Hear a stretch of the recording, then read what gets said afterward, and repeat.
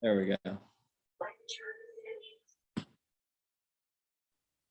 Good evening, everybody. Welcome to the February 7th meeting of the Planning Board of the great city of Jersey City. If we could come to order and please join me in a salute to the flag. I pledge allegiance to the flag, of the United States of America, to the republic which which stands one nation, nation under God, under God, indivisible, indivisible, with with liberty, liberty, and justice justice for all. for all. All right, thank you, everybody. Could we have a sunshine announcement, please, Cam? Yes, good evening, everyone. Today is Tuesday, February 7th. It is in the year 2023, and this is a Jersey City Planning Board meeting with a scheduled 5:30 p.m. start time. This planning board meeting is being held virtually as a video conference open to the public. And in accordance with the Open Public Meetings Act, notice of this meeting has been given to the editor of the Jersey Journal, the Jersey City Reporter, and posted with the city clerk on February 3rd, 2023. This meeting was also posted on the Jersey City Division of City Planning webpage, and all distribution materials made available to the board were published and available to the public. All right, thank you, Cam. Could we have a roll call, please? Yes. Vice Chair Dr. Gonzalez. Here. Commissioner Lipsky. Here. Commissioner Dr. Desai. Yeah, Commissioner Cruz. Here. Commissioner Gangadin. She is not here. Okay. Absent. Commissioner Green. here. Commissioner Torres. Yeah, that's it. And Chairman Langston. Here. Okay, we have 7 commissioners present. We have a quorum. All right, thank you. Mike, could we swear in the staff, please? All right, I see Cameron, Liz, Tim, Matt. Do you guys swear any testimony you give tonight? It's going to be the truth, the whole truth, and nothing but the truth? Yes. Yes. Thank you. All right, thank you. Do we have correspondence, Cam? I know we have a number of items carried. Yes, we do. Okay, so I'm gonna run down the list. In total, there are 8 items requesting to carry. So item 14 on the agenda. Oh, well, I suppose actually there are 3 cases in the adjournments category, A, B, and C. So if you're here to hear those cases, they will be adjourned to February 21st, all 3 of those. You can see that in the adjournment section of the agenda. But items that were listed to be heard, which have requested to carry in the new business section of the agenda, consist of the following cases. So that is case 14 on the agenda, item 14 on the agenda, case P22-153. The address is 100 Torres Avenue. They are requesting to carry to February 21st with preservation of notice. Item 15 on the agenda, case P22-163. Address is 3079 JFK Boulevard. They've requested to carry with preservation of notice to February Thanks. 21st. Item 16, case P22-059, that is address 120 Monticello. They have requested to carry with preservation of notice to February 21st. Then we go to item 21 on the agenda, case number P22-110. The address is 511 Newark Avenue. They are requesting to carry. They will renotice, however. So that is item 21, address 511 Newark. They will renotice, and they are requesting to carry to February 21st. Item 26 on the agenda, that's case P22-200. Address is 176 West Side Avenue. They are requesting to carry to February 21st with preservation of notice. And Item 29 on the agenda, case P22-159. Address is 145 Industrial Drive, 2 to 54 and 56 to 68 Harbor Drive. So item 29, requesting to carry to February 21st of 2023 with preservation of notice. Item 30 on the agenda, that is case P22-201. The address is 179 Academy Street, requesting to carry to February 21st with preservation of notice. And item 31, this is case P22-202. Address is 39 High Street. They are requesting to carry with preservation of notice to February 21st, 2023.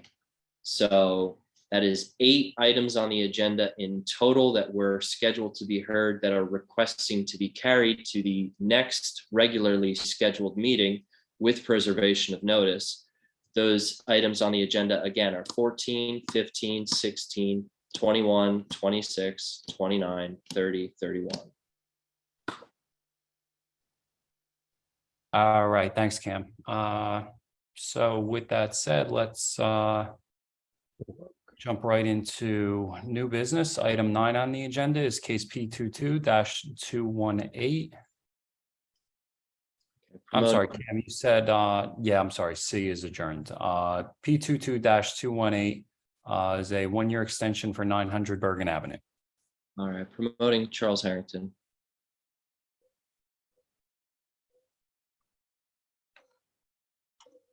Cameron, it's Veronica. She has her hand raised. Okay, all right, promoting Veronica instead.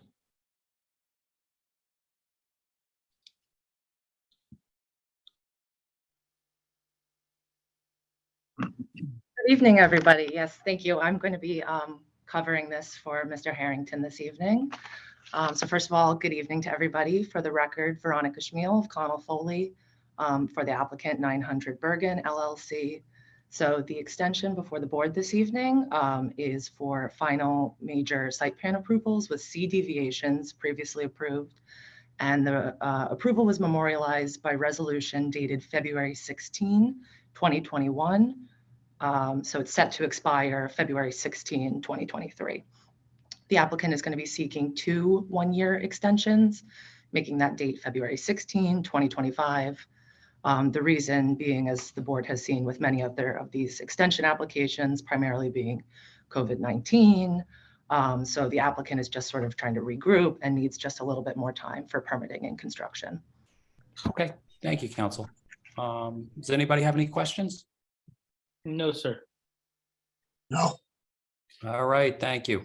So at this time, let's open it up for public comment. Anybody from the public, if you'd like to comment on this item for 2 1-year extensions, please raise your hand. If you are calling in, you can press *9 to raise your hand.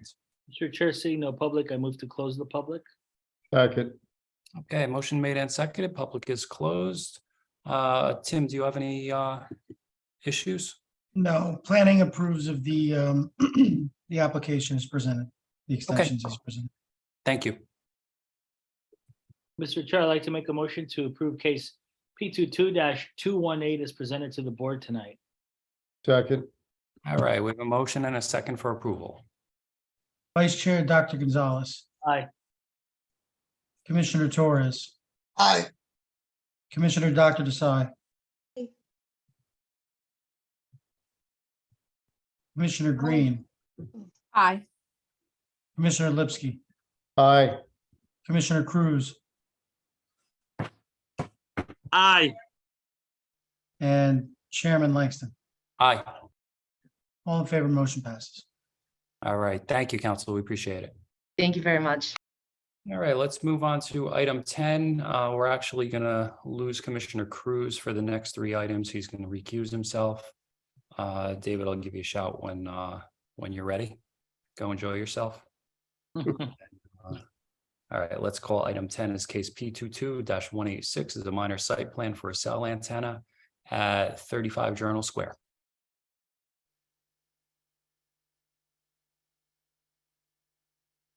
Promoted Kevin Jones.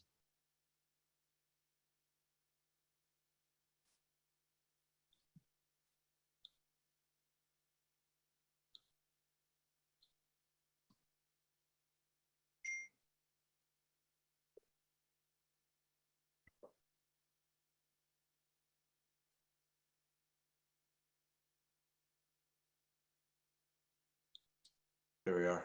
Cameron, I'm here. I got promoted and lost oh, there I am. Can you hear me now? We Yes. got you, Council. Sorry about that. I lost everything when I got promoted. Good evening, everyone. I'm Kevin Jones from Zublat and Jones, outside counsel for the applicant Dish Wireless LLC. Dish is a FCC licensed telecommunications carrier who is proposing to install rooftop antenna installation on the rooftop of the proposed building. First application, the next three are all going to be very similar. The first application is at 35 Journal Square, block 12104, lot 2. The subject building is considered under federal law a base station facility. And by that, I mean it has already been approved as suitable for wireless telecommunications. There are multiple wireless telecom sites mounted on that rooftop. And this pursuant to federal law is what's known as an eligible facilities request. And to meet an eligible facilities request, the application must not substantially change the physical dimensions of the rooftop. In other words, the proposed installation is not going to increase the height of the building by more than 10 feet or 10%, or greater than 2. It's not going to protrude more than 6 feet from the edge of the building. It's not going to defeat any existing concealment elements. It's not going to include more than the standard number of cabinets, not to exceed 4. Here we only have 2. And it will not involve any increase of area in terms of the actual site. And this is rooftop site, so the footprint, obviously, of the building will not change whatsoever. Dish is proposing to install 3 antennas in 3 separate sectors here. So basically 1 antenna per sector on the building. The building is currently 153 feet tall, and the tallest antenna here is going to be at well, I should back up. The building actually has 160-foot 3-inch parapet, and it has a 171-foot tall penthouse. And the tallest structure on that building is actually a 206-foot billboard. So I wanted to emphasize that because the proposed centerline height of Dish's antennas are 164 feet 3 inches. So they will not increase the height of the overall building at all. In fact, the tallest appurtenance of that roof, as I mentioned, is 206 feet. I do have an expert. I do have an engineer. I have Mr. Anthony Cristiano, a professional engineer from French and Perello. If you need, I think maybe he can, why don't we swear him in first? And he can acknowledge that this does not change any substantial dimensions. And he can also answer any of the board questions should they have any. All right, thank you, council. First, let's bring our council up and qualify notice. We'd like to welcome your eyes aren't deceiving you. This is guest counsel Jennifer Lampe tonight. Thank you. Everything is in order to proceed. Okay, thank you, council. All right, Mr. Jones, let's bring your expert up and we'll qualify them. Okay, I think he was just promoted, Mr. Anthony Cristiano, professional engineer from French and Perello. He is a licensed professional engineer in the state of New Jersey, and he has worked on design and testified as an expert in this field. Mr. Cristiano. Okay. Let me just swear. Good evening. Thanks, Mike. Hi, Anthony. I'll swear in if you could raise your right hand. Do you swear any testimony you give tonight is going to be the truth, the whole truth, and nothing but the truth? I do. And for the record, could you state and spell your name, please? Anthony Cristiano, last name Cristiano. Thank you. Mr. Cristiano, good evening. I just have one question. Your license is current tonight? It is. Okay, thank you. You are qualified. Thank you. Okay, thank you. Mr. Cristiano, you heard my opening statement regarding substantial change criteria. I set I forth the federal, the FCC Order 14153, as well as the Middle Class Tax and Relief Act of 2012, also known as Section 6409. Is it your professional opinion that this meets the criteria in terms of substantial changes? I should say that this will not substantially change the dimensions of the building, and it meets the federal criteria regarding eligible facilities requests. It does. It meets all the criteria that you had stated previously. Okay, there currently are wireless antennas on this, and these essentially will blend in and be painted matte gray, I think it is was written in Mr. Cameron Black's report, and we will certainly comply with that requirement. That's correct. Yep. Okay, thank you, guys. The only question I have, I just want to make sure that matte gray, and I appreciate that, that's what we always look for, that it's not a reflective finish. Right. It will not be. The matte kind of gets away, keeps it from being reflective. Okay, great, thank you. Anybody else, any questions? Nope. All right, thank you, council. Is that all you're gonna present? That's it. Just in sum, this is again, as I mentioned, it qualifies as an eligible facilities request. And technically, these are eligible actually for administrative approval in most cases. A lot of times they go directly to building and zoning permitting, but these do meet the requirements. And they also are permitted use as per the City of Jersey City's wireless ordinance as well. Sure. And request a minor site plan tonight. All right, thank you, council. So at this time, let's open it up for public comment. If anybody's here from the public that wants to comment on this application, please raise your hand. If you were calling in and you want to comment here, press *9 to raise your hand. Mr. Chair, Seeing no one from public, the- I move to close the public portion. Second. Okay, motion is made and seconded. Public is closed. Kim, do you have anything you want to add? Well, planning staff just asked that the applicant and their attorney agree to the conditions laid out in the planning staff report dated January 10th of this year. Are those conditions agreeable? Yes, they are. The applicant agrees to comply with all of those conditions in that Okay. agreement. Planning staff recommends approval. Okay, thanks, Kim.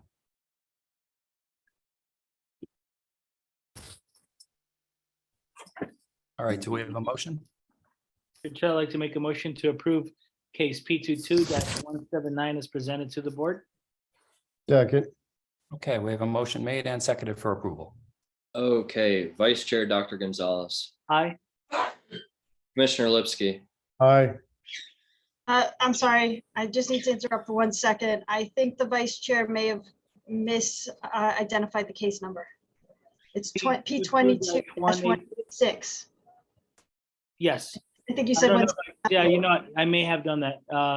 So the case number that the motion is on is case P22-186. okay, Okay. super. I'll Thank you, scroll again. Vice Chair Dr. Gonzalez, Aye. Commissioner Lipsky, My vote stays the same. Aye. Commissioner Dr. Desai, Commissioner Green, Aye.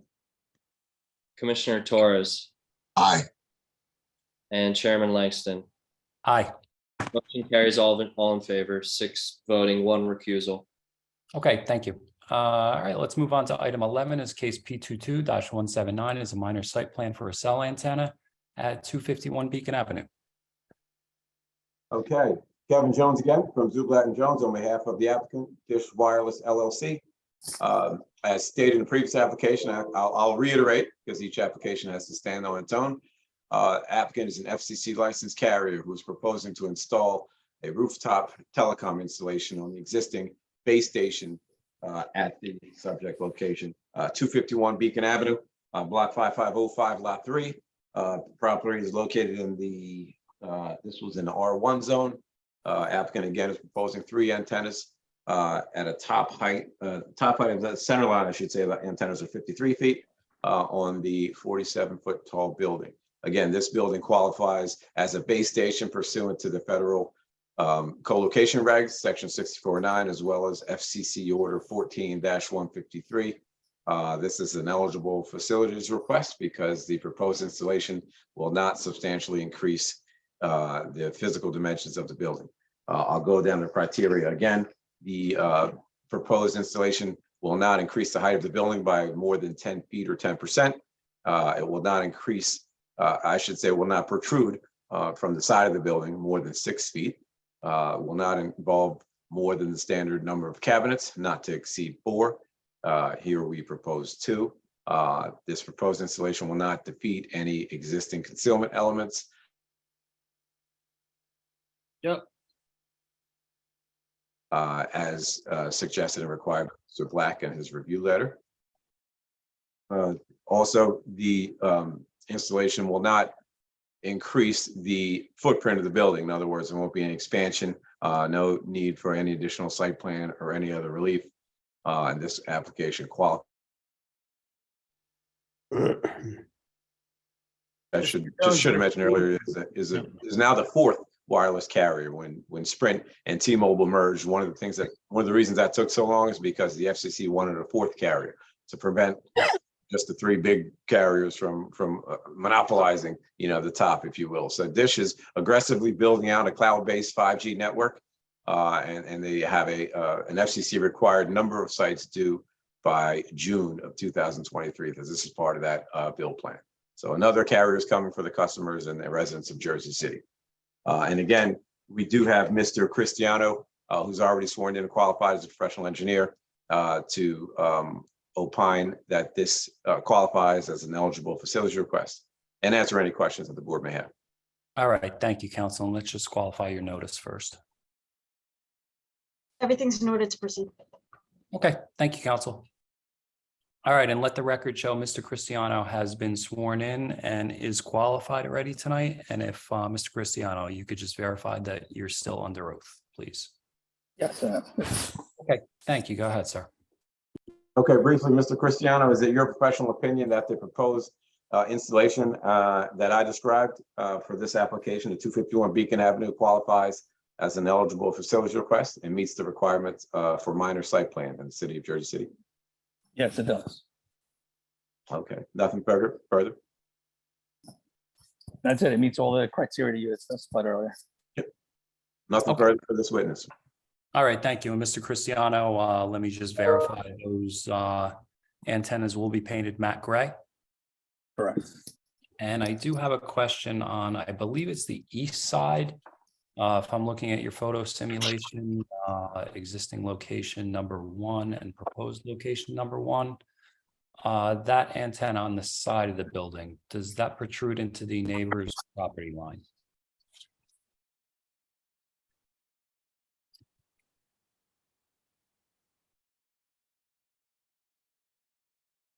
I'm sorry, which location are you looking at? Location 2?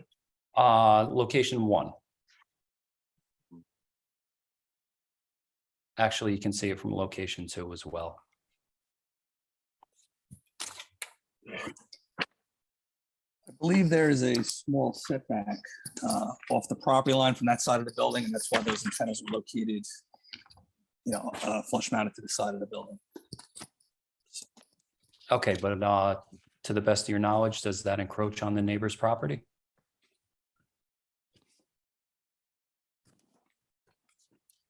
Best of my knowledge, no, it does not. I believe the property line is further over. I need to verify that.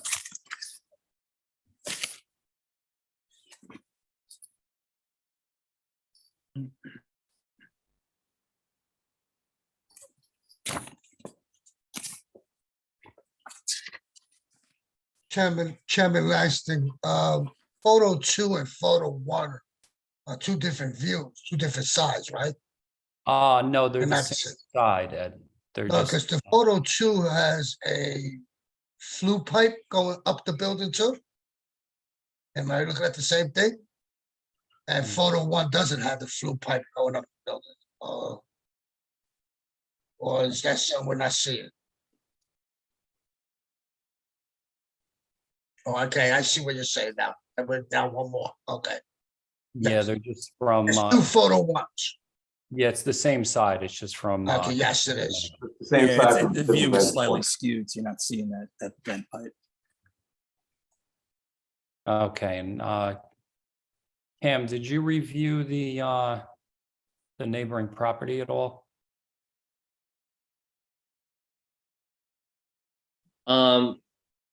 In what regard, the forthcoming construction of that lot? Yeah, just that antenna doesn't protrude into that property line. Yes, it's fully within the property of the applicant. Okay, excellent. That's it for me. Anybody else? Any questions? No, sir. I have a question. And Go I ahead. think it's existed, this is Commissioner Torres. And in the same photo that we were just looking at towards the rear of the building, where we see is that existing, conduit pipe and a buzz box going up the building already?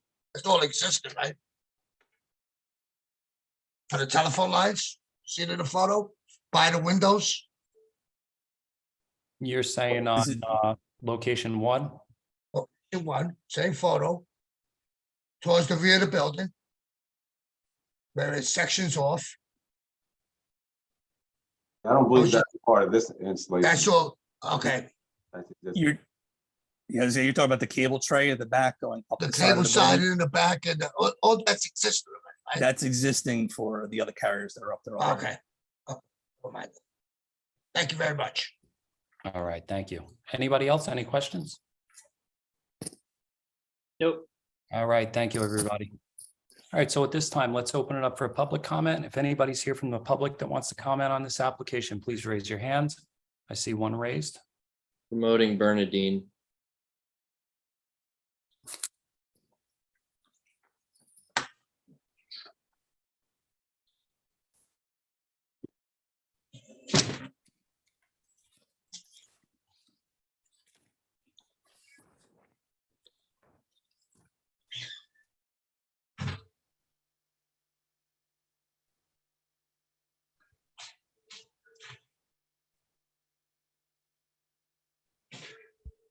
And Bernadine, if you're there, you can unmute and turn your video on.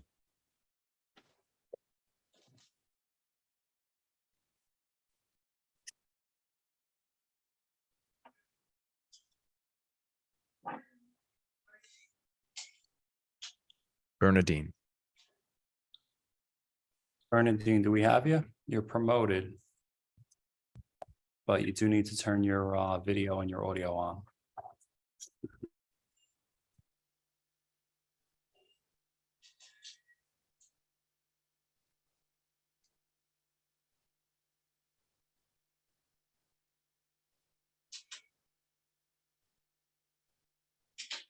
It may have been a mistake.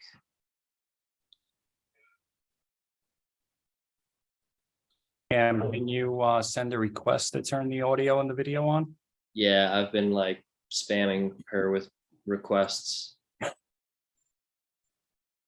Oh, here we go.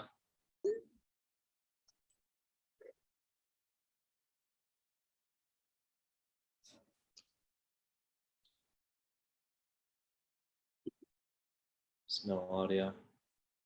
Yes, I'm mute.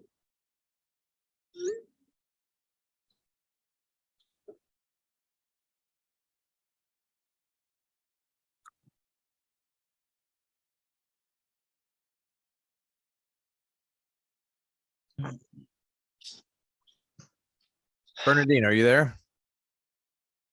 You got to unmute. Yeah, you're muted, Bernadine. Hey, what's going on?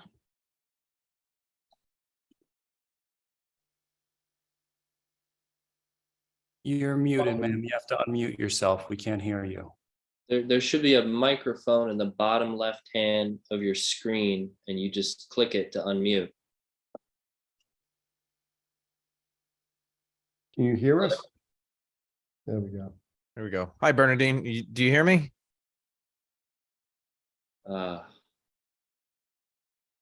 We don't hear you, unfortunately. And you're unmuted, but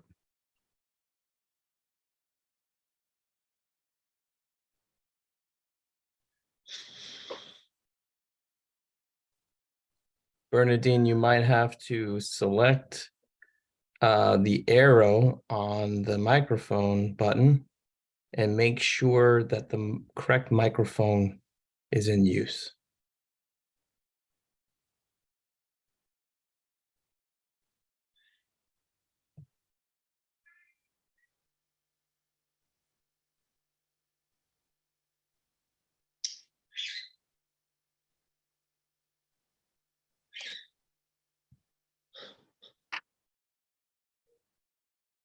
Again, Bernadine, next to your mute icon, use the arrow pointing up to select the built-in microphone on your computer so that your audio can register. She can also call in.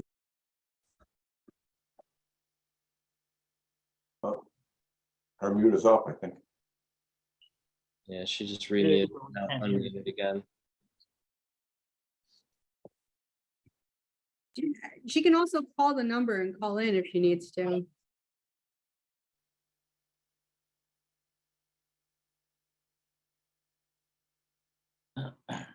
Bernadine, the number to call in, if you wish, is on the agenda.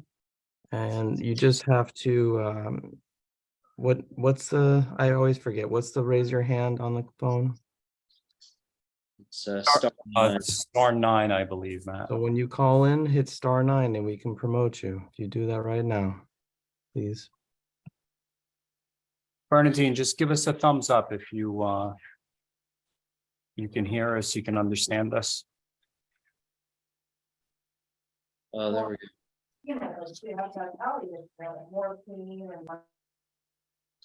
Was that her audio? Bernadine, if you have a cell phone, dial the number you see on the agenda. So that is 1-301-715-8592. And then when you call in, you press *9 to raise your hand and we'll promote you on your phone. So that's 1-301-715-8592.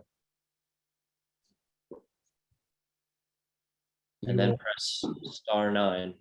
You will also need to reference the web ID number, which you need to look at the agenda for.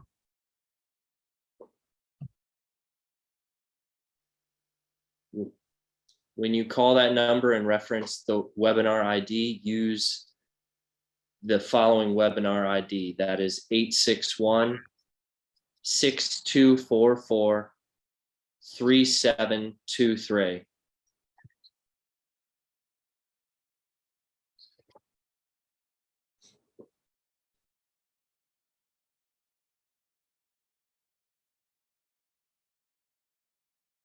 I think We got a new phone entry.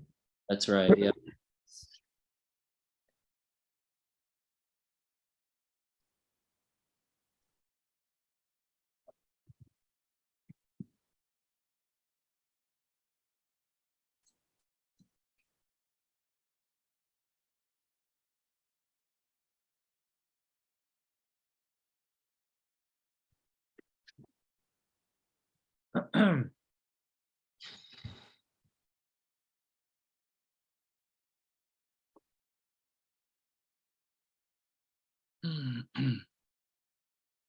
We lost.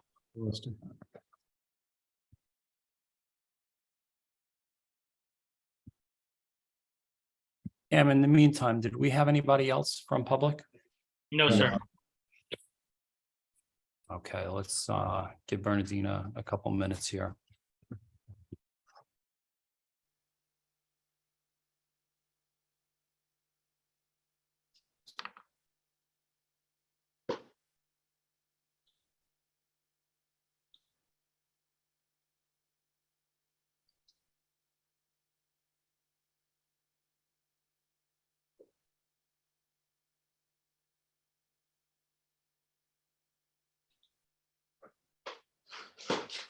In the meantime, while we're waiting, I would like to just go down the agenda again. We have a number of items carried tonight. Case P22-153 for 100 Tours Avenue is carried to February 21st.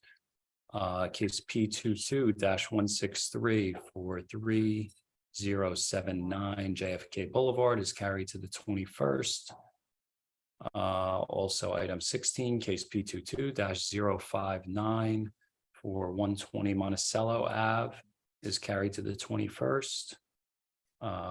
Item 21 for 511 Newark Avenue, that is carried. They will be renoticing. I believe it's going to be for the 21st, but they will renotice.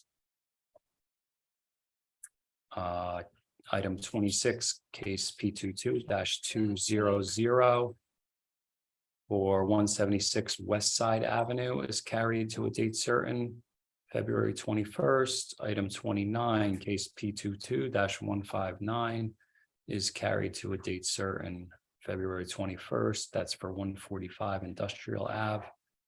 Item 30, case P22-201 for 179 Academy Street, that is carried to February 21st. Case P22-202 for 39 High Street, that's carried to February 21st, and that is all tonight. So if anybody's here for any of those applications, they won't be heard tonight. Cam, she's back on, as a signee, not as a caller. So if we could try to promote her that way and see if she can reconnect. Thank you.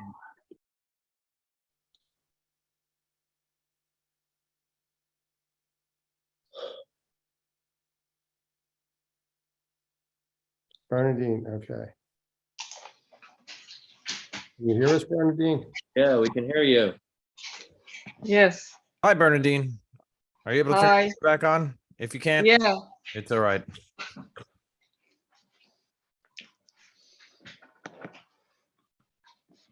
I can hear you.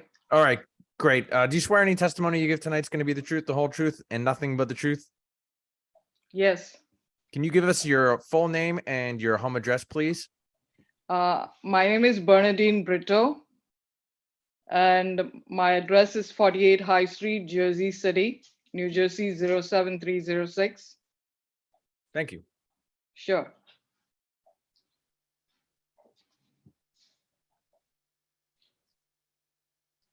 Good evening, ma'am. We have 3 minutes for you. My question was with regards to the paper that came in the mail and the third paragraph, which says as same may be amended or revised from time to time without any further notice. So can you explain what's that? Are you talking about, The 37 High Street, 3747 High Street. okay, sure. That it is. Tim, do you want to address that? I don't have the notice in front of me. I can bring it up.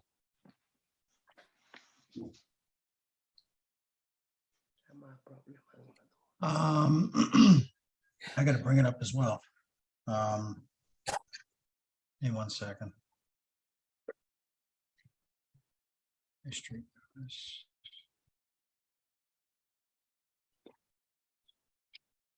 And ma'am, I'm sorry, what's your question again? It's on the third paragraph?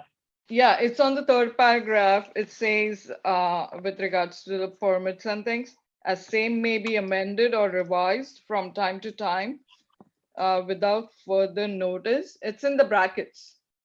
Chairman, I believe that Ms. Bernadine may be speaking to case number 31. Item 31, case number P22-202. As she mentioned, it's relating to 3747 High Street. She That's is. right. So I don't believe she wishes to speak on the matter that's presently before the board. I think she's looking to speak on agenda item 31. Yes, correct. Which I don't page wanna- did she say it was? Page 3. Can we just stay on track? So this item is not called before the board right now. And this item has already been announced that it's been carried to a future meeting. No further notice will be made. This is your notice. What you can do, Bernadine, is reach out to City Planning Office and we can talk to you about that ahead of the next meeting. You can call us at 201-547-5010. Bernadine, That we number won't be is hearing that tonight. 201. Yes, I got the number. 5010. Okay, so that item is not on right now, and this is not the item that we were talking about at this time or taking public comment on. Yeah, that'll Sorry be, about the technical issues I had with the earlier few minutes. no worries. No worries. Thank you. Thank you for checking in. Thank you. Chair, seeing no other people from the public, I move to close. Second. Okay, motion is made and seconded. Public is closed. Cam, do you have anything you want to add on this? Planning staff just asks that the applicant and their attorney agree to the conditions stated in the planning staff memo dated January 10th, 2023. Are those conditions acceptable, council? Yes, they are, Mr. Black. Also, one thing, are the resolutions done? Because you and I spoke about the resolutions for these. Are they done after the applications? For the ones that we spoke about possibly being read into the record this evening? They are done and they are ready to be memorialized tonight. Right. Okay, fair enough. Okay, planning staff recommends. Sorry. Mr. Chair, I'd like to make a motion to approve case P 22-179 as presented to the board here tonight. Second. Okay, we have a motion and a second for approval.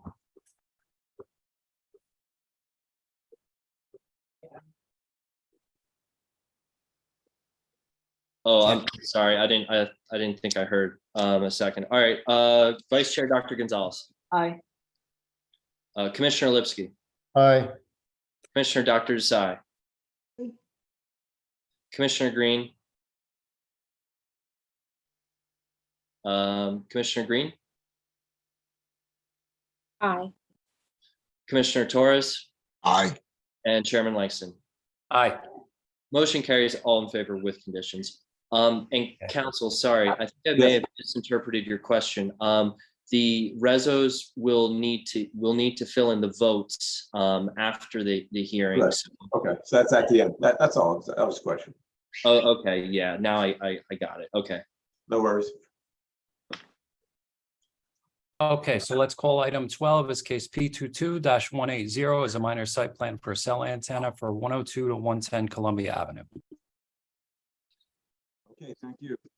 Kevin Jones from Zublat and Jones, again, on behalf of the applicant Dish Wireless LLC. Applicant is an FCC licensed telecommunications carrier who is seeking to install a rooftop telecommunications installation at the building. As you said, 102-110 Columbia Ave, block 2005, lot 18. The subject property is in the, it's actually a special, I believe, a redevelopment zone here. So I'll check here. No, this one's in the R1 zone, strike that. And it is also an eligible facilities request. The existing building is 48.5 feet tall with a 51.5-foot parapet. The proposed antennas will have a top height of 56, a center line height of 56.5 feet. Applicant is proposing 3 antennas in one antenna per sector, together with the ancillary radio equipment and cabinetry on the rooftop. Again, this site qualifies as a base station facility. Existing FCC licensed carriers have been approved and have installations mounted on this rooftop. The proposed installation will not substantially change the physical dimensions of this base station facilities, and therefore it qualifies not only for a minor site plan under the city of New Jersey, of Jersey City's ordinances, excuse me, but also as an eligible facilities request pursuant to section 64.9 of the Middle Class Tax Relief and Job Creation Act and FCC Order 14-153.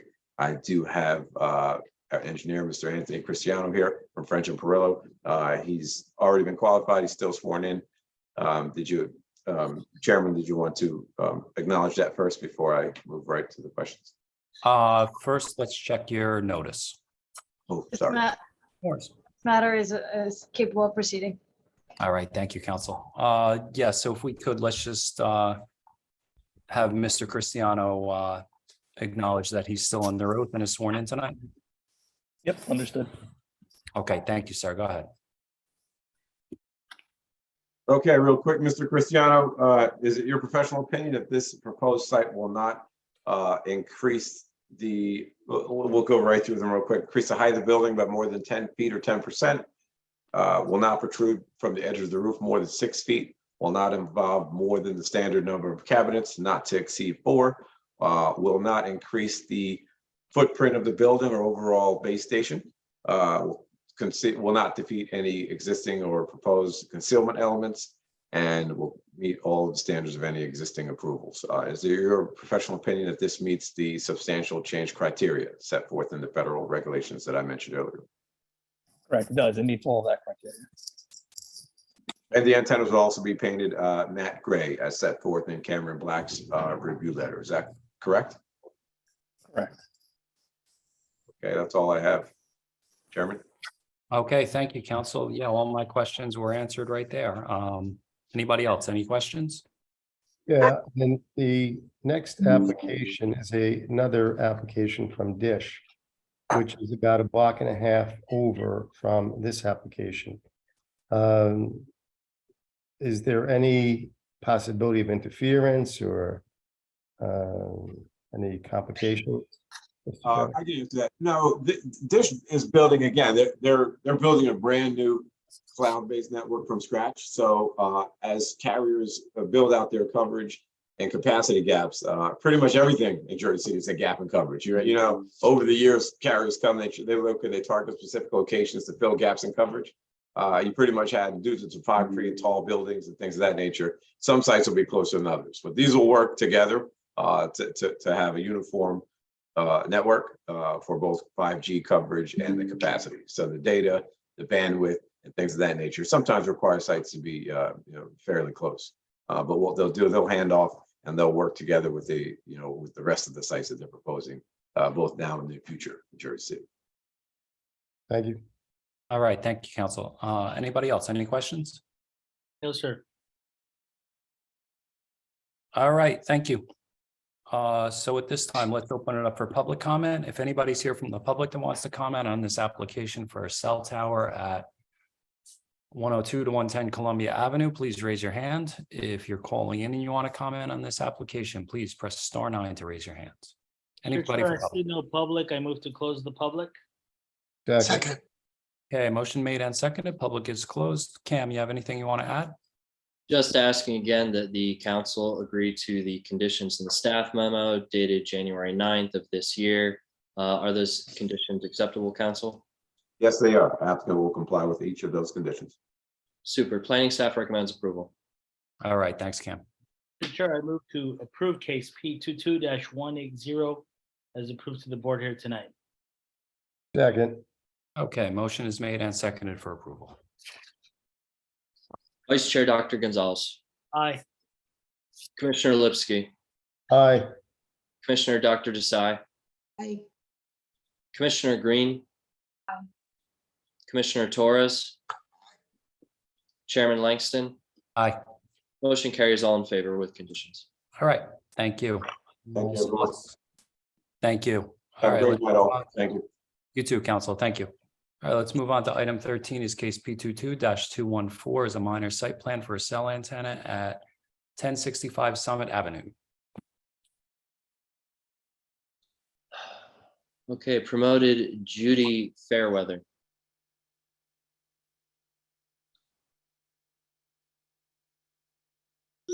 Hi, can you hear me and see me? It looks like my camera is off. We can hear you, council. Yeah, you're correct. We can't see you. Okay, let's see, mute my audio. I'm looking start video. That's not me. Rename. How do I get my camera on? Start You video. have a start video on there?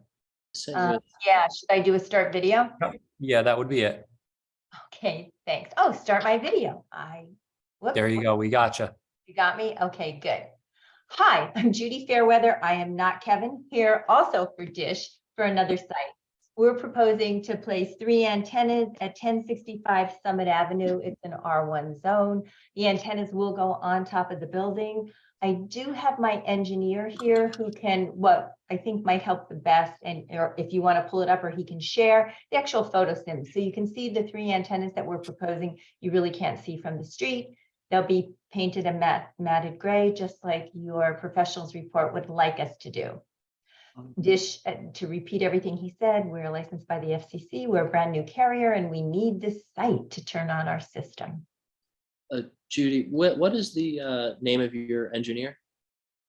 His name is Anthony Devizio, D-E-V-I-Z-I-O. Okay. He's there. We've been texting each other.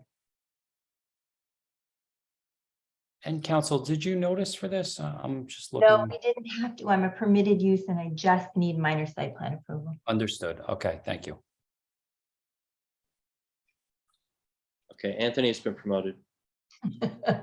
It takes a minute. The screen kind of goes black. It says you're promoted. It's kind of magical. Yeah. All right, Anthony. Oh, sorry, Chris. Go ahead, Mike. No, I was going to say it's been a magical 3 years for us online. All right, Anthony, I'll swear you in. All right, if you could raise your right hand. You swear any testimony you give tonight is going to be the truth, the whole truth, and nothing but the truth. I do. The record, could you state and spell your name, please? Anthony, middle initial M for Michael, Divisio, D as in dog, E, capital V, I-Z-I-O. Thank you. Mr. DeVizio, good evening. Any relation to a Danny DeVizio? Maybe distant, but no. Okay. I know it's not an uncommon name there, so I figured I'd check. Okay, if you could, let's just go over your background and qualify you. Sure. New Jersey licensed professional engineer and land surveyor, licensed in engineering over 15 years, land surveying over 11 years. License is currently active and in good standing. Okay, thank you, sir. You're qualified.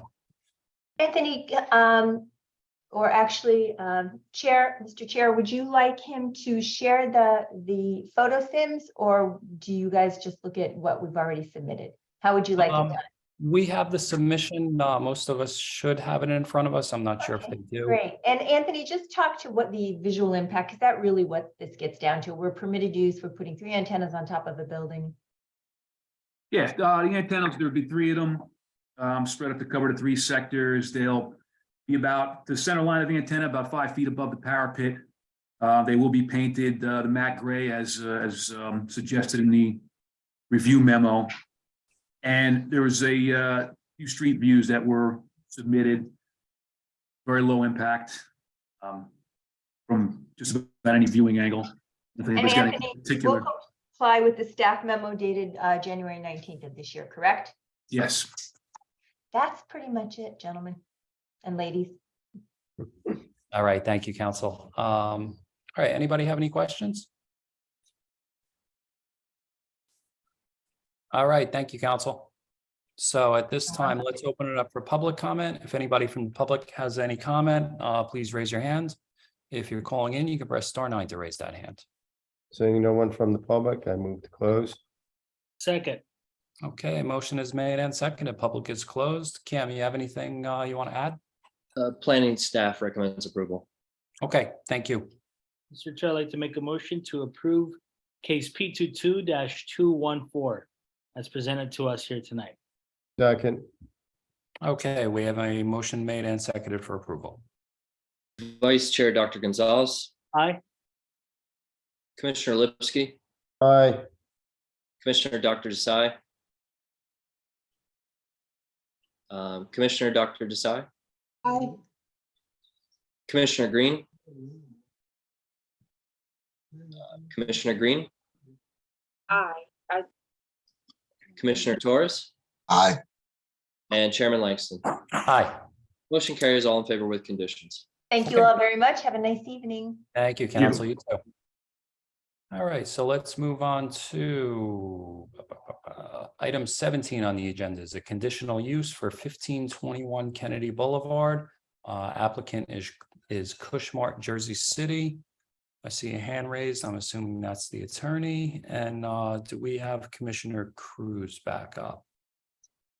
I just sent him a text that the antenna applications were done. Is plural of antennas, or is it antennae? Antennas. Antennae. David, the Yes, sir. antennae are done. The Latin. You see, where the Back Latin alive. does- Chairman, you see where the Latin does come in? Yeah.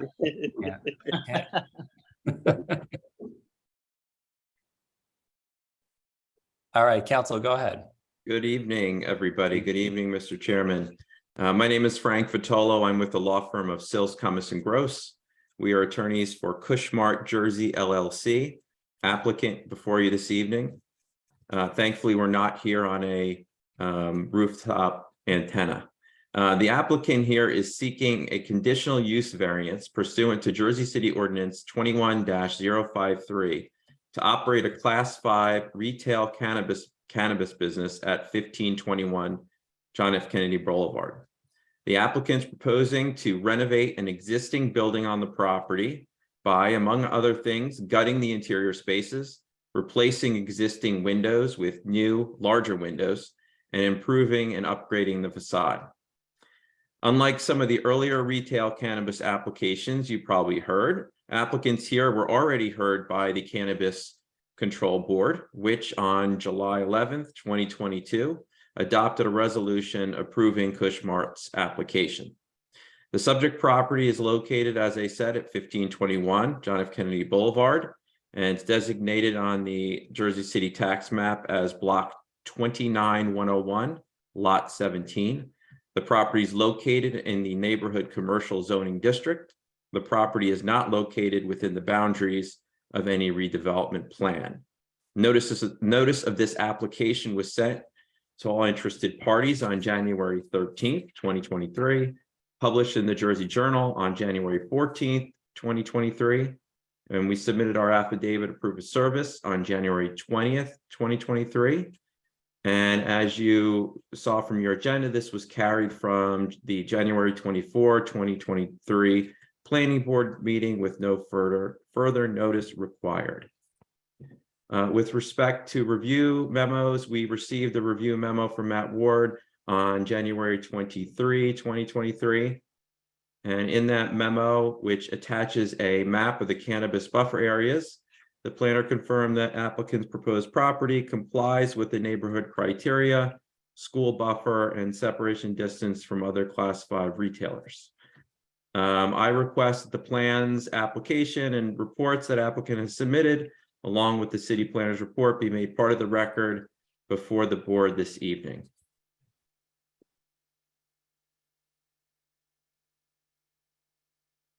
Okay, thank you, council. And just before we proceed, can we qualify the notice, please, council? Mr. Chairman, I reviewed the notice. Everything appears to be in order and the application may proceed. All right, thank you. Mr. Chairman, just a roadmap for this evening. We have 4 witnesses that we intend to call in the case. Chris Teeter, Metamechanics, who is our architect. We have Jordan Cessanini, and I hope I'm doing that justice. I should be able to pronounce that. Hudson Engineering, who's our civil engineer. We have Michael Orlando, our security consultant. We have Ryan Fingerhut of Global Go LLC, who is our cannabis consultant. And we also have the co-owners here, Slava Eoff and Mindy Ko, who are here to answer any questions. So, Mr. Chairman, with that, I'd like to call Chris Teeter, our architect. Sure, go ahead, council, and let's just get Mr. Teeter up and qualified. Hi, Chris. I'll swear in if you raise your right hand. Do you swear any testimony you give tonight is going to be the truth, the whole truth, and nothing but the truth? All right. Yes. I hear you now. Great. I hear you. And I didn't hear you say yes. You said yes? Yes. Yes. All right, great. And could you just state and spell your name, please? Sorry? Could you just state and spell your name, please? Oh, Christopher Teeter, CHRISTOPHER.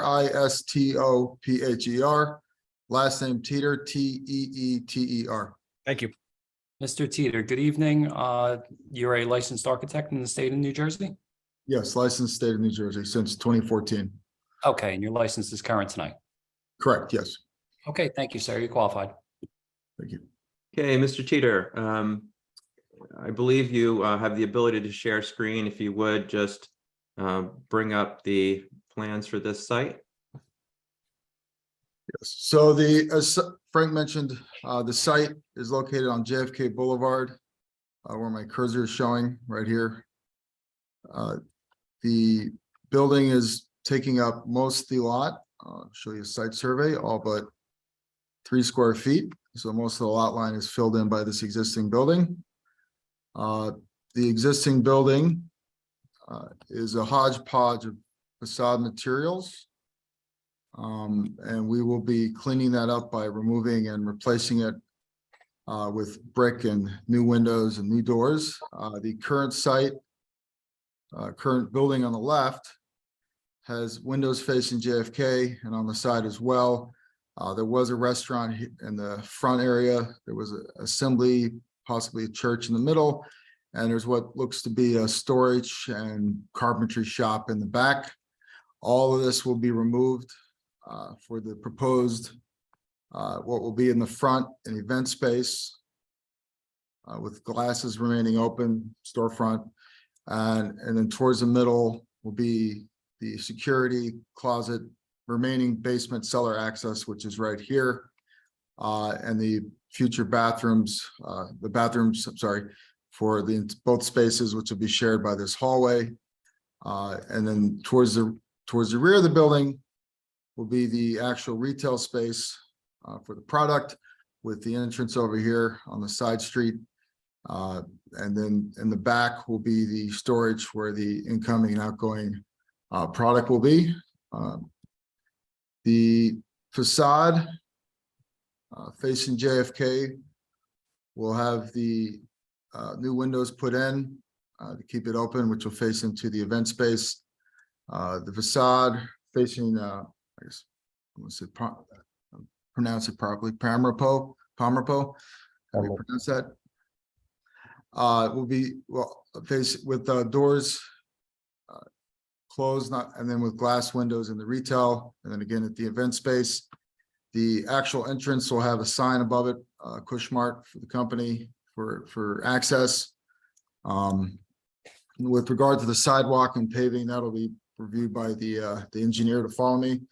And for the odor control, as needed, we do have I think it was submitted, an engineer's letter from Gallant Engineering addressing how this would be controlled, detailed explanation, but part of the HVAC system will filter it and control the air in and out so that the odor is essentially eliminated.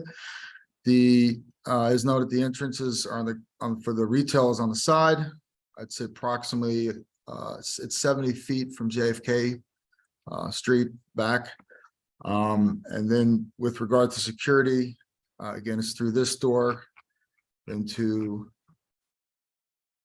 this space with a window for the security guard, and then the door there'll be to allow them in. I'll let the following experts on the security discuss that a bit further, but that's essentially the scope of the building and the renovation of the building at 1521 JFK.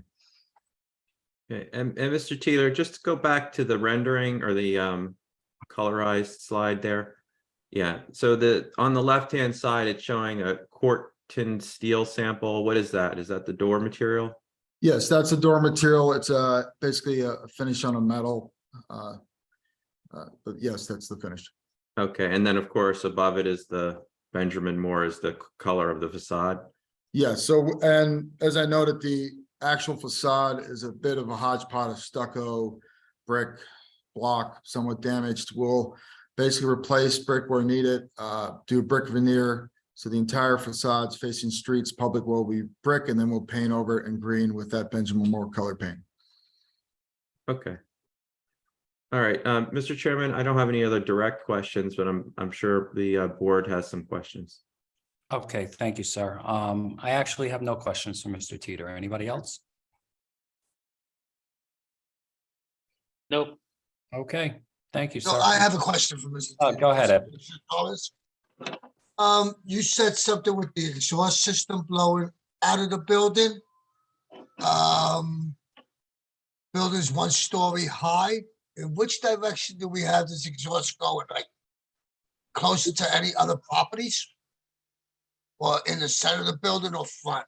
Trying to see it. Yeah, I'll jump to the roof plan.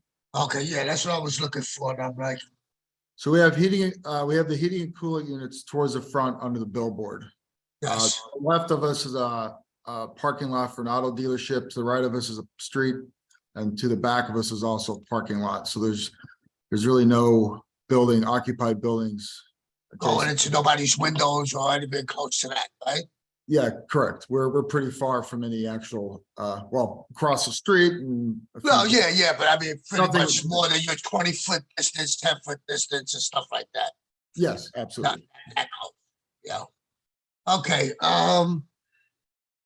other thing is the inside where the stairwell is for the egress. That go to another level on the No, so that's the only stair to the cellar space. To the cellar space, One half of okay. the building, and it's connected to a hallway that has two means of egress from there. And that's the only egress out of the cellar space, right? It would be This that door, stairwell yeah. going up, okay? Yes, door number 3, yes. A quick question for you. I don't know if you can answer this one, though. What is the timeline of this being open? Because this is gonna be for consumption? I'll defer that. Okay, fair enough. Thank you very much. I can wait for that. Who are we deferring that to, Mr. Teeter? We're gonna have our consultant, Mr. Fingerhut, answer those questions. Okay, understood. All right, so if there's no other questions, No, I'm good. I have one question. sure, go ahead, doctor. Is there any similar cannabis retailer around there in about same block? Oh, Frank, you wanna, you kind of mentioned at the beginning, but, do you wanna- Yeah. No, I mean, as far as the other cannabis locations in the vicinity, as part of the city planners report, there is a section about whether or not there's any in proximity, and according to that report, there were no facilities permitted, or I don't know exactly what the language used at the time that we applied, so we complied with the ordinance. But when you say complied with the ordinance, are you referencing Article 5, zoning and decision, Section 345, the cannabis establishment regulations, Section 4, and basically for classes 1 to 5. So with that, this isn't a neighborhood commercial zone, correct? It is, It it's is a it's a- neighborhood commercial zone. Yes, It is? yes. So it is, okay. So then under that, Section 2, subsection C says for lots wholly or partially within a neighborhood commercial zone, there shall be no more than 2 cannabis establishments on the same block. So what Dr. Desai is referencing, I believe there has been or is in process another cannabis retailer, the Cannabis Place, located at, I think it's 1521 Kennedy Boulevard. Is that something that you recollect, Matt? Yes, and so yes, there is a concurrent applicant. But because this is an application bound by the municipal land use law, we are bound by the time of application. This applicant has submitted their application prior to us observing that buffer from that location. The subsection or the clause that you were referring to is applicable to micro businesses, which this is not. But because of time of application, they meet the conditions of the zoning at the time that they applied. So when you say time of application, I appreciate that clarity versus the micro business. So are you saying for the record that this applicant has completely and substantially put forth the application prior to the other applicant? They're behind the other applicant. Wait, when you say With- behind, that's a little relative term. Are they in Yes. chronologically, or are they before or after? Chronologically, before this board, they are after, because the other applicant has already received planning board approval. So But they received, they submitted their application to planning board ahead of the other applicant pulling permits. So if we go back to last March, we've been on the record several times that we will respect buffers at the time when permits are pulled, because that is when it sounds like when a retailer is physically going in that location. We have been asked to study and observe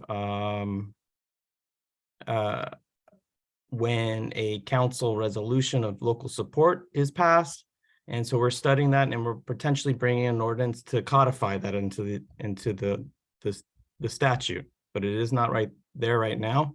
It is silent on the matter.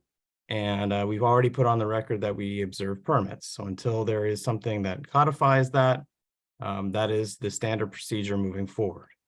And the other applicant, which is nearby, did not pull permits, but by the time that this applicant submitted this application.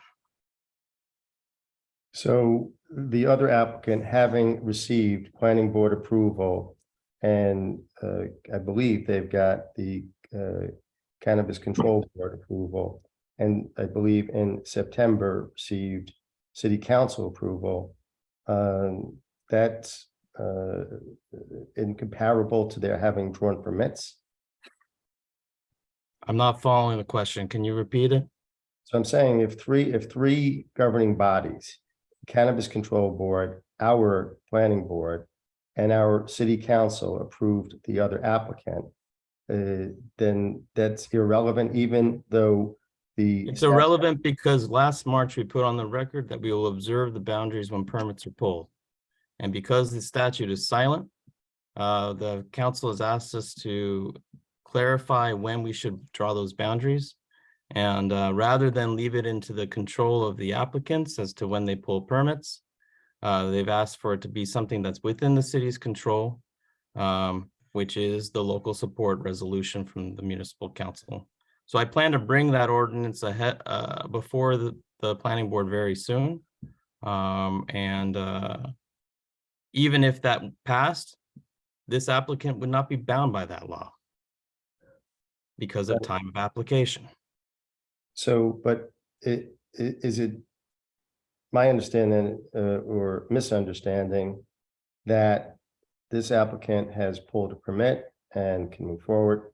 If the other hasn't, then they, even under section, well, it's not a micro retailer, but would there still be an ability to have two cannabis retailers on the same block? Commissioner, the other applicant hasn't pulled permits with the building department yet. That's what we go by. It doesn't matter even if they did. By the time that they submitted this application, the other applicant had not submitted permits. Even if that other applicant has done it in the interim, it does not matter.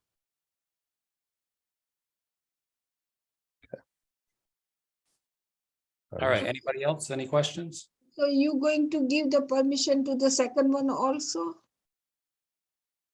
The second one is before you right now. This is the second one, This is the second. Commissioner.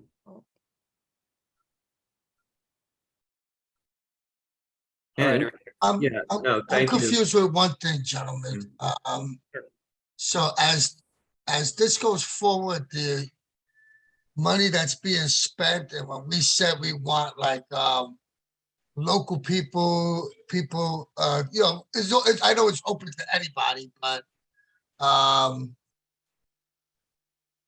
with the amount that takes for them to do this with council and everything and coming up to the plan. So if somebody else came in quicker, it could just knock that person right out of business and everything's a loss. That's how it is right now.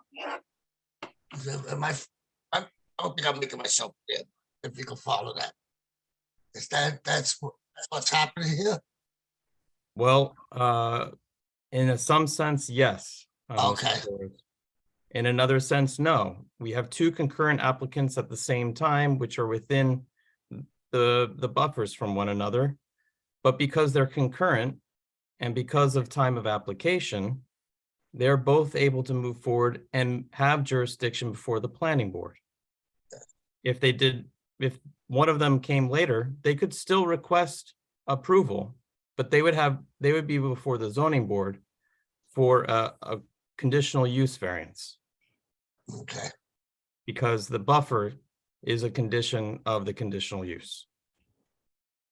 Right, and so until such time as the permit is pulled and the location is pinned, the concurrent application can move forward. Correct.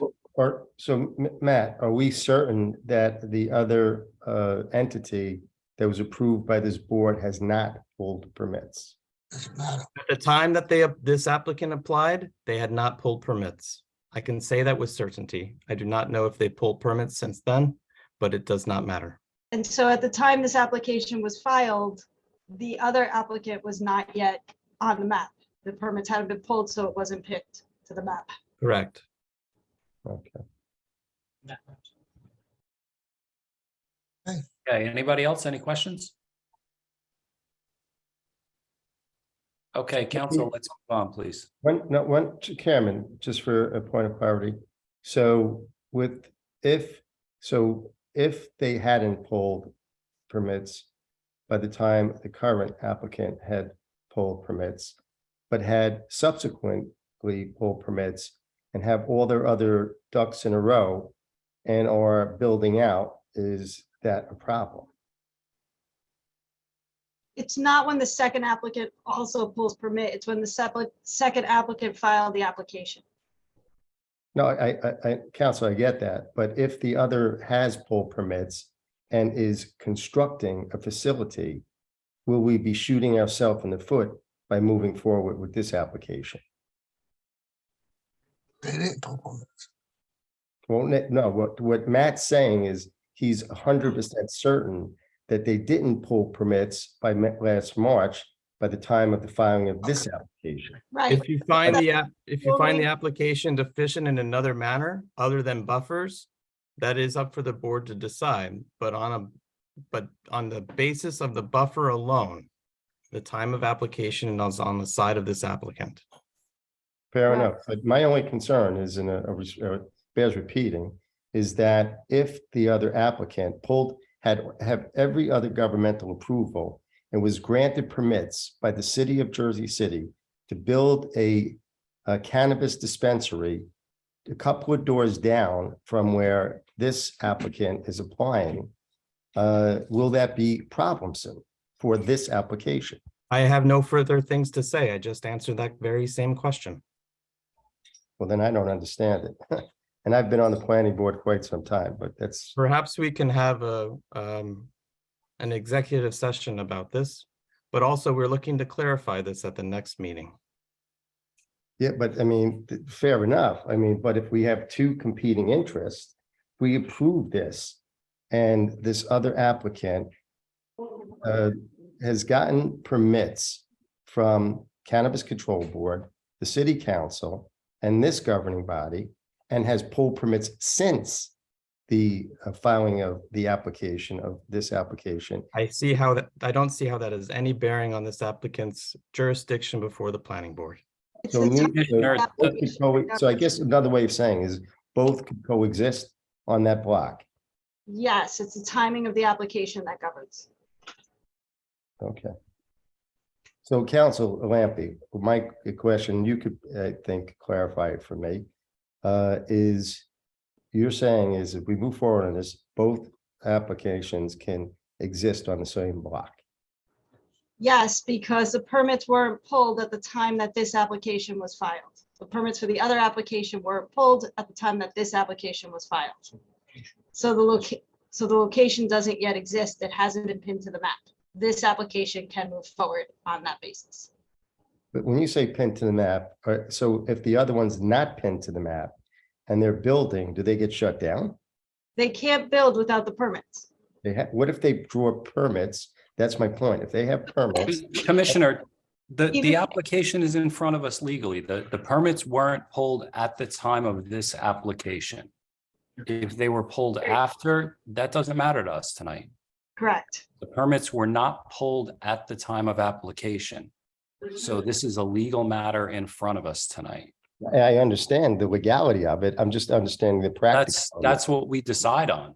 Well, yeah. 100% in the legal realm here. We don't operate outside of that legal realm. The application is legal in front of us tonight, and we're here to render a decision on it. And to your point, I'm just hoping and praying that this other applicant who seems to maybe have pulled permits, I don't know that for a fact, and maybe can I finish? Sure, go ahead. And maybe building, and if this goes forward, my only question is, given the fact that they've gotten approvals from 3 governing bodies and allegedly have permits and are building, does that put them in a quagmire? That's not My in front of us opinion, tonight, no. Council. Commissioner, even if they had permits today, they did not have permits at the time that the present application was filed. And that's the governing standard. For this application, fair For this enough. application. Yes. Okay. I'm going to go to, I believe it's 1973, Gloria Steinem. There is no there at this point. Oh, okay. 70s, all right. Here we go. Okay. If there's no other questions, can we move on? Can we move on? Is everybody satisfied? Yes, sir.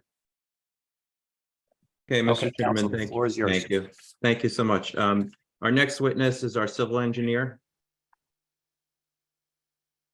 Who's that? Mr. Cessanini. I'm sorry, I'm killing that. Yeah.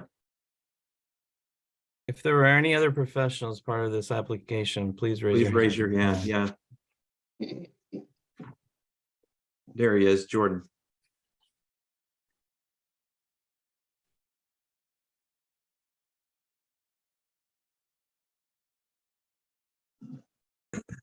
Hi, Jordan. We can't see you. Looks like maybe. All right, there you go. I just want to swear you in before you speak. All right, if you could raise your right hand. Do you swear any testimony you give tonight is going to be the truth, the whole truth, and nothing but the truth? I can't hear you.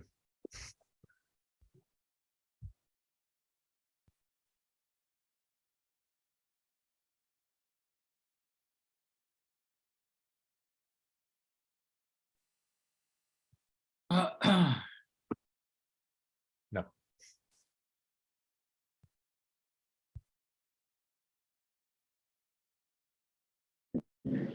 Can't hear you.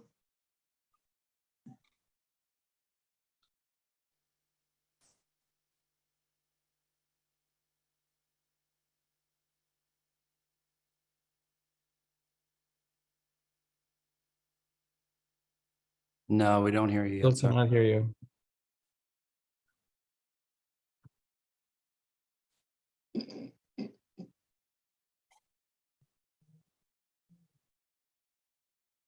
How about now? Do you guys hear me? Yes. We do. do. All right. And so did you say yes to the whole swearing thing? I did. All right, great. Thanks. And can you state and spell your name, please? And My you name gotta is say Jordan. for, Frank too, so he knows. The name is Jordan Ceccanini, Jordan Cecini. Thank you. I'm a civil engineer, PE license. Been licensed since 2018, well, actually 2019. And I presented the site civil plans on this. Okay, Mr. Ceccanini, your license is current tonight in the state of New Jersey? It is. Okay, thank you, sir. You're qualified. Thank you. Okay, thank you, Mr. Ceccanini. I believe you have a plan you could share with the board and just walk them through. It's not a complicated site, but if you would just kind of highlight the site plan, we would appreciate it. Sure can. You guys see my screen? Yes. We can, yes. This is a pretty simple plan. We're not doing many alterations here. The existing site, for clarity, is it okay for me to show you a Google Map image of the current site? Yes, please. Sure. This is the current site. As you can see, they redid the corner recently, and there are some paved areas that are existing that are kind of making the area look a little blighted. We decided the best way to address this was to fill in the portions of concrete, remove the pavement, and install new sidewalks in the portions of the area where the pavement was installed, kind of make it look better. We also installed trees around the site per the Jersey City tree ordinance, which I think is also going to give it a good look. Other than that, there are no alterations to the site. All the work is very minor and should be beautify the area a little better. Have no other impact.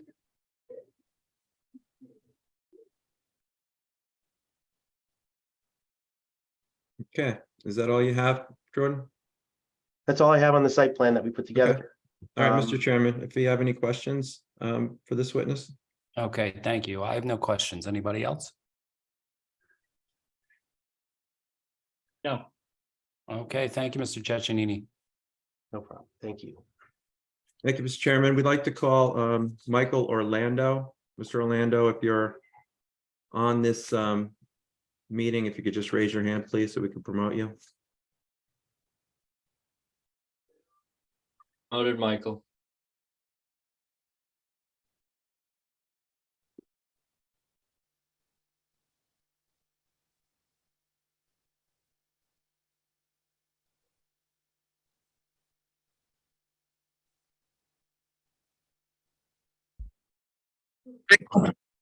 Hi, Michael. How you doing? Oh, and sorry about that. I don't know what. That's all right. I just want to swear you in. All right. If you could raise your right hand. Sure. Do you swear any testimony you give tonight is going to be the truth, the whole truth, and nothing but the truth? Yes, sir. And for the record, could you state and spell your name, please? Michael Orlando, Orlando. Thank you. Okay, Mr. Orlando, how are you testifying for us tonight? In what capacity? Security consultant.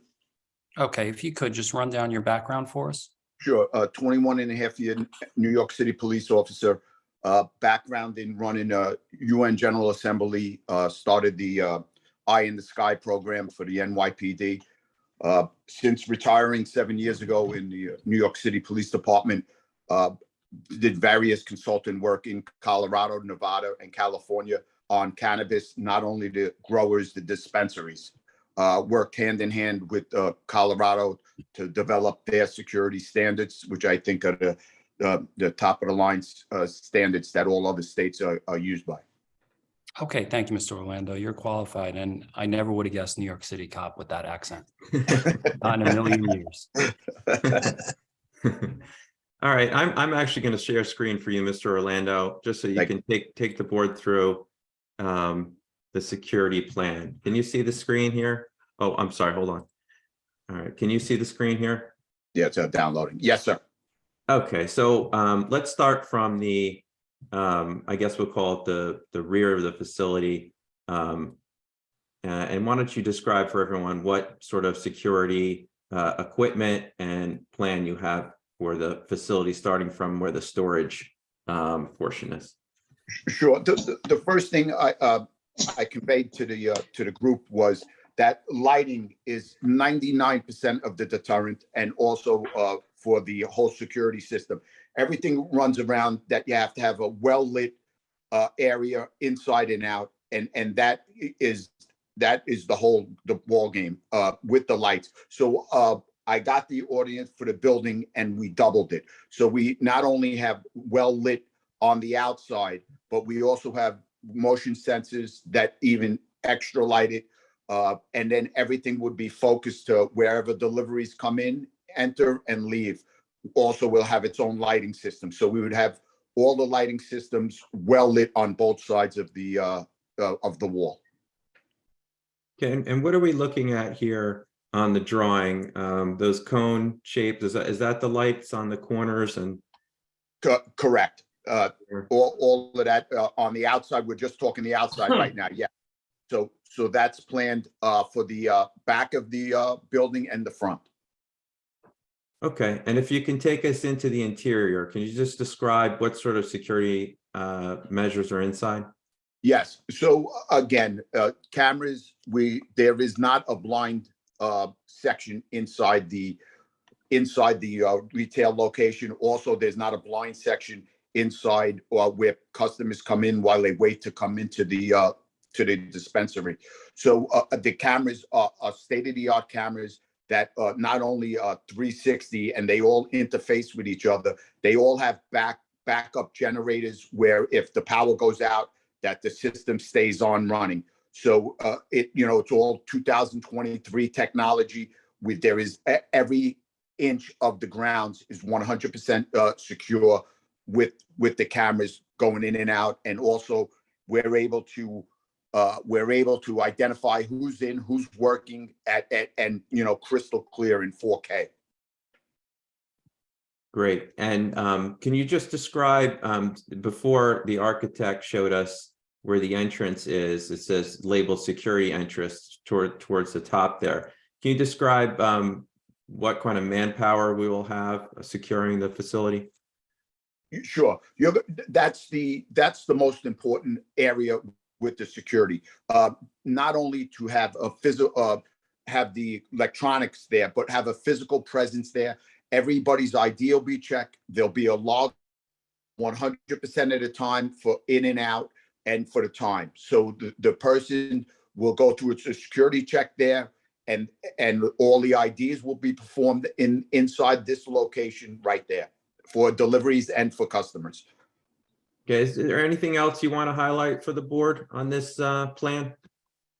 No, the only thing I'd like to say is that they were, when I first got involved with them, they said to me, we want to be the, state of the art. We'll be the latest dispensary. So I took all the top dispensaries in Colorado, went around what I liked, what I didn't like, and they followed my game plan 100%. Great, thank you. Mr. Chairman, I don't have any other questions for this witness. All right, thank you, counsel. Yeah, I have no questions from Mr. Orlando. Thank you for the detailed presentation. Anybody else? If my question is for Mr. Orlando or not, but I'm looking at when he started showing the back with the lighting on the side of the building, that's Pompeo is the front of the building, that front. You have Kennedy Boulevard, and then you have the other side where the entrance is into the, you see the door entrance going into the rooms? Correct. Are you following me there? It's on the Yes, sir. right-hand side of the screen. Yes, it's in red. What I'm looking at though is I just don't see any property lines on any of the drawings. Is there how close is the property line to that section of the thing? So if somebody was to develop in the future a building on that lot that's next to it, would that interfere with your security system here? Is it, how close is that property line? Well, again, seeing that there is no conflict right now, it's all eligible to be, changed. But right now, I wanted the most visibility without interfering with anybody's house and the street itself. I understand that. I understand the fact that the more lighting you got, I like when you said that, the secure the place is gonna be.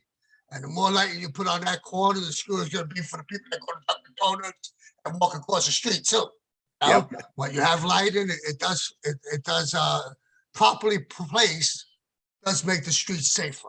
I understand that part. What I'm trying to see is that once we, let's say if this was to be approved, I don't see on any, the other day I was looking, I couldn't tell on the drawing, Mr. Lasting, I'm gonna change my question for now because I don't think I can answer this question, right? Because he's doing a security system. Maybe later on we'll go back to the architect or somebody that might be able to answer this part. Yeah, If we it's could something else- certainly pull up the plan with the architect again, Commissioner. So Yeah, so let's hold off this question so that way we don't waste time. But I do want to get before we make a final decision on this. Okay. Some kind of clearness. Yeah, And Mr. Vitolo, I don't believe this item was submitted. You'd have to mark this into evidence. yeah, it would. So it was page 6 of the security plan, but we will certainly remark it. That's fine. We can mark this as I don't know, A1 or whatever you guys want to call it. It would be A2. A2. Okay. Thank you. All right, thank you, Mr. Orlando. Thank you. Counsel, anything else? Yep, just a final witness, just on operations, and we'll make it quick, is Mr. Fingerhut. If we'd like to call him. There he is. That was fast. Hi, Ryan. I'll swear in if you can raise your right hand. Do you swear any testimony you give tonight is going to be the truth, the whole truth, and nothing but the truth? I do. For the record, can you state and spell your name, please? My name is Ryan Fingerhut, RYAN FINGERHUT. Thank you. Mr. Fingerhut, you're testifying as far as operations go? Correct. I am a cannabis compliance consultant. Okay, and if you could, please just run through your background so we can qualify you. Sure. My educational background, I have a degree in criminology and a Juris Doctorate, and I'm a licensed attorney out of the state of Washington. I've been in the cannabis space since 2014. I have been the compliance officer on multiple facilities, including cultivation, production, as well as multiple retails. I am the part owner and one of the directors of Global Go, where we do licensing as well as compliance audits for multiple facilities in multiple states. Okay, thank you, sir. You're qualified.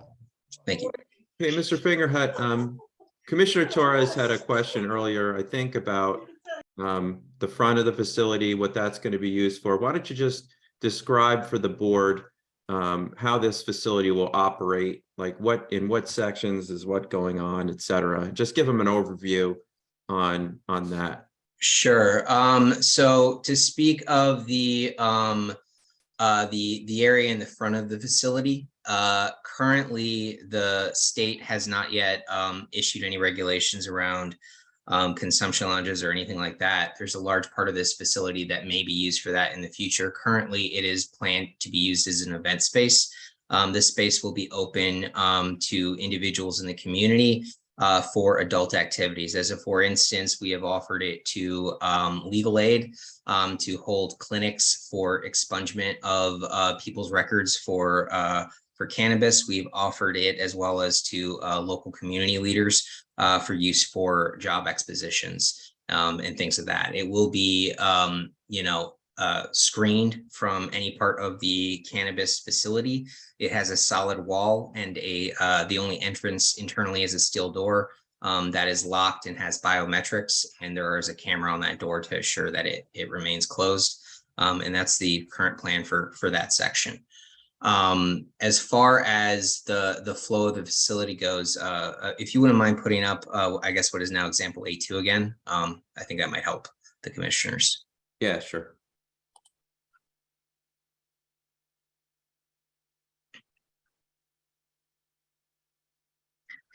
So as you can see towards the top of the screen, there is a man trap. Customers will come in through that door, be ID'd by an employee behind a bulletproof glass window where they'll be able to show their ID and prove it.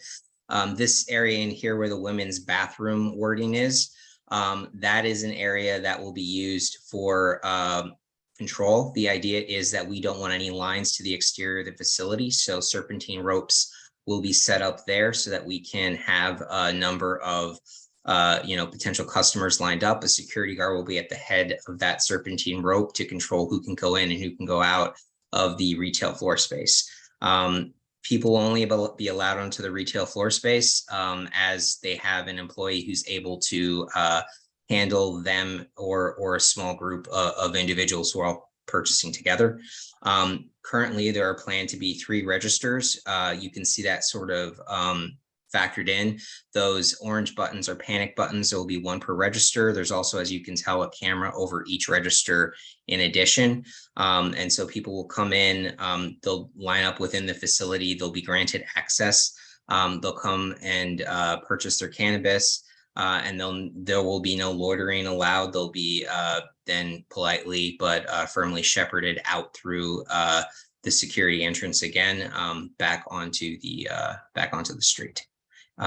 If there are deliveries that take place, the main intention is to use the security entrance. However, if there is a crowd, it's a rush day or something like that, and there's a crowd in the internal space, then we have the option to use a door in the back. Again, there are cameras on that door. It's locked and motion censored, but that would allow them into that area, so we can have a delivery that does not impact or doesn't require anybody to go through the sales floor. Great. Thank you, Mr. Fingerhut. Mr. Chairman, we open Mr. Finger up for questions. Okay, thank you. Mr. Fingerhut, you talked about the event space. Yes. That is, I believe we're on the right map. That's the retail space there? Yes, this is the retail space, this white area, yes. Okay, so as far as having 2 means of egress in the event of a fire, an emergency, anything like that, yes, the retail space would be open to those people as well? There's For, no, for there- egress. The red, the doors with red are intended to remain shut for normal function, but they will have push bar ability to run out. It'll set off an audible alarm because those doors are not intended to be used other than for an emergency. But yes, there are dual means of egress from both of the areas for in the case of emergencies. so I see the door on the right opens out. What other door opens out? I believe the main entrance opens in, correct? I'm not sure if which way the door opens on the main entrance opening in or out. I don't know. Okay, You might have to talk to the architect about which way the door swings. Okay, so let's, after we finish up with any questions for you, we'll revisit that. Yeah. All right, anything else from Mr. Fingerhut?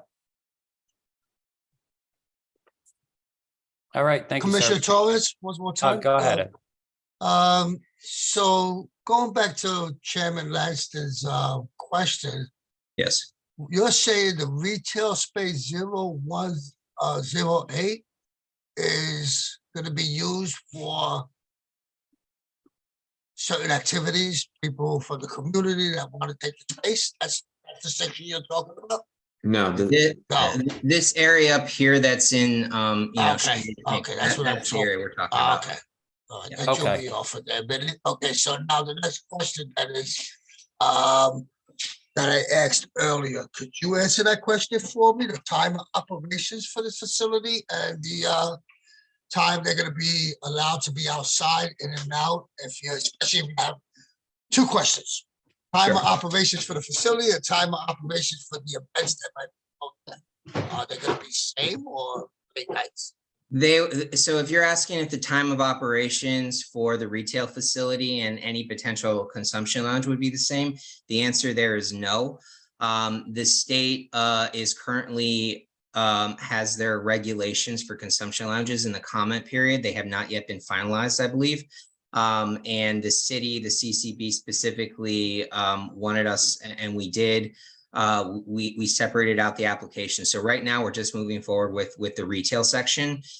If and when the regulations become finalized at the state level, and the city of New Jersey accepts or adds in any additional regulations for consumption lounges, at that time we will potentially pursue a consumption lounge based off of that. But right now, the intention is just to open and operate the retail function or the retail store. So that if you had the consumption lounge, which now is gonna be the rental entertainment space, that's what you're gonna be using it for, since it's not a consumption lounge? Yeah. Or are you gonna have the both existing at the same time, where you'll have an entertainment space and a consumption lounge at the same area? Would that happen?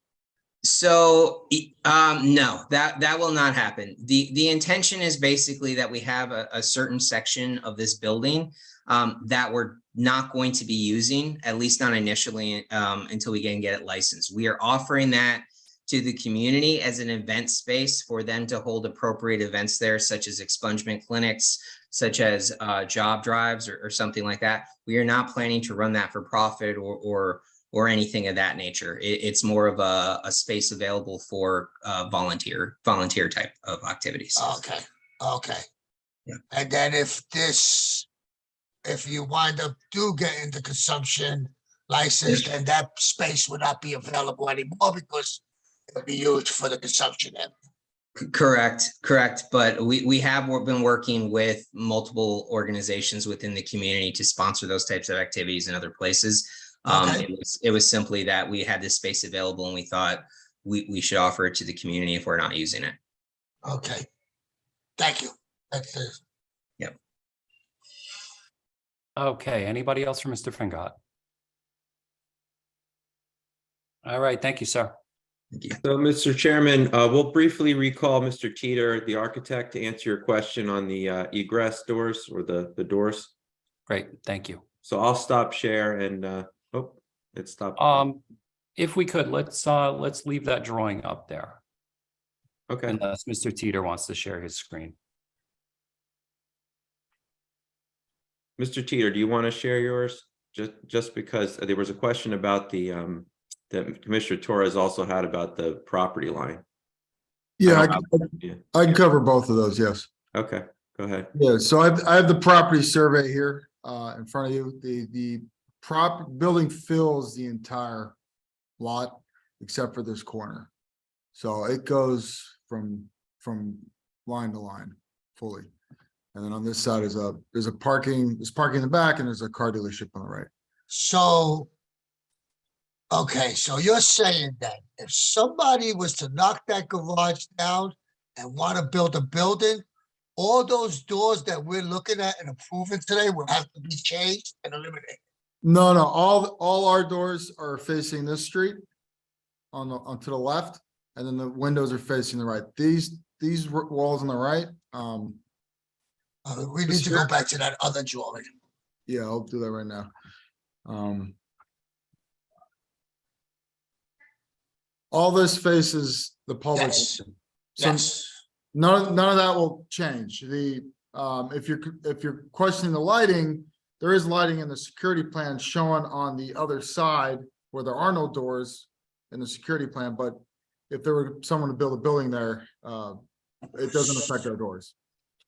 But there were, so the doors that I was watching on the right-hand side of the screen of the right-hand side of the screen of the security plan is not the north wall, the south wall, the north wall is the south wall that you're saying? This is the south side with the doors. These doors, I guess, would be south, yes, south, southwest. And so what you see on the right here, all of these doors. That's the north side. Those are these doors here on Oh, okay. yeah, so then nothing faces the left side as far as doors go. There's nothing to the back here. There's nothing to the left. So JFK has windows. This door has been deactivated, but then these doors are all still. Oh, okay, now I see it clearly. Okay, yes, okay. Let's see. I understand now. And Mr. Teeter, you heard the chairman's question about egress and which way the doors swing out. Could you just focus in on those doors and tell them how they function? So currently, this is the event space, and this door currently swings out to the street. This one was marked in red on the security plan. This would be the second means of egress from the event space. Then on the retail space, you have essentially 3 doors. This one was marked in red, which would be direct egress from the retail space at 1,139 square feet and 60 square foot per person is 19. You technically only need 1 means of egress from the retail space, but you also still have the door at the entrance and you have the door in the storage, and those currently swing out. Okay, understood, sir. All right, anybody else for Mr. Teeter? I would like to see the security plan again. Sure, I could pull that up. Sure.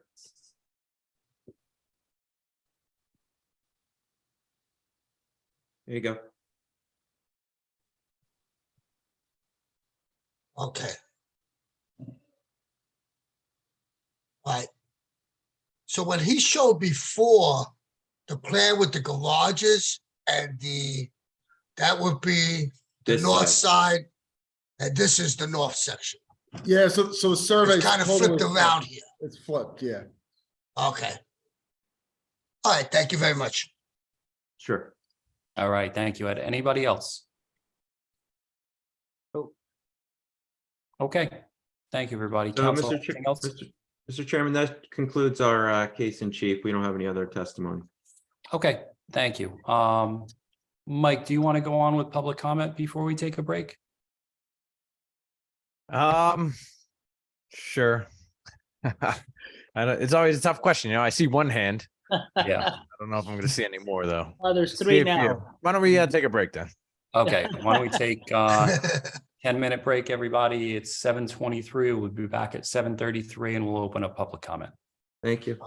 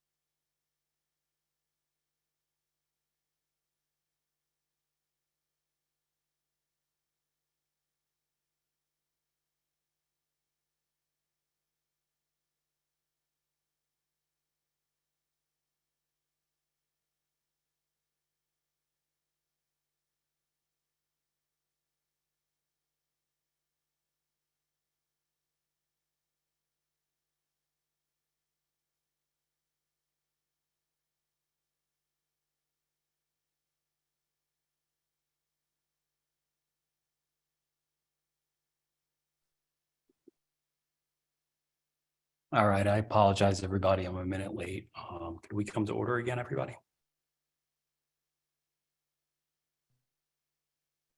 All right, so at this time, let's open it up for public comment. If anybody's here from the public that wants to comment on this application, please raise your hands.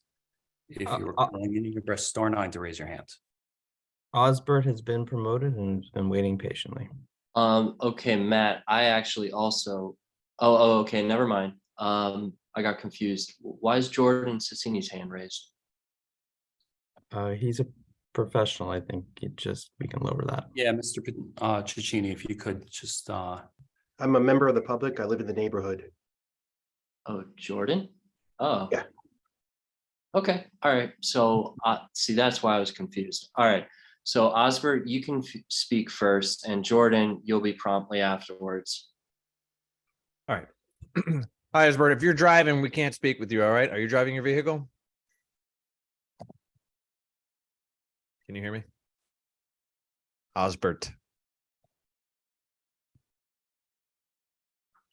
It's not just me, right? No, I don't think you can hear us. Osbert. Osbert, do you have us? Maybe we could pop to Jordan. Yeah, let's take Jordan's comment. All right, Mr. Ciccinini. It's a popular name tonight. Are you able to turn your video on? Do you remember you're confusing me now. Didn't you just say you were a member of the public? I am. Didn't you speak on this? All right. Yeah, I'd rather not you testify, Mr. Ceccanini, as a member of the public. Roger. All right. Thank you. Thank you anyway. Yep. I thought I was going crazy. Thank you. Apologies for that. No All right. worries. Osbert, I see you working over there. Are you able to hear us?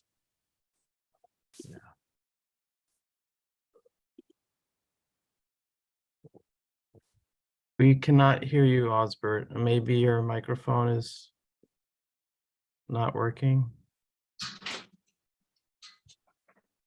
All right. Osbert, we can see your mouth moving. We don't hear you.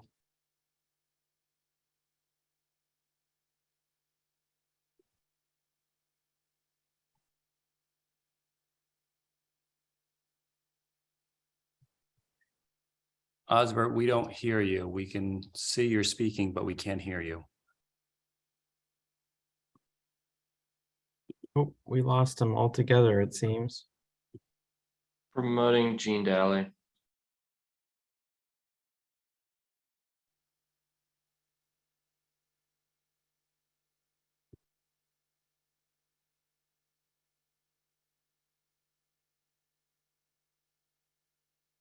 Hi, Gene. Oh, hi. Let me swear you in, all right? If you raise your right hand. Sure. Swear any testimony you give tonight is going to be the truth, the whole truth, and nothing but the truth. Yes, I do. Record, could you state and spell your name, please? Sure. It's Jean Daly. It's spelled Jeannne, and my last name is spelled Daly. Thank you. Ms. Daly, good evening. We have 3 minutes for you. Oh, perfect. I just have a few quick questions or comments, or because I just jumped into this meeting. I was curious how much cash will be stored on site?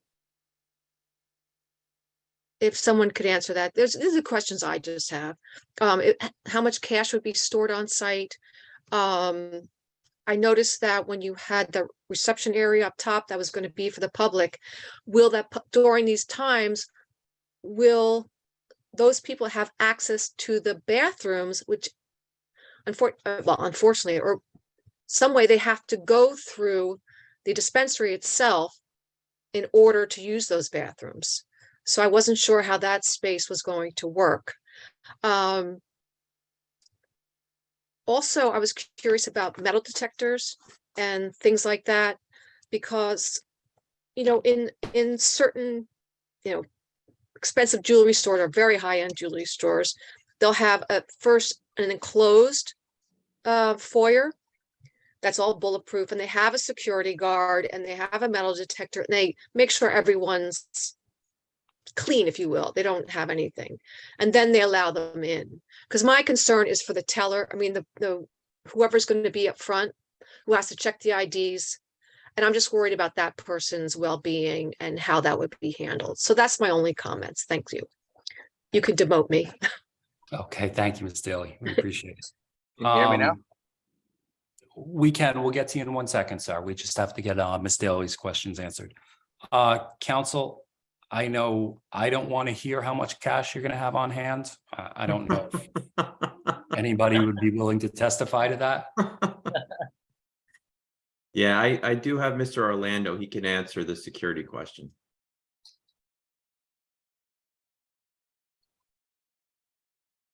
I'm unmuted. Yes. A very valid question. Like customers and employees, one and the same, are covered with the security plan. They all potential customers are vetted when they come into the holding area. We will not have them on the street. The plan we have is we get them in the building, and we will be using the state-of-the-art surveillance. Also going to be using the state-of-art metal detectors via scan and also walking through like you're going on an airplane. Okay, thank you, sir. And council, do you want to address the bathroom access for the event space? Yeah, if Mr. Fingerhut is on, if you could just flick him on again, I think he probably could get some testimony on that.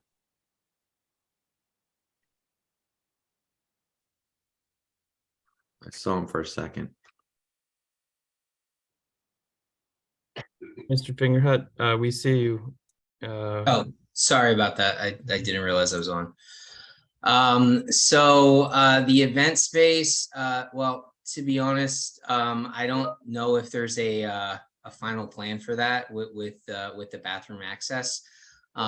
As I said, the event space, offering it to the community was sort of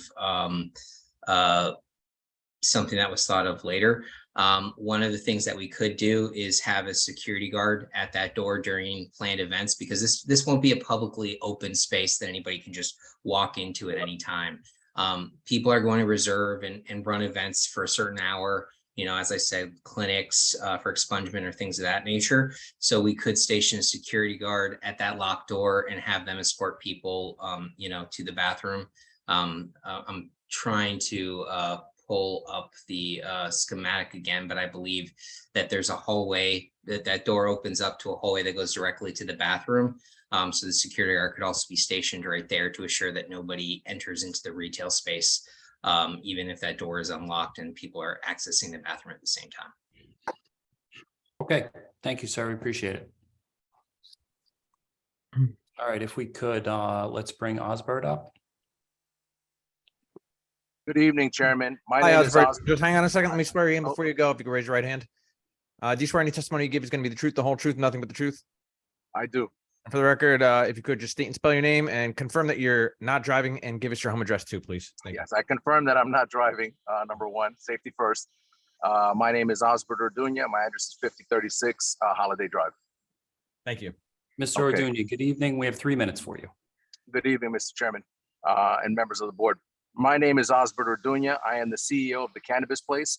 To be clear, we have full permits and we're building out and creating up to 50 union construction and cannabis jobs as a result of our project. Our location was pinned after completing the entire municipal approval process, and we received our Jersey City Council resolution on September 2022. The planning board is required to operate within the legal realm. When we went before you in May 2022, we were applicant number P22087. The applicant before you tonight is applicant number P22134. As you can see, these are not concurrent numbers. Furthermore, the item labeled attachment 15 staff map P22134 shows the front door location and cannabis buffer zone for our business, the Cannabis Place 424. Could I just interrupt for a second? Is Mr. Brian Aloha Esquire on here on your behalf? I'm his attorney, will also be speaking, yes. Yes, so you should be speaking, sir, ahead of your client. Well, you chose him first and, you know, he wanted to speak, so I'm certainly fine with him speaking. But Are if you want to here go as first- an objector? Excuse me? Are you here as an objector? I will be speaking as a attorney objecting, that's correct.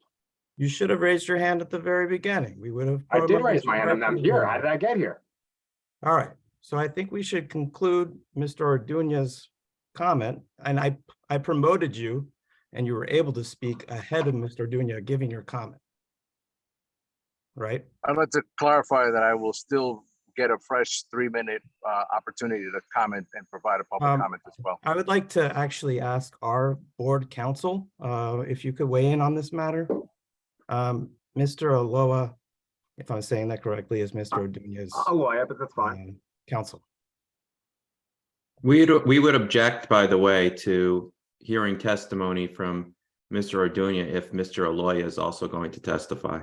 So just to clarify, you're saying on the record that I cannot, the business, the corporation, as the corporation is interpreted as a person in the eyes of the state of New Jersey, and that the I would be corporation. representing the corporation and Mr. Orduña would be speaking on his own behalf. That's not allowed. That's correct. That's what I'm asking as well. Thank you. Speaking on his own behalf as a resident or as a member of the corporation. Typically, we have, if counsel's appearing on behalf of the objector, the counsel would make the presentation on behalf of the objector. Well, I'm here representing the cannabis place, but I know Mr. Orduña would like to also be heard as a concerned individual, not necessarily representing the cannabis place. That's my job. Well, that doesn't make any sense. We all know why he's here.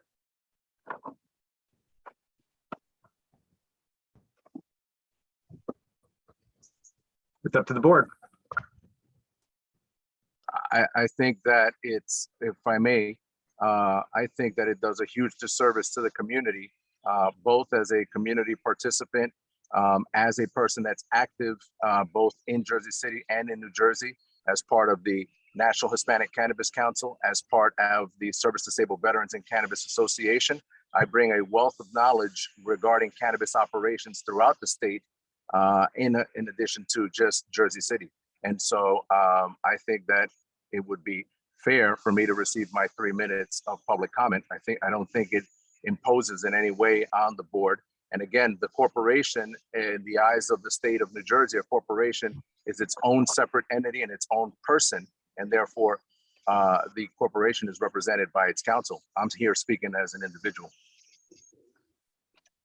And so you wouldn't be presented, so Mr. Aloya, would Mr. Orduña be presented at any point in time as a witness on behalf of the objector? Oh, as a witness now. And so as part of the objector, you would not be seeking to provide any testimony from Mr. Orduña? I would not be providing any testimony at all. I'll be making a statement and asking questions. Okay, and Mr. Orduña's comments, would those be limited to your local? Counsel, you have an echo. I don't know if you're aware of that. I don't hear an echo on my end. Okay, well, we do. And it's making it tough to understand you.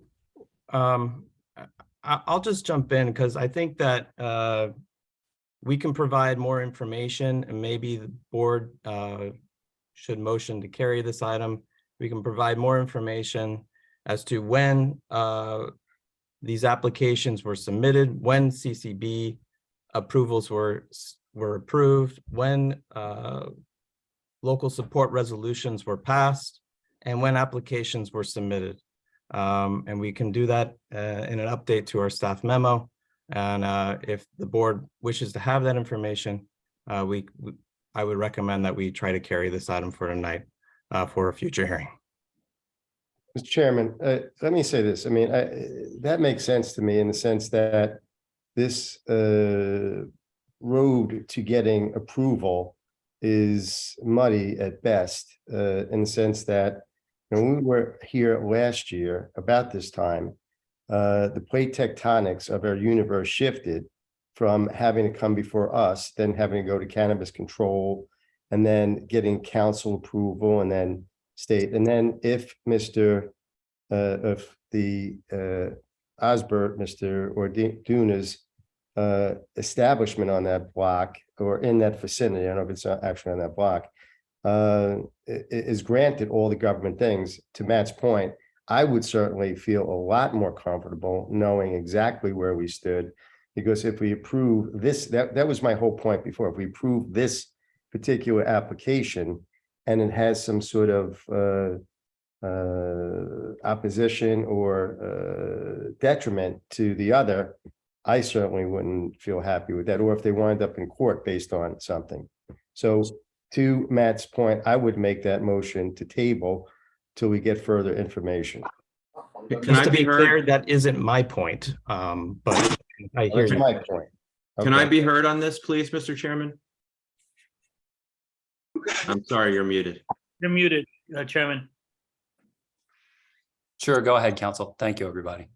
Yeah, so I stayed silent during the whole back and forth between Commissioner Lipsky and Mr. Ward.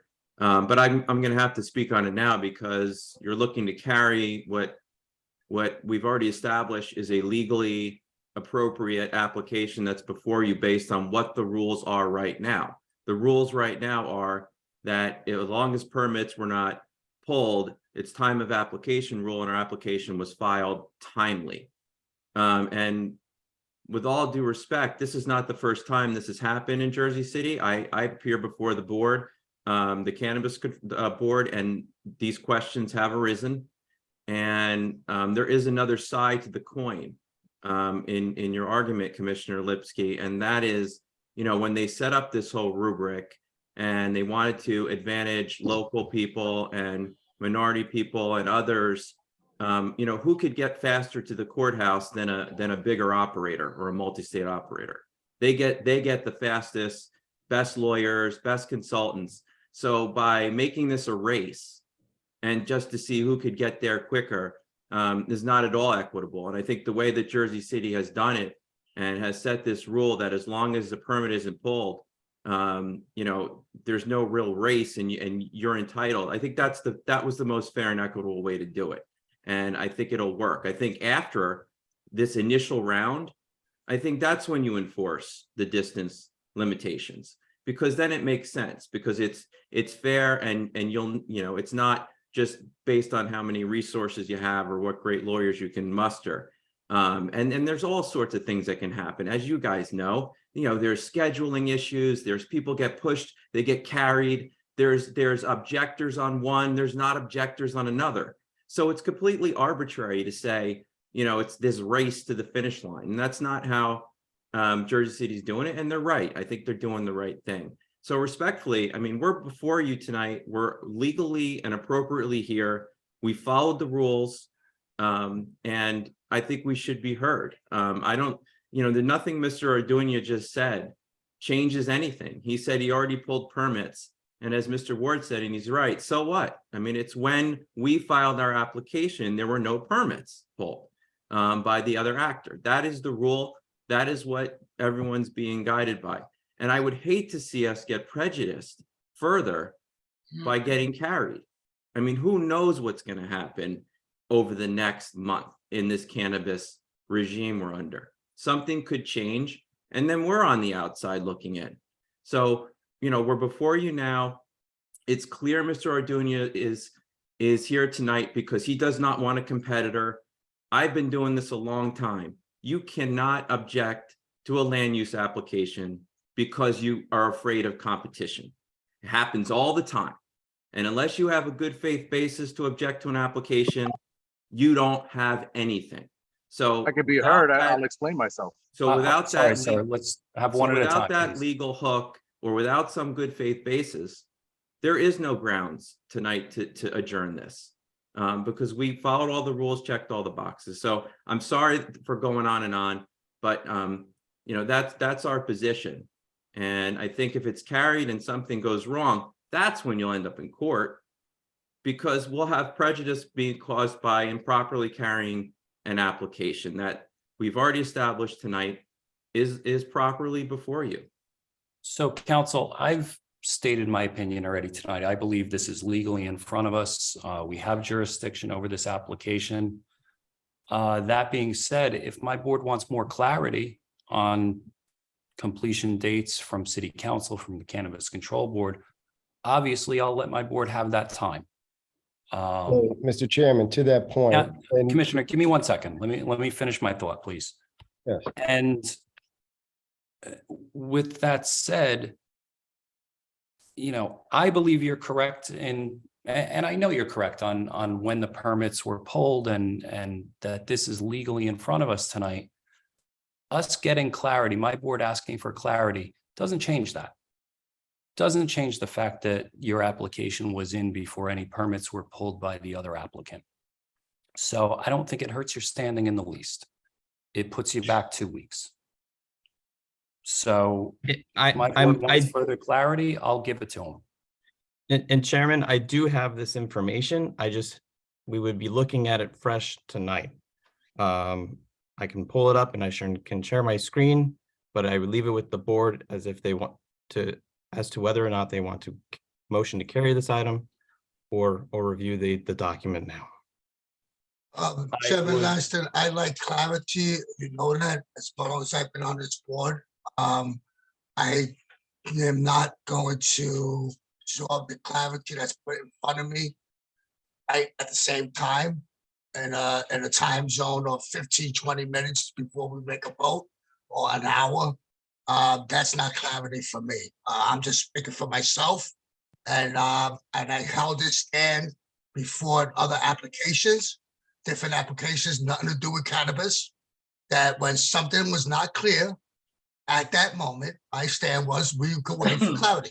Not push, don't bring it to the screen the moment that we're here. That, for me, I'm not speaking for the other commissioners, that does not work. Agreed, and that clarity, doesn't only fall on this board. These are public documents. We want the public to be as informed as we are in these things. So, to present those dates in front of us tonight, we haven't seen them, the public hasn't seen them. I would entertain a motion then to carry. and before we, I'd like to go on the record in responding to Council Vitola respectfully, that I think it's a little disingenuous to say that we're not in a race when we're being dangled this, we were here first in March of last year. That's number one. Number two, we didn't allow Mr. Orduña or his attorney to speak, so we don't know the intent. I don't know that he's saying you don't want competition. And that's my point, is saying, hey, look, I cited, Matt corrected me, I stood corrected in terms of it not being a micro business. I don't know if how many businesses can exist on that block.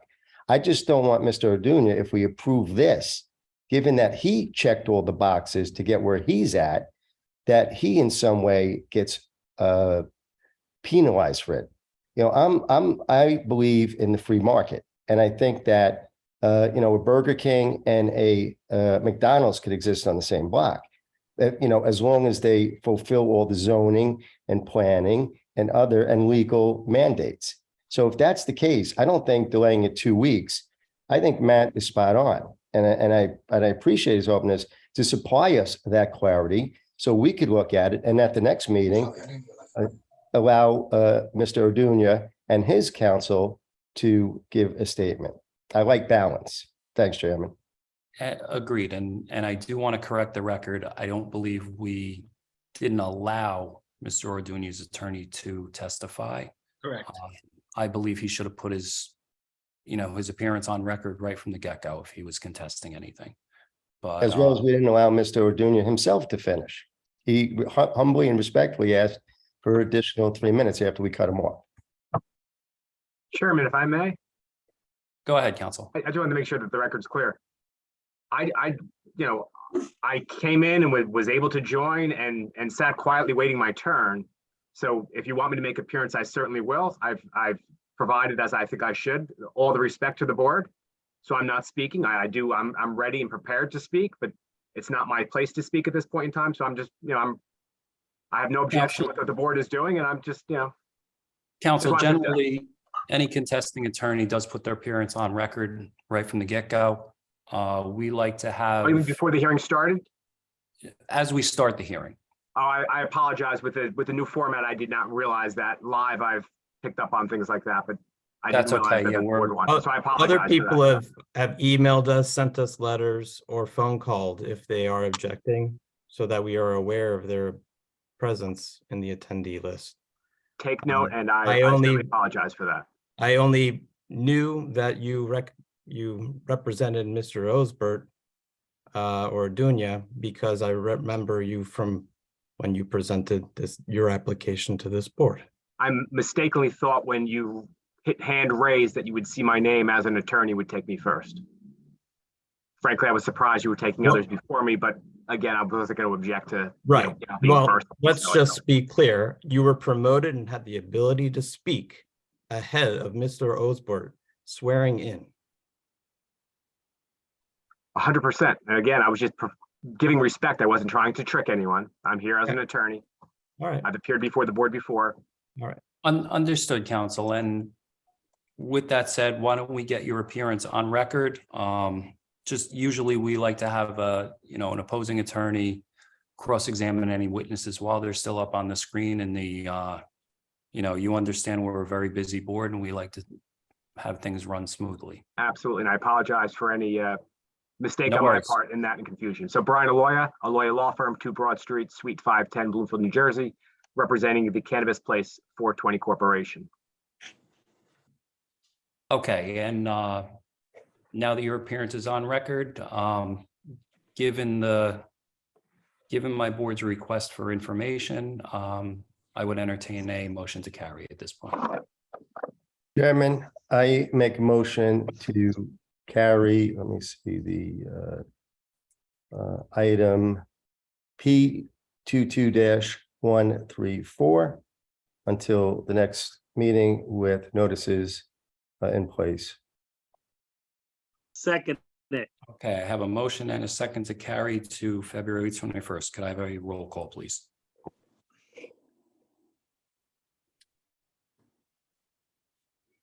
Cam, could I have a roll call? Okay, and we have Dr. Gonzalez. I abstain. Okay, Commissioner Lipsky, Aye. Commissioner Dr. Desai, Aye. Commissioner Cruz, Aye. Commissioner Green. Commissioner Green.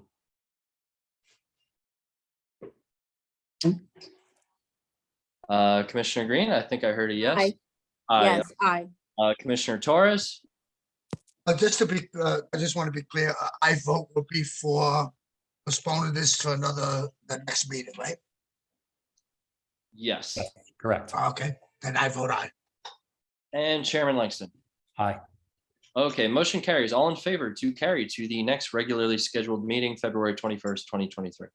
Okay, thank you, everybody. I do see Pam Andes on behalf of Councilman Bogiano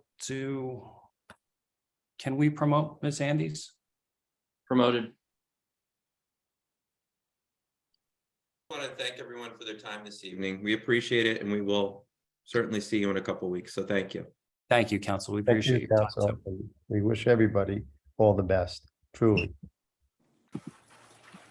Good evening. Can you hear me? We can. Can you turn your video on, Ms. Andes? Hold on one second.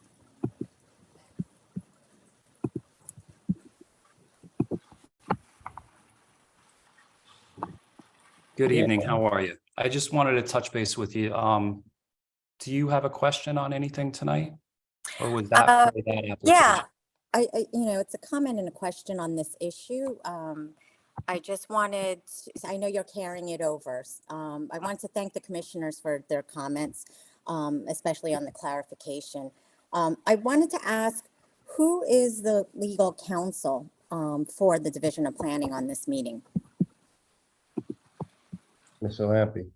So that's Ms. Alampi. Our regular attorney is Santo Alampi. He couldn't be here tonight, so we're being represented by Ms. Alampi tonight. Okay. Okay, that's mostly I just had one other comment.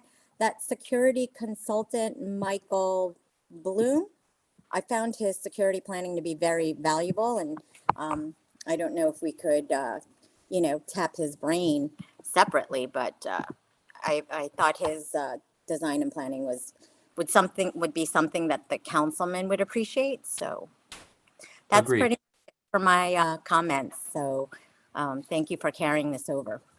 Okay, agreed. Yeah, obviously the councilman or yourself could reach out to city planning and get his contact info. Thank you. All right, thank you. We appreciate it. All right, let's move on to item 18 on the agenda is case P22-206 is an administrative amendment for 866 Newark Avenue. Promoted Ben Wine. Cam, just to let you know, Mr. Orduña is still on our panel. I just saw that. I just Thank demoted. you. Thank you. Yeah. Good evening, Mr. Chair, Commissioners. Can everybody hear me all right?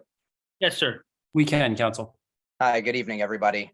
Just for the record, Benjamin Wine of Prime and Tuvel on behalf of the applicant 866 Newark Avenue LLC. I'll be fairly brief. I do have one witness with me this evening. Just by way of background, the property in question is 866 Newark Avenue. That's block 7806, lot 23. At the end of 2020, I was here before this board with the applicant's predecessor in interest. So they have since sold the property to my current client. At that time, they had obtained site plan approval, preliminary and final major site plan approval, I should say, along with bulk variance relief in order to rehabilitate and renovate what was an existing auto body shop at the corner there at Newark Avenue and Senate Place, to rehabilitate that ground floor use, I should say, into just generic commercial space, maintain the existing garage and curb cut element that were there on the site, and to construct 4 stories encompassing 8 residential units on top of that base. We were approved again back in December of 2020 with the resolution adopted to memorialize that approval in January of 2021. The present application is an administrative amendment. What we're actually seeking to do, the new owner, is to eliminate the curb cut and garage elements that exist on the property, were approved to remain on the property, and actually to convert, again, what is a curb cut and garage parking into a second commercial space. What that does effectively is actually eliminate non-conforming conditions by way of that curb cut. Other than that, the rest of the building will remain the same. We are intending to maintain the approval for the 8 residential units above. There are a couple of very, very, very minor decreases in variances that were received back then, which is only a good thing. You'll hear from our architect. It's not our project architect. Our project architect was Mukti Bajaj. Obviously, unfortunately, she passed away last month, but Russell Bodner has taken over the project and ultimately would be going through, if this is approved, with construction drawings. So he's my only witness this evening. I'll also just indicate I've been working with Ms. Marione on this over the last few months. There was some question about how best to file this administrative amendment, amended site plan, and it was determined that this should be an administrative amendment. Nevertheless, even though I know that notice is not required, we did go ahead and file and publish notice, which hopefully Ms. Alampi should have received. It was received, it was reviewed, it's in order, received. Okay, Okay, perfect. so let's mark that A1, please. Perfect. All right. So unless there's any questions of me on the proceedings, I'm happy to jump straight in with my first and only witness, Mr. Bodner. Okay, thank you, Council. Let's call Mr. Bodner then. All right. I do see his hand raised. All right, Russ, I'll swear you in. Do you swear any testimony you give tonight is going to be the truth, the whole truth, and nothing but the truth? Yes, I do. For the record, could you state and spell your name, please? Yes, my name is Russell Bodner, Bodnar is my name. I reside at 52 Long Hill Road in Long Valley, New Jersey. My architect license is current. I have appeared before this board several times in the past. Thank you. Mr. Bodner, thank you for coming tonight. You have some big shoes to fill, and we've qualified you in the past, being that your license is current tonight. You're qualified. Yeah, thank you. Thank you, Mr. Chair. So Russell, if you can go ahead and share the plans.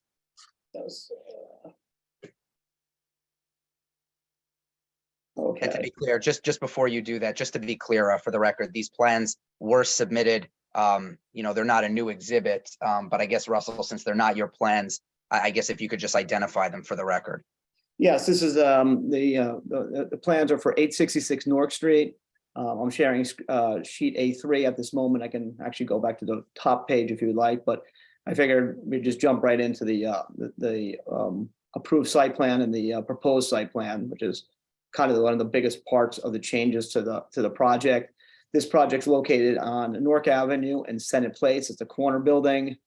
The building's actually in the NC zone, so they're only looking to eliminate what was a variance in terms of using the existing curb cut here and having 2 parking spaces inside the building.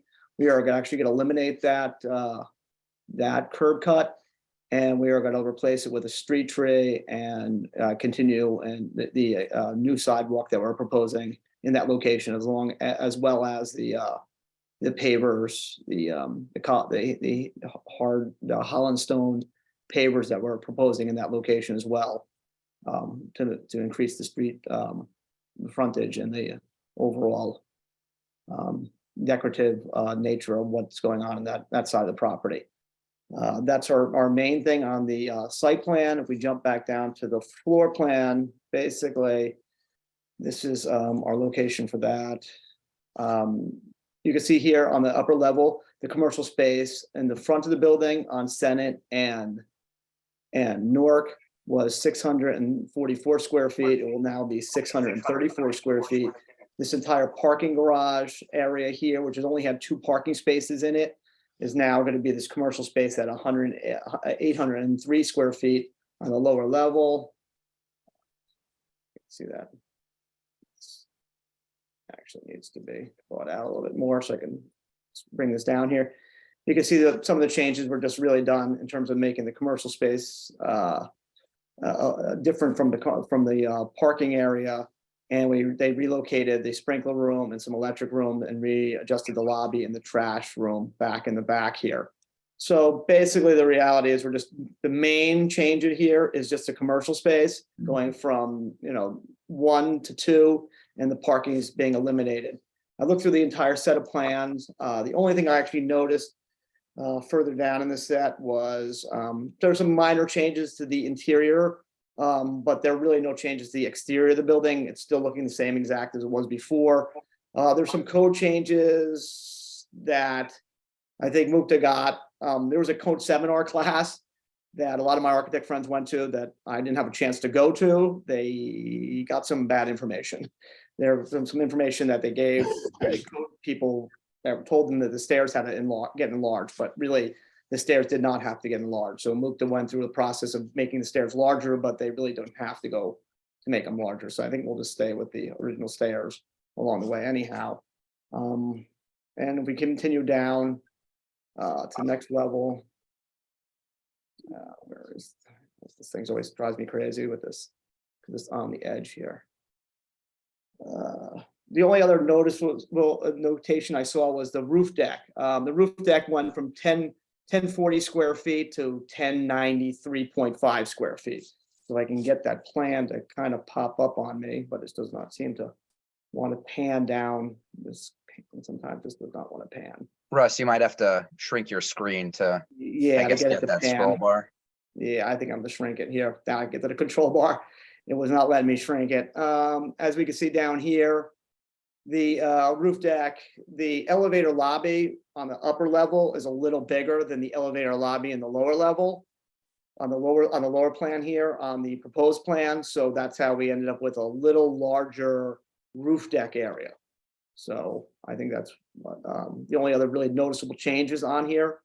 The elevations primarily stay the same. As you can see, the proposed elevation on Newark Avenue, the proposed and the previously approved elevation. The only difference is the top floor level is a little different, I've noticed.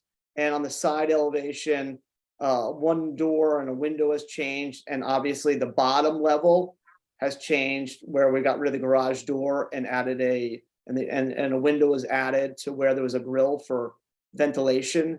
Now is just a door and a window on the lower level on the proposed Senate Street side.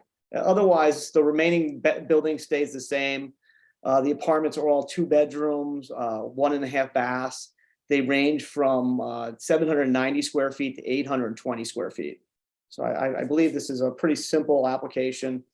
I don't really have any other real testimony to kind of go over tonight. on this. Yeah, Russ, the only thing I would just ask you if you can jump up to the first sheet, just zoom in on that, the zoning table. We don't have to go through the entire zoning table. I just wanted, because there were variances previously approved, I just wanted to put on the record what's remaining and actually what's being reduced from what was previously approved. Let me see if this thing's slow tonight for some reason.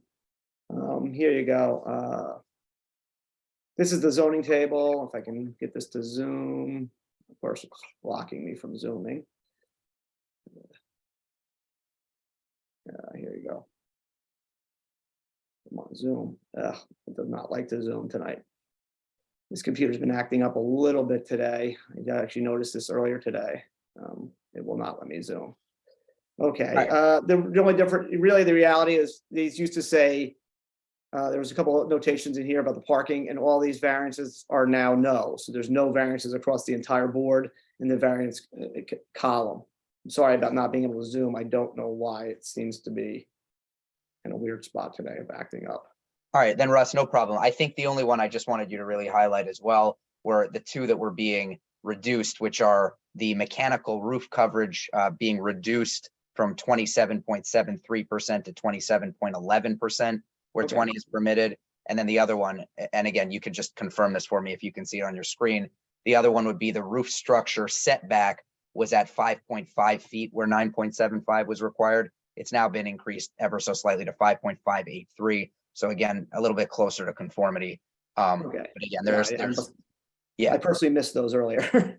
Okay, they're very minimal, and again, they're going in the right direction towards being less intensive relief than what was granted, rather than obviously the other way. But yeah, Mr. Chairman, I mean, I have nothing further from Mr. Bodnar. I really just wanted to get that on the record. I mean, I think he did a good job summarizing revisions and an amendment to a floor plan and a site plan that were ultimately by his beginning. Agreed. Thank you, Mr. Bodnar. I have no questions. Anybody else? This is Commissioner Torres, I have a question. The elevation drawings that you showed, the last one on the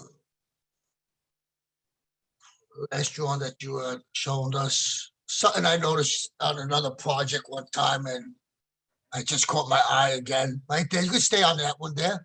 Let's go down. This is the final one. That's the proposed one. Yes, that's correct. Okay, I'm just looking, if you have it on the other side, it doesn't matter, it seems the same thing. On the rooftop, the glass panels that you have in front center, right? Yes.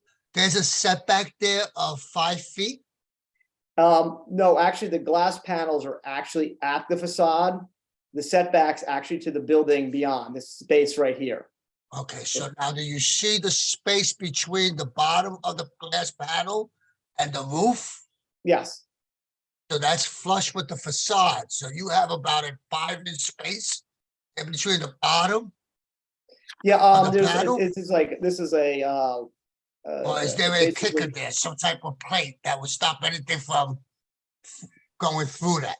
Yeah, right now it's a piece of, this is actually like flashing here. So there's a flashing member on the bottom here. And this entire bottom level, like, we can bring it right to the bottom, because it's not, it doesn't really, it's a railing, but the railing itself could go right to the flashing, because it doesn't really, it's not, water won't come off of there. Well, I'm not worried about water. I'm worried about like somebody drops something and that goes through. It's like kicking it The off. water would be the best thing that can happen. But nothing good. So there'd be like a kicker there to stop anything from going through and landing on the sidewalk, right?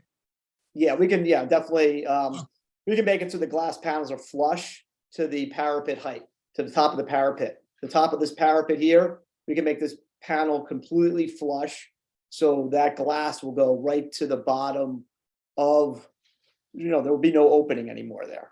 Yeah, because right now it looks like there is an opening. Yeah, there's about a You're 4-inch saying- opening. Yeah. Well, I would prefer not to have an opening just for safety reasons, that's all. If it's Not a flush with the building, there's no setback.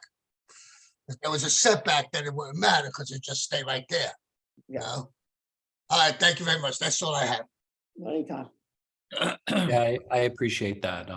I think that would make make it a better project, a safer project. I All right, anybody else? Any questions? All right, thank you, Mr. Bodnar. We appreciate it. All right, so Yes, Mr. Wayne. Chair, that's my only witness. I'll certainly reserve the right to sum up or respond to any public, but that would be it. Of course. Okay, thank you. So at this time, let's open it up for public comment. If anybody's here from the public that wants to comment, please raise your hand. If you're calling in and you want to comment on this application, please press *9 to raise your hand. Anybody from public? Seeing no public, I move to close the public. Second, Okay, motion made and seconded. Public is closed. Tanya, do you have anything you want to add? I don't. I gotta swear Tanya in real quick. Sorry, Tanya. Oh, okay. You swear any testimony you give tonight is gonna be the truth, the whole truth, and nothing but the truth? I do. Thank you. Yeah, thank you, Chairman. I just wanted to thank Mr. Wine for working with me early on the change. More often than not, we're dealing on the other side of these things where things are done, and then we're trying to make up for them. But of course, we are very much in favor of this change to go from a non-conforming use or non-conforming situation to a conforming use in the NC zone. The only thing I would ask is that the conditions from the prior resolution carry over. It's a little bit different because the prior resolution cited that as one of the conditions that the architect of record provide a certified letter stating that everything was built according to the plan. So that would just have to be a little bit different. And I would ask that that condition maybe name Mr. Bodnar just to make some clarity, just in case. And that's really it. Thank you.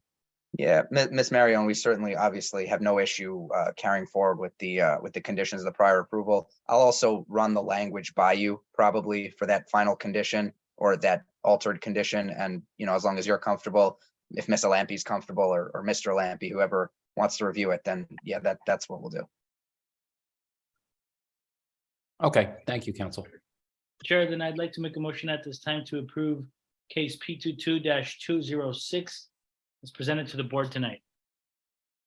second, Okay, motion made and seconded for approval. Okay, Vice Chair, Dr. Gonzalez, Aye.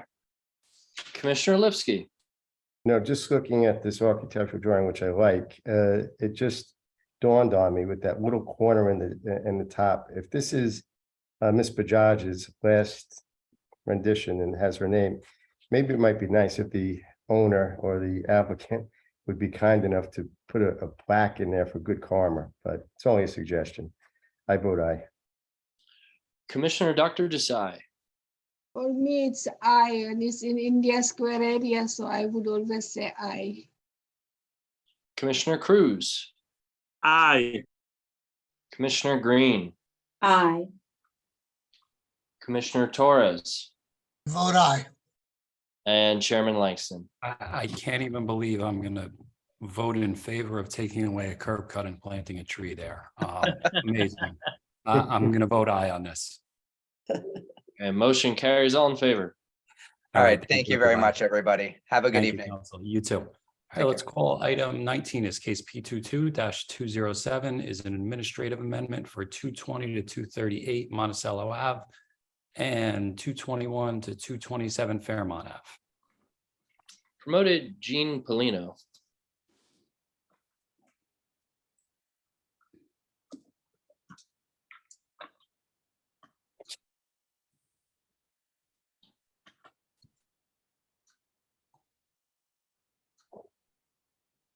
Good.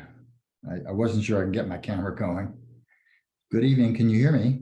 Yes. We can, counsel. I hope you're feeling better. And I'm sorry I missed you yesterday. I had the pleasure of doing a site visit with your colleague, Mr. Pizzillo. I think I just missed you. I just seconds, believe it or not. This is what is commonly known as the Monticello Triangle. It is at Monticello Avenue, Fairmount Avenue, and Fairview Avenue. It's listed here as an administrative amendment. When this was filed, it was filed as an administrative amendment, but the planning division made a determination that it actually should be filed as a straight amendment requiring notice, which we did and which we filed. And you'll see that it was carried from the last meeting, which indicates that notice was then, but you can obviously check it again. Notice was done. There was a prior approval, a preliminary final site plan approval was obtained and memorialized April of 2022.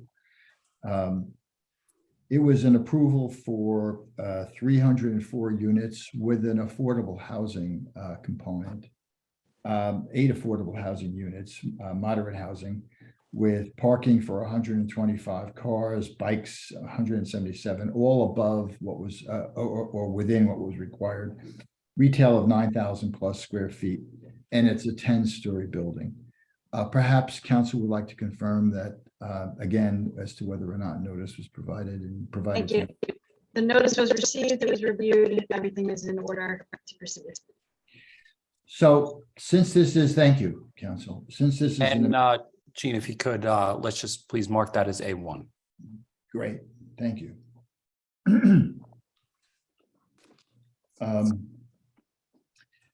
Since this is an amendment, I'll focus only on what the amendments are, but they are generally, you'll see, of a character in which things are less than they were previously.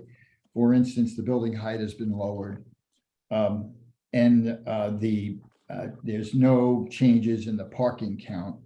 But there is a change in which is basically why we come to you. The biggest change, and that is that originally this was contemplated to have triple decker stackers. And what was decided by this client, this developer, was to basically dig another subsurface level to allow for parking. The number of parking spaces is exactly what it was before, which was 125 spaces.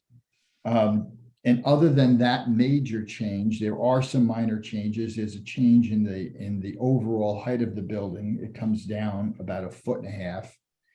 And there are adjustments to the vault room as required by PSD&G, and a couple of other adjustments that Bruce Stevie from Marchetto Higgins will testify to. I have only 2 witnesses, Bruce from Marchetto, Bruce Stevie from Marchetto, and Mark Vizzini, to show some changes in landscaping to accommodate what's going on here. And that's it. That's all I have. We can call them, we can have them testify. Okay, thank you, council. Who's going first? Bruce Stevie. Thank you. Hi, Bruce. I'll swear you in. Sure, Testimony you give tonight is going to be the truth, the whole truth, and nothing but the truth. I do. And if you could just state and spell your name for the record, please. Sure. My name is Bruce and my last name is Stevie, S-T-I-E-V-E. I'm a principal in the firm Marchetto Higgins Stevie Architects. Thank you. Mr. Stevie, good evening. We've qualified you numerous times. Yes. Your license is current tonight in New Jersey? It is. Thank you. Okay, thank you. You're qualified. Mr. Stevie, you heard my introduction. Could you just go through with the board the amendments that we're asking for to the site plan approval that we're presenting today?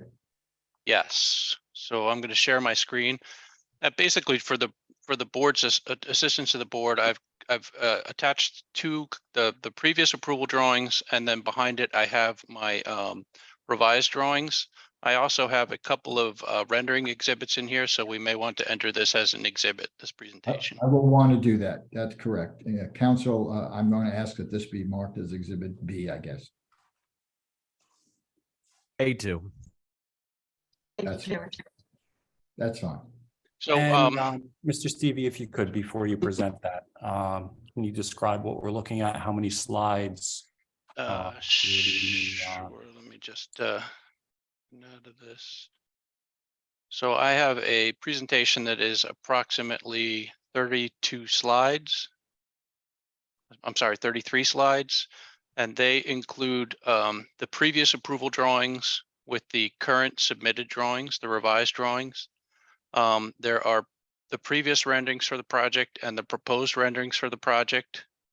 I have images of material samples, and that would encompass my presentation. Okay, and when you get to anything that wasn't submitted, please just identify. Sure. Okay, thank you, sir. Go ahead. Great. Okay, so let's get back to full screen so you can see this. So again, the easiest way to identify the changes as we go through page by page are just, we've clouded the revision drawing. So this is the previous approval set of drawings that were approved in April, as Mr. Palino mentioned.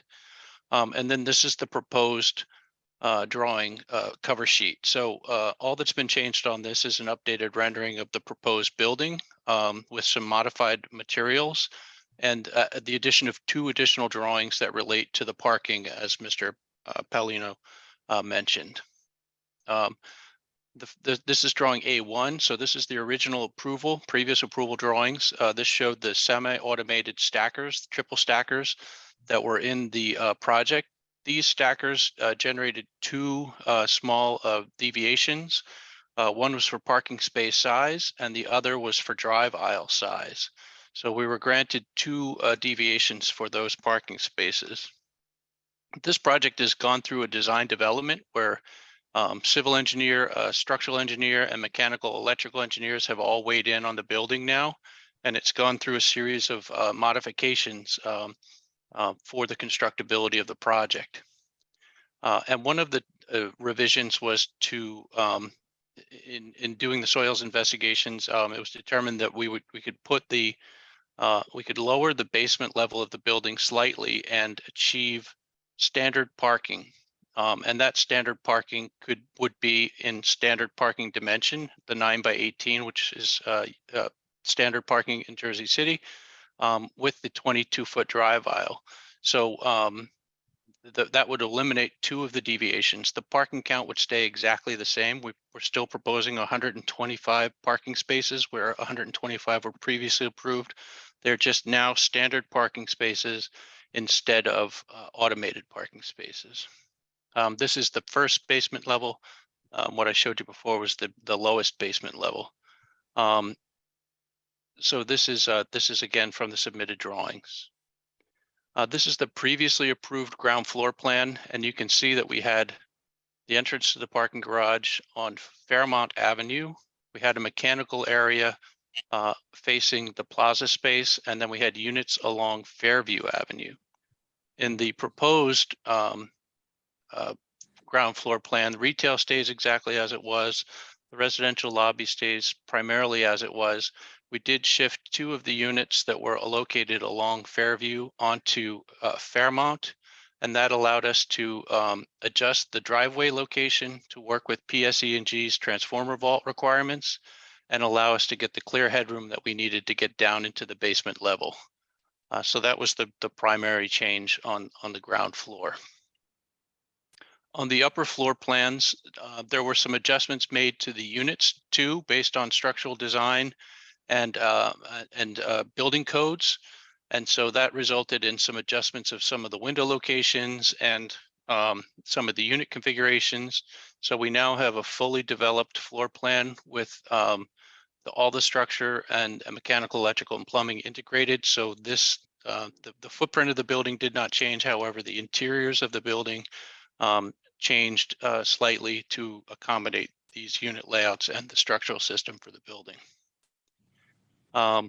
The typical floor plan, again, the same thing. Building footprint didn't change, but the interior configuration of the building changed slightly. So we've documented that in our submission package. This is the previously approved rooftop. It shows the amenity space as well as green roof area and mechanical equipment up on the roof. Again, based on our further development of the project, there's been some adjustments to the roof area. We still have the same green roof area. We still have our mechanical equipment screened in mechanical location areas. The amenity room has adjusted slightly to allow for a connection between the 2 rooftop areas, and a small MEP room for a boiler system for the building has been added to the roof. However, everything is in compliance with the roof coverage and the amenity calculations, and we've provided all the required screening details for that equipment on the roof. This is a rendering of the building that was approved. While we were doing the design development and the advancement of the project, there was some adjustments that were made to the window locations to work with the units behind. So we adjusted that. And at the same time, we tweaked the facade a little bit to give it a fresh look. And this is the proposed building. So again, it's primarily the same. However, we've adjusted the building colors, and I'll show you those in a little bit. We've added some cornice details on the Monticello Street facade.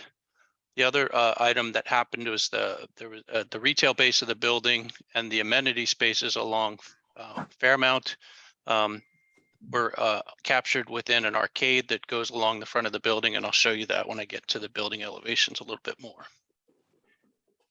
So this again is the previous approved plans. This shows the elevation drawings of what were initially submitted. And these show the updated plan. So again, you can see that the building form hasn't changed. The amount of glazing and masonry across the building facade hasn't changed. It's just the details have been developed and refined. And so and the material selections have been developed and refined as well. So speaking of the materials, I've included these material samples so you can see the material selections for the building. The building will have a brownish red toned brick as its primary brick color. This is brick A. And the brick B is a limestone colored or limestone toned brick that will be used as an accent on the building facade. The other material on the building facade is a faux zinc. It's a zinc paneling, a composite panel that will be used for all the metal panels on the building. And then there's an accent metal panel that has a wood tone finish that will be an accent feature on the building. And I can show you on the building rendering where those materials are. So this is the primary brick, brick A. This is the accent brick, brick B. This is the metal panel, the zinc panel. And then this is the accent underneath the cornice line as a highlight material on the building facade. And then just running quickly through the other building elevations. You can see again, this is the previous approval, and then this is the proposed drawing. This is the previous approval on the east facade. This is where the recessed courtyard space is. And before there was a cutout in this location where the courtyard entrance to the building was. And in the proposed facade, you can see that the courtyard still exists, but we've carried an arcade across the front of the building to provide somewhat of a more identifiable entrance to the building from that east facade. And I'll show you a rendering of that in a minute. This is the building or a building rendering from the intersection of Fairmount and Monticello. This is the public plaza space that we presented and discussed in our previous approval. We worked very closely with the neighborhood group on the design and configuration of this plaza space.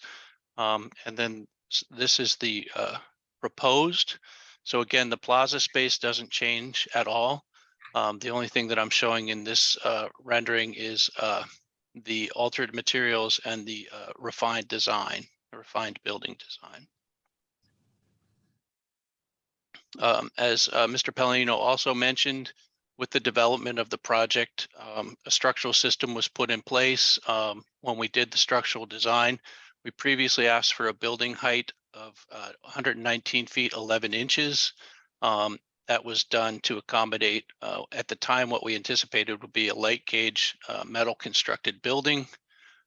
Since we've done the development of the project, this new proposed structural system is a concrete structure that allowed us to reduce the building height to 118 feet 4 3/8 inches. That again, we didn't need a variance for the building height, but this just reduces the proposed building height by just about 1.5 feet. Mr. Stevie, you still have Yes. 10 stories. That's correct. The number of stories hasn't changed. The only thing that has changed again is the structural system allowed us to reduce the building height slightly. And you And- have no change to the density, the number of units. It's That's 350 correct. with 4 units, is that correct? That's correct. The unit count stays the same, the unit mix stays the same, and the affordable unit count and mix stays exactly as presented and approved.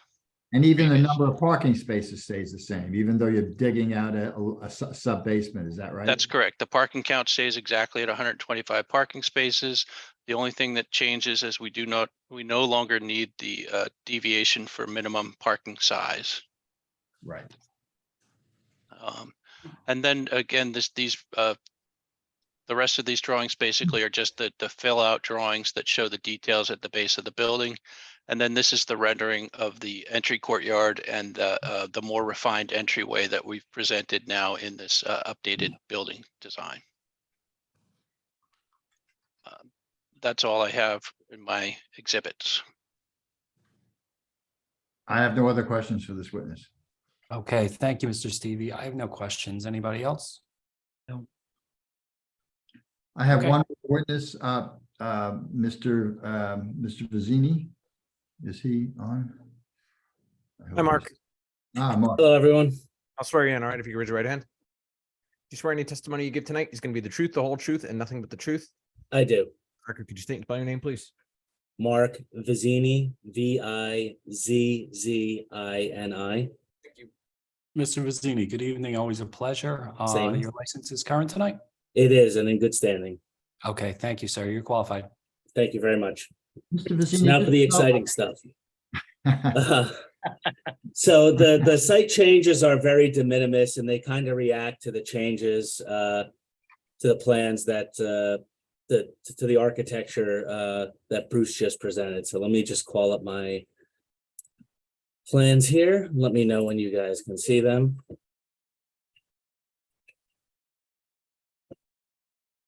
You guys seeing my plans? We can, yes. Okay, so let me just start out on the site plan. So the set before you is the set that was submitted to planning. It's not a new set of drawings. It's what everyone has in front of them tonight. So I don't know if you need to still enter them as an exhibit or not. We do not. Okay. So a lot of the streetscape changes just kind of reacted to the building changes. The transformer room got a little bit wider. It shifted the garage down. So we had to adjust the driveway location and then readjust the spacing on some of the street trees and the lights in front of the building. Mark, we're not seeing your plan. Yeah, Mark, I was about to say that. Okay, hold on a second here. We just see your ID there, or the site plan, Monticello Equity Properties LLC. We don't see anything else. Oh, okay. Wrong set of. You see this plan? Not yet. I think you shared the wrong screen. No. Been doing this for 2 years, so it's still nothing? No, we just have that title block there. Okay, just give me 1 second here. Let me share again.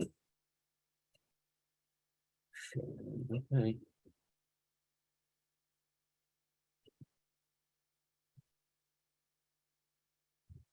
Better. them? Yeah, better. Okay, sorry about that. All right, so Bruce had mentioned the transformer room had to grow. The location of the door shifted from opening out onto the plaza to opening up out to Fairmont. It got a little wider. It shifted the garage down. So we had to relocate the depressed curb, respace the street trees and the lights to work. And then some of the door location shifted slightly, or some door was added. So we took the opportunity again, just to reshuffle the spacing of the trees and make it work. We didn't add or lose any trees or any lights. Bruce mentioned the addition of the arcade, which is in this area, and you can see the columns. It created an area where we could add some additional planting. So we added some landscaping. So our plant list on the landscape plan was updated to add some of these additional plants. In addition, we didn't need to raise this plaza as high, so the number of steps were reduced on the plaza. So there's less steps. The steps are pulled back a little. Minor adjustment. We increased the size of this tree pit down in the corner based on a comment from Lishan on the resolution compliance set, which again, we just added some more landscaping. While this is not a change before the board, you can see these lines in the road. That was what we worked out with traffic and engineering as traffic calming. It's the addition of these bollards and some additional striping, which we had agreed to under the original approval. We also, per their comments, added a bus shelter on Monticello Ave and some signage denoting the bus stop. And basically, because some of the doors shifted or the garage and shifted, we went through and just adjusted our finished floor elevations by a couple tenths here or there to accommodate the new door location and where that occurred with the existing grades. And again, this plaza is lower to the ground than it was before. There's less steps, so we adjusted the grading in this location. In regards to utilities, we've been coordinating with the JCMUA on our permits. So we changed how this stormwater detention basin connected to the existing system. And that goes for the same with the detention basin on the south end of the building. I mean, that's primarily it. Those are the bulk of the changes that occurred. We updated the plant list to account for some of the additional plantings that were added.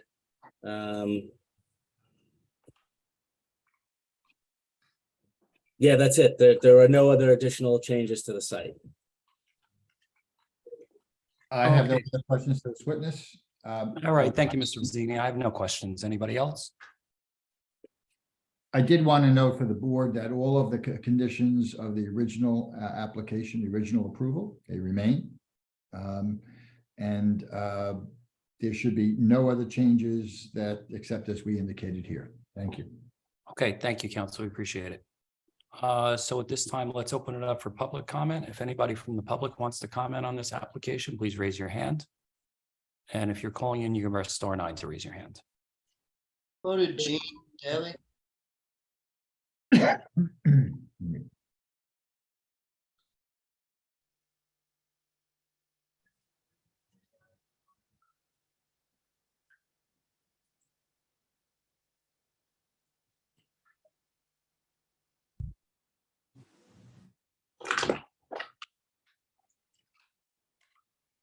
Hi, Gene.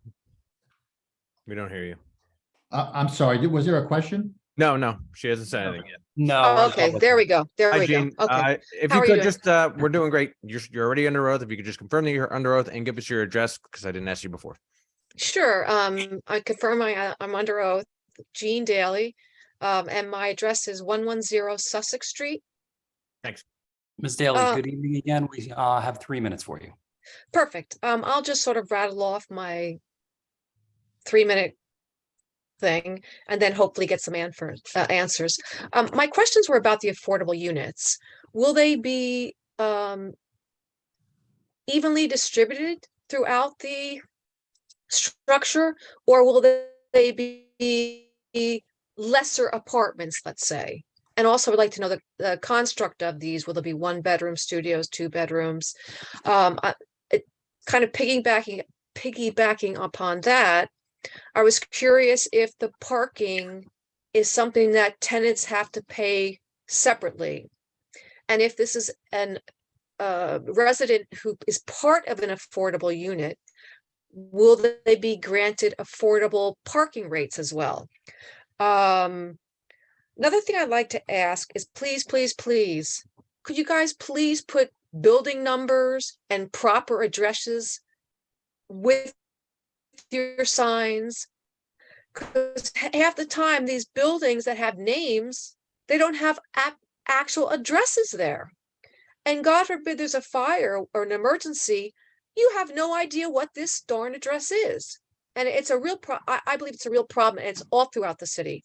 What else did I have right down? Oh, the treatment of the window glazing. Is there anything that's going to be added to or changed in order to prevent the bird strikes? We are losing tens upon thousands and hundreds of thousands and millions of birds that are hitting these buildings because of their exterior of the glass, pardon me. Will there be any kind of treatment for that? Then what else? Oh, the arcade. I couldn't quite tell, but I heard the word pillar. So I don't know if the arcade, is it within the property line or does it go over onto the sidewalk itself? And if that's the case, what will be the support structures, and will it again be within the property line or will be beyond the property line, out into the sidewalk? So that's the end of my questions, and you can get rid of me. Get rid of me. Yeah. We'd never get rid of you, Jean. No, we'll get all those questions answered. Absolutely. It's okay. You can. Council, Sure, let me Jake- try. Let me give it a whirl. I have the list. We'll go down the list. Evenly distributed apartments, that's required. That's legally required. So there's no fooling around with that. It will be subject to an affordable housing agreement. And we're finalizing that right now, as a matter of fact. So that's going to be 8 moderate units. So the bedroom count, I can't tell you what the bedroom mix is going to be. It's on the zoning chart, perhaps. Yep, I have it, Gene. Yes, It's- please give it to me. It's 3 studio units, 3 one-bedroom units, and 2 two-bedroom units. Okay, thank you. Tenant parking, it'll be parking for the tenants. I think that there's an open question as to whether or not, if there's available spaces, that'll be a public parking availability. I think there was some discussion with the community about that. I don't think that's been, addressed. I don't think that's been a high priority item. Addresses on the building, the tenant affordability rates for parking, that's really not something that is within the confines of an affordability regulation. I don't know whether or not the owners have talked about changing the rates for parkers who are in affordable units. Certainly the units will be subject to the affordability standards. The addresses on the building, I think that's also a legal requirement in Jersey City, that addresses be placed so that fire engines and police can get to the right building. The window glazing and the bird strikers, you must have read the Science Times 2 weeks ago, because that's exactly the issue that they raised of people were putting stickers on the inside of windows and birds are still hitting the windows because it doesn't work that way. But I don't know whether or not our architect, Mr. Stevie, has addressed bird strikes on the windows. I do agree with you. That's a serious question, and perhaps that deserves some regulation. The arcade support, the pillars, Bruce, I'm afraid that's beyond my jurisdiction. You have to Everything is within the property lines. So the supports for the arcade are within the property lines. They're in the courtyard space itself, not outside on the sidewalk. They don't reduce the sidewalk at all. If you want, I could show the graphic on my screen real quick. I have it up. Let me know when you see the screen. Yep. You can see I highlighted the columns in yellow. This big black line right here, that is the property line. So they are within the property. Does not reduce the sidewalk width. And I think that answers all the questions that I have noted, at least. Yeah, that covers it. Council, that was the Science Times, was the article on the bird strikes? Yeah. I think it was either the Science Times or it was on one of the latest. Listen, I'm wrong. It wasn't 2 weeks ago. I think it was a couple of days ago. Okay, I'm going to check it out. That's it's fascinating. Yeah. Apparently, people were putting these figures on the inside of the windows, and birds were not recognizing it. Interesting. Yeah, I'll check it out, definitely. Okay. If we could, let's continue on with public comment. If anybody else is here from the Gluing public. them together. I wasn't gluing them together. Commissioner Green, we have your mic live there. Chairman, seeing no other members of the public wishing to speak, I move to close. Second. Okay, we have a motion made and seconded. Public is closed. Tanya, anything you want to add? Or actually, council, do you want to make any closing remarks? No, I think I said everything. As I said, we will continue with all the conditions set forth in the prior resolution approving the preliminary and final. And I'm hoping that we'll have an affordable housing agreement. I've asked for a meeting this week, as a matter of fact. Great. All right, Tanya, anything you want to add? No, Mr. Polino beat me to the punch. All I asked was for the conditions to be carried over. Okay, yeah, you did agree to that already, correct? I did. Okay, thank you, council. Chair, I'd like to make a motion at this time to approve case P 22-207. It's presented to the board tonight. Second. Okay, we have a motion and a second for approval. Vice Chair, Dr. Gonzalez. I like this. I think it's good. It was thorough. I like the change. I'm gonna vote aye. Commissioner Lipsky, Ditto, Dr. Gonzalez, I vote aye. Commissioner Dr. Desai, Yeah, I vote aye, and I have passed through that area, and I know the triangular shaped area looks beautiful. I hope the area will look really good. I vote aye. Commissioner Green, I like the changes. I vote aye. Commissioner Torres, Just want to thank the public for coming out and speaking on that, especially speaking out on behalf of the birds with the glass. Hopefully you could do something with that. Not in Jersey City working, but I am working in a building. And it's amazing when you actually see it every day. You go to work and you see the birds on the floor. Something I never thought about too much, but now that I see it happening, it's surprising when you have a glass, with that much glass in front of a building. So hopefully they come up with something to resolve that. I think the building is beautiful. It's very nice. Hard to change that neighborhood, so I vote aye. okay, I think I skipped Commissioner Cruz. Yes, you did. Sorry. No problem. I vote aye. Okay, and Chairman Langston, Yeah, I think the changes for the most part are de minimis. The ones that are there that aren't de minimis, I think it definitely makes it a better project, and I'm going to vote aye. okay, motion carries, all in favor. All right, thanks, Cam. Thank you, council. Thank you. Thank you. Mike, do you want to get your 5 in now? Yeah, sure. I was just looking at the agenda.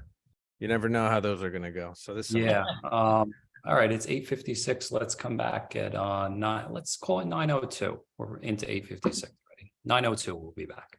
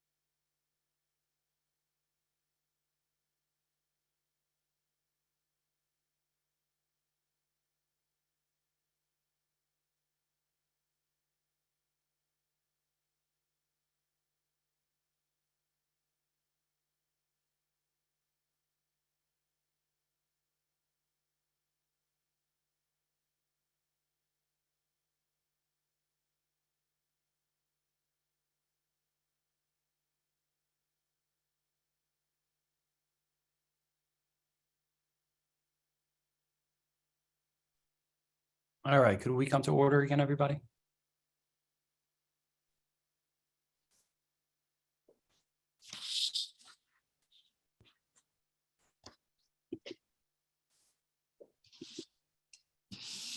Okay, let's move on to item 20 is case P22-235 is a minor subdivision with C variances for 173 to 175 Arlington Avenue.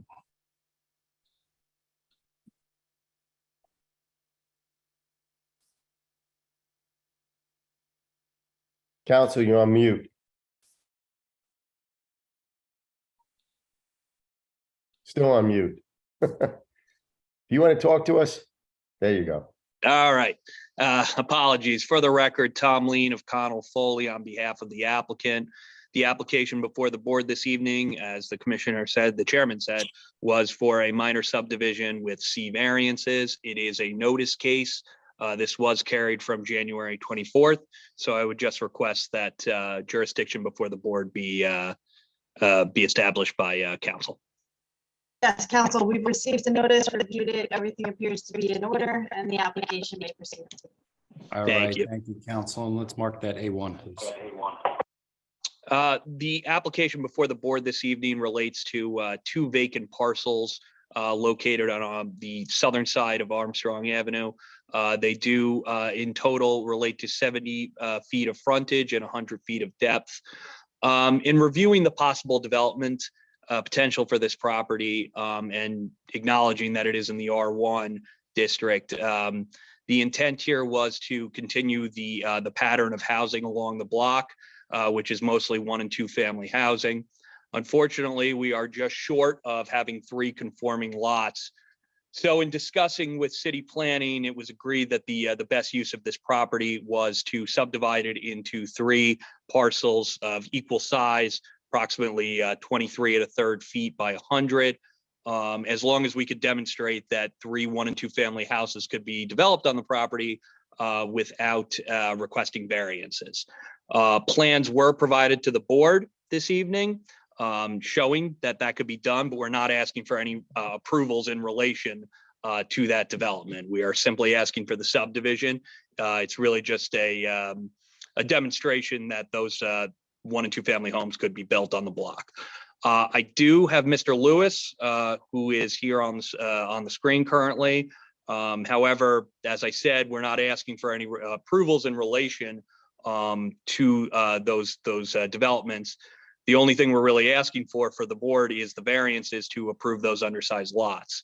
So if Mr. Height has not been promoted, I would request that he be promoted because my main witness this evening is Mr. Height to testify as to the underside nature of the proposed lots.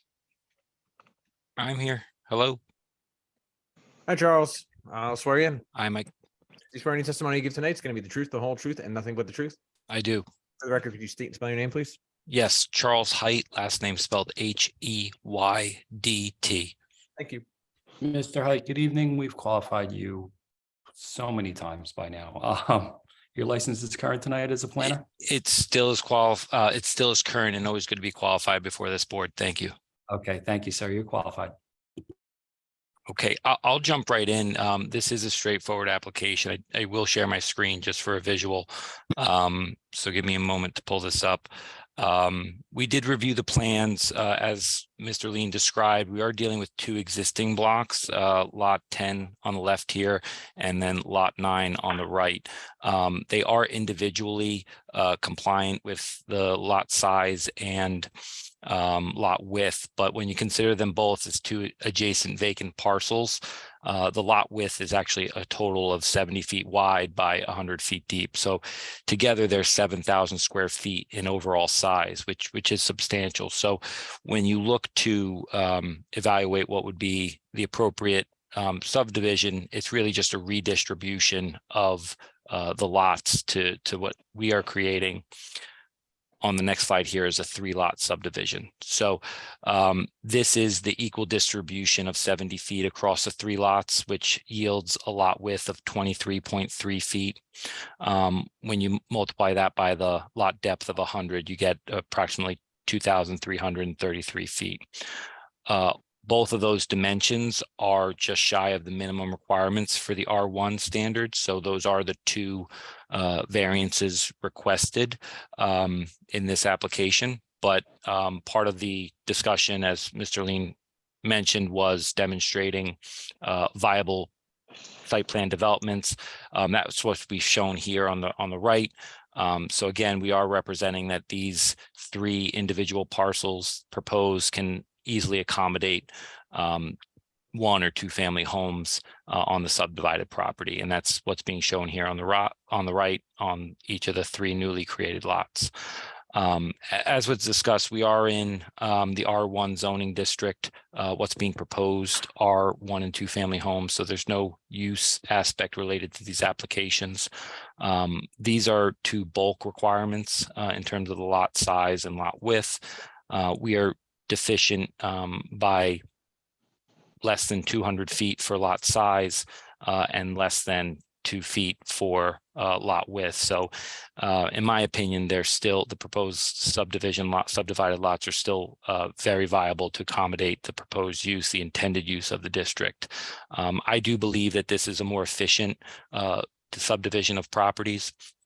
As Mr. Lean indicated earlier, this block does not have any oversized lots. It doesn't have any older historic multifamily housing on oversized lots. So to propose any more intense development on a 7,000 square foot property would probably be not well suited for this subdivision. So this is an appropriate and consistent subdivision with the area.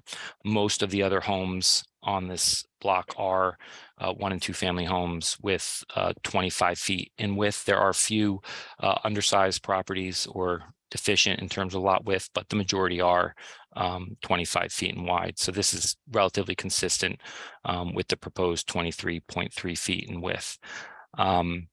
With respect to the positive and negative criteria, I do believe that this falls under the C2 criteria, where the benefits outweigh the detriments, being that this is a more even distribution of land with the proposed subdivision. We're not creating one oversized lot and two undersized lots. It's all pretty consistent.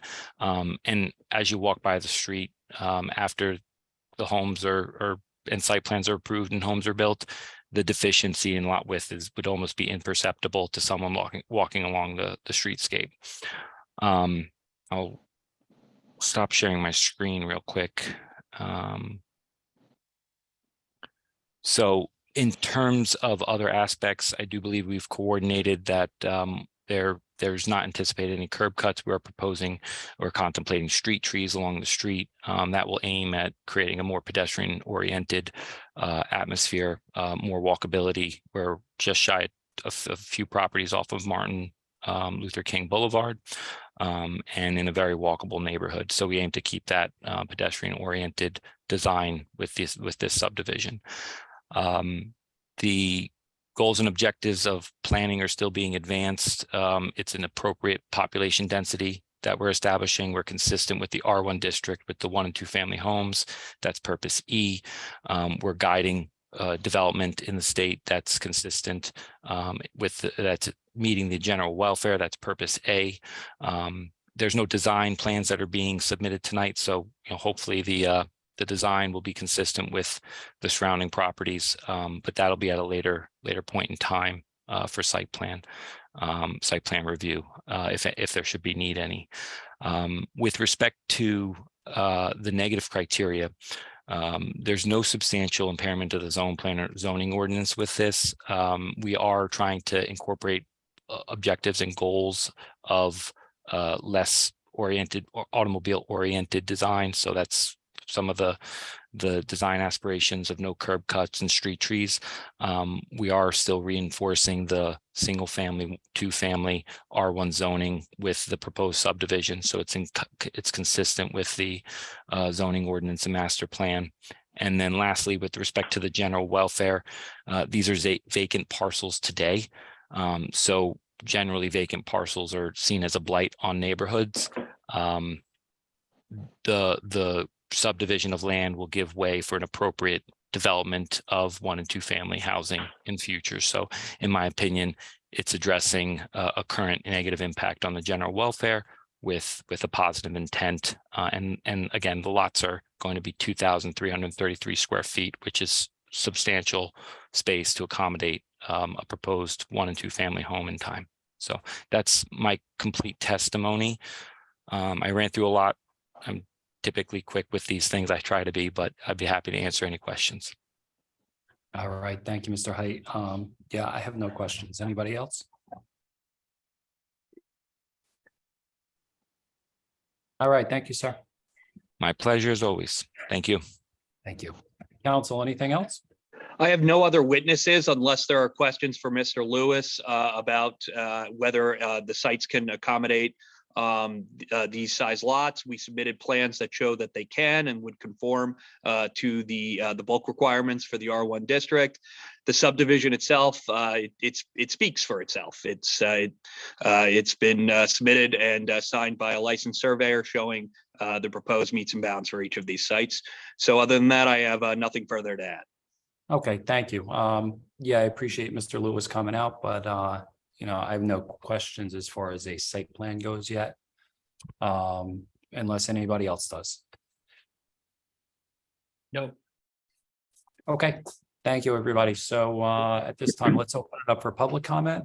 If anybody's here from the public that wants to comment on this application, please raise your hand. And if you're calling in, you can press *9 to raise your hands.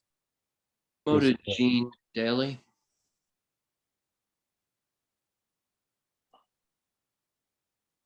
Hello again, Gene. You'll just confirm that you remain under oath. Yes, I'm Jean and I still remain. I'm just curious because I'm fresh to this particular thing, is why 3 lots instead of 2? So I'm curious about that. If these lots are going to be split up and sold off, or they're going to be developed by this developer. And if so, well, excuse me, I'm looking forward. Will these be condominiums? Will they be sold? Will they be rentals? I was just curious about those couple of things. So thank you, and depart me. Better. I mean, council, we can definitely address that. Any site plan that would be in front of us is not in front of us tonight. It's strictly a subdivision that we're considering. That is correct. Very valid questions. Yeah, that is correct. As Mr. Height testified to, and I'll let him just sort of reaffirm it. 2 lots here would be 35 by 100, which would be much larger than the type of lots that are consistent along the block, and much larger than what we would normally see in an R1 district. The 3 lots here are more conforming with the type of housing you see along Armstrong Avenue, and that was essentially what we thought was the best way to develop these properties without really going away from what the intent of the R1 district is, which is to fill in similar infill housing along similar types of rows with similar housing. Other than that, I can't speak to some of the other questions where it's a little premature. The intent before this board is to create these parcels, and then the developer will obviously make a decision about what the best use of them is. But again, we don't have a site plan before this board this evening. We're not asking for any variances for a potential development. It's really just creating parcels that have potential development down the road. All right, thank you, Council. Mr. Hyde, I think your attorney took the wind out of your sails there. Yeah, I was just going to simply say, from a statistical standpoint, our deviation is 6% off from the average 25,000. 35,000 square foot home would be 40% off. A 35,000 square foot property would be 40% over. So we are more consistent than a 2-lot subdivision at 35,000. Understood. Thank you. All right, so let's Voting- move on to public comment. Promoted If there's Verghese. no more public, I move to close the public. We do have somebody coming up, Doc. Verghese is joining. Hi, Verghese. Do you swear any testimony you give tonight is going to be the truth, the whole truth, and nothing but the truth? I do. For the record, could you state and spell your name and give us your home address, please? First name Verghese, Verghese, last name Fanjan, Thanjan, 70 Moore Street, Apartment 1, Jersey City, New Jersey. Mr. Thanjan, good evening. We have 3 minutes for you, sir. Yes, I just have a question, and the question is, are there existing structures on the lot that's being subdivided? Just very briefly, no, the lots are vacant currently. Okay, because I'm just doing a Google map on it. I thought there was a structure on one side, but this is just, that's fine. You answered my question. I'm good to go. Thank you. Okay, thank you, sir. We appreciate it. All right, anybody else from public? If you'd like to comment, please raise your hand. If you're calling, press *9 to raise your hand. Now we can make a motion to close, Mr. Chair. Sure. We'll second it. Okay, we have a motion and a second. Public is closed. This is Cameron's. Cam, you got anything extra? Yes, so first, just going to ask that Mr. Lean agree to the planning staff memo dated January 24th in the year 2023. Are those conditions satisfactory for your client?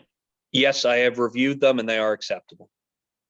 Okay, yes, so not to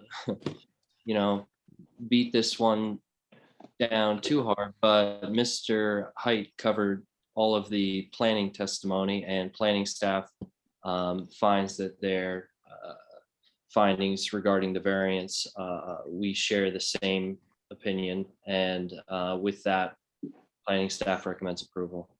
Okay, thanks, Cam. Mr. Chair, I'd like to make a motion to approve case P22-235. Second. Okay, we have a motion and a seconded for approval. Okay, Vice Chair Dr. Gonzalez, Aye. Commissioner Lipsky, I love applications where the attorney takes the wind out of the sail of the architect, who takes the wind out of the sail of the city planner. I vote aye. okay. Commissioner Dr. Desai, Aye. Commissioner Cruz, Aye. Commissioner Green, Aye. Commissioner Torres. I don't see the necessity of doing it just so we can develop more properties, make 2 more units.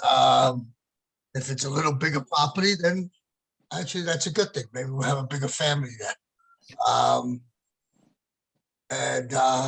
To combine units like that and make a house that's only 20 foot wide and 3 inches with the walk space, and then have 2 of them butted up against. We want to squeeze more properties into a neighborhood that's only 25 foot wide properties anyway. I don't see the necessity in that. With that, I'm going to vote nay on this one. Okay, and Chairman Langston. I'm gonna vote aye. I think the intent doesn't hurt the goals of the master plan. It certainly, without the curb cuts and any parking on site, it advances the goals and objectives of the pedestrian aspect of our master plan. And for those reasons, I'm gonna vote aye. Okay, we have 6 in favor, 1 opposing on a motion to approve. Motion carries. Okay, thank you, everybody. Thank you, everyone. Thank you. Thank you. So let's move on. Mr. Lean, don't go anywhere. We're going to call item 22 is case P22-144, is a minor subdivision for 363 Newark Avenue. Our Chairman. council is going to recuse on this. We're going to miss it. Is on this, out of an abundance of caution, we have a long-term client that may be impacted by it. So I'm going to turn off my camera, turn off my sound, and please, when the application, after the application is heard, if someone can send me an email so I can come back to the meeting, I would appreciate it. You got it. Thank you. We Thank you. appreciate it. Okay, so council, do we still have Tom Lena? Yes, I'm still here. We gotcha. So as per past practice, I'm comfortable moving forward without counsel. If at any time we feel like we need to consult counsel, we'll have to carry the application to a date certain whenever we can, procure an outside counsel other than our current counsel. So that being said, I'm comfortable moving forward and the floor is yours. And Chairman, I have no objection to that, considering that this is an as-of-right application. It is still a notice case, given that subdivisions, even if they are minor and as of right, are required under our ordinance to notice. I did provide notice. It was provided to city planning. And while I am aware that the board's counsel is not there, I would possibly ask Cameron Black, who is both the planning board secretary and the planner for this application, just to confirm that he is in receipt. As always, notice is a burden of the applicant, so I'd be proceeding at my own risk, and I am certain I did provide the necessary notice. Understood. Planning staff can confirm that notice was issued and everything does appear to be in order, albeit I am not an attorney. However, it does look like it's all there. That, as council said, it's their burden. I'm comfortable moving forward now that Cam has reviewed the notice. He obviously can't give a legal opinion on it, but I'm comfortable moving forward, and let's mark that A1 for notice. Thank you, Chairman. The application before the board this evening is a little bit of a strange duck in the fact that it is a title issue that can only be resolved through a planning board action. The lot in question is an oddly shaped lot that starts on Newark Avenue. It proceeds under the turnpike and goes underneath towards the Harsmith Cove, excuse me, the cemetery there along Newark Avenue. It is partially owned by Conrail and partially owned by a third-party single purpose LLC. Both parties have signed on to this application.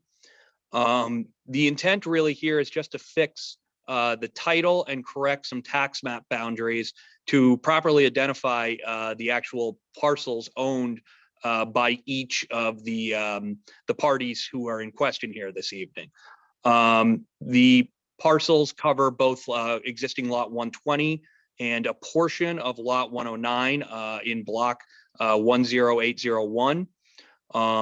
They are, again, they are a little oddly shaped and will remain oddly shaped post subdivision. However, we are in the open space recreation section of our zoning map, and there are no bulk requirements for lots as it currently exists under the ordinance.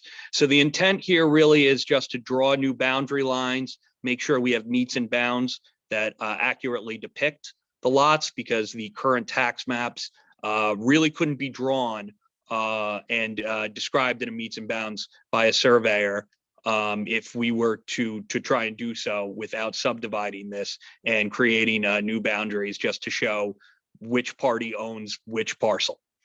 I do have Greg Lohr, who is a licensed surveyor who prepared the map that was submitted to the city. But as I stated, this is as of right, signed off on all parties and interests. And the issue here really is a technical one to make sure that the tax maps and the tax records are corrected and each party walks away with what they have always believed they owned.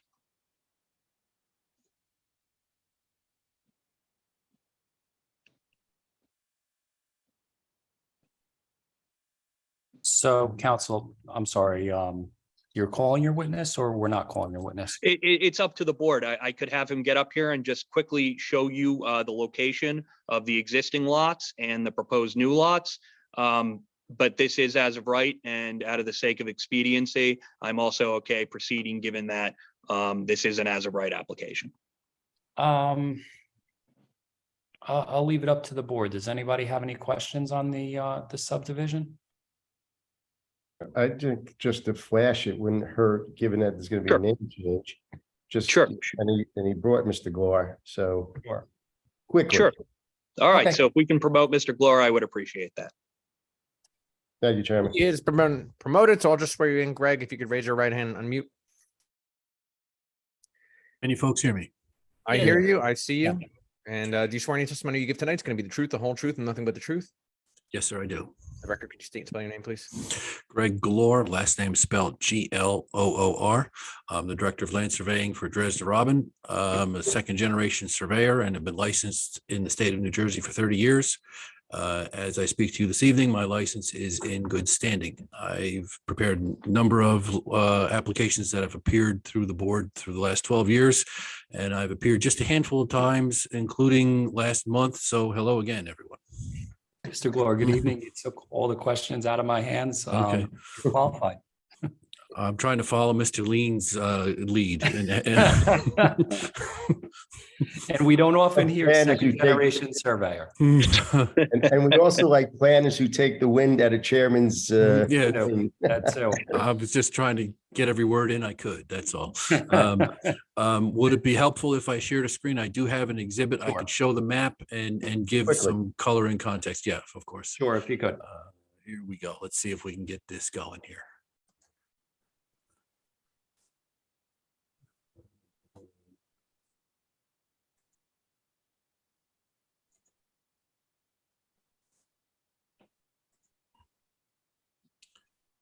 Okay, do you folks see the screen with the subdivision map on it?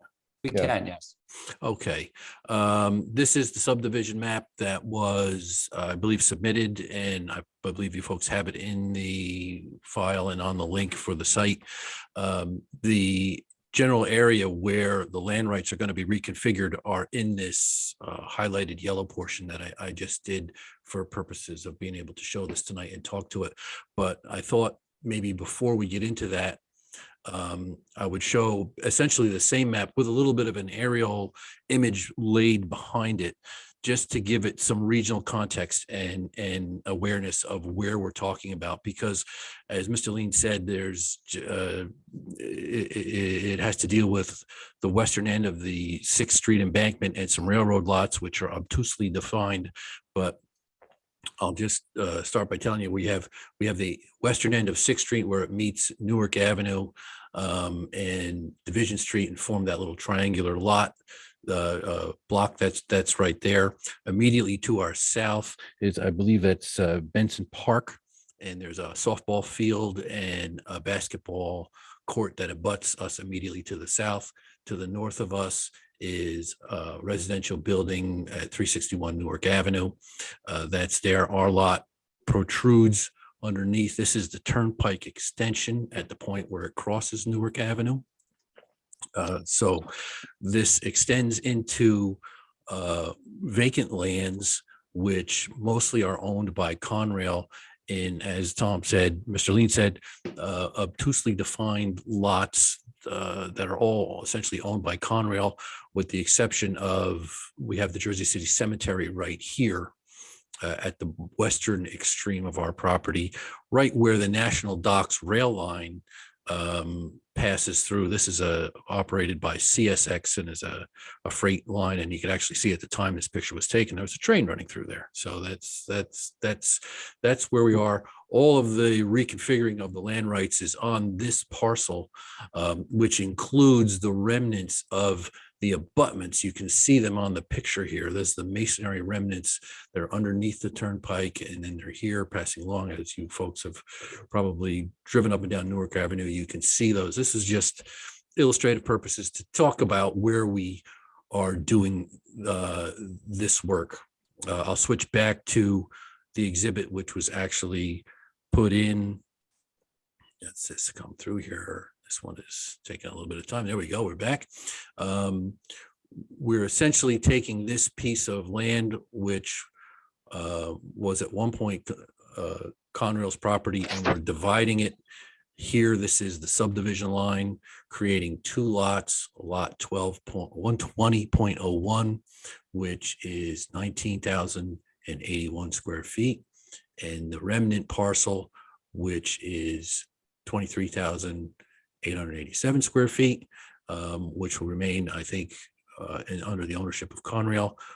The subdivision has understood and determined what this figure is by survey and can divide it such that the two parts equal the whole. That's essentially the technical aspects of the application. I'll yield back to Mr. Lean, who could explain procedures and what other objectives we're trying to do for the application. Unless there's any questions. No, thank you, sir. I have no questions. Anybody else? Oh. No. Okay, thank you, Mr. Glore. Okay, let's figure out how to stop the share. Maybe the big red We button. got you. That says, maybe the big red button that says stop share works. Okay. All right, folks. Okay, council, anything else? There's really nothing more to add here. Again, the whole intent here is there are two parties who are listed in the tax records as owning this parcel together. I don't know if you want to call it tenants in common or jointly own them, but they really have different ownership interest here. And the intent here is just to give everybody the property that they own, define them correctly for our tax maps and our tax records should they ever be conveyed. And again, we're not changing any of the underlying uses, changing any of the underlying bulk requirements here. It's simply correcting a title issue the best way that we can, which is by subdivision. Understood. Okay, thank you. All right, at this time, let's open it up for public comment. Anybody from the public, if you want to comment on this application, please raise your hand. And if you're calling in, you can press *9 to raise your hands. Promoted, Gene.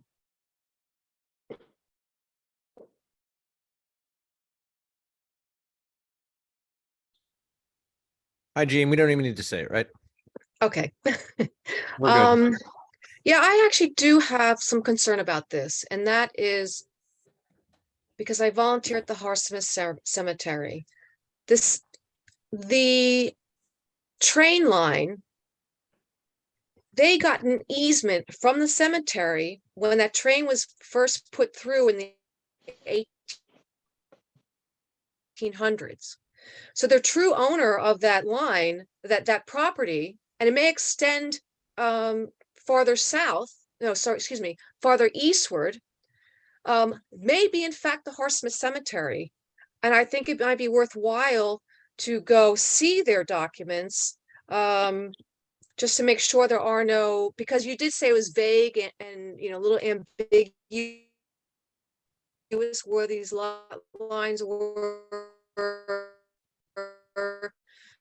And who declared the owner easement, which was given to, and the document apparently exists, but I do believe that this needs to be seen, or I would prefer that it be shown before a decision was made. And you can dump me. Thank you.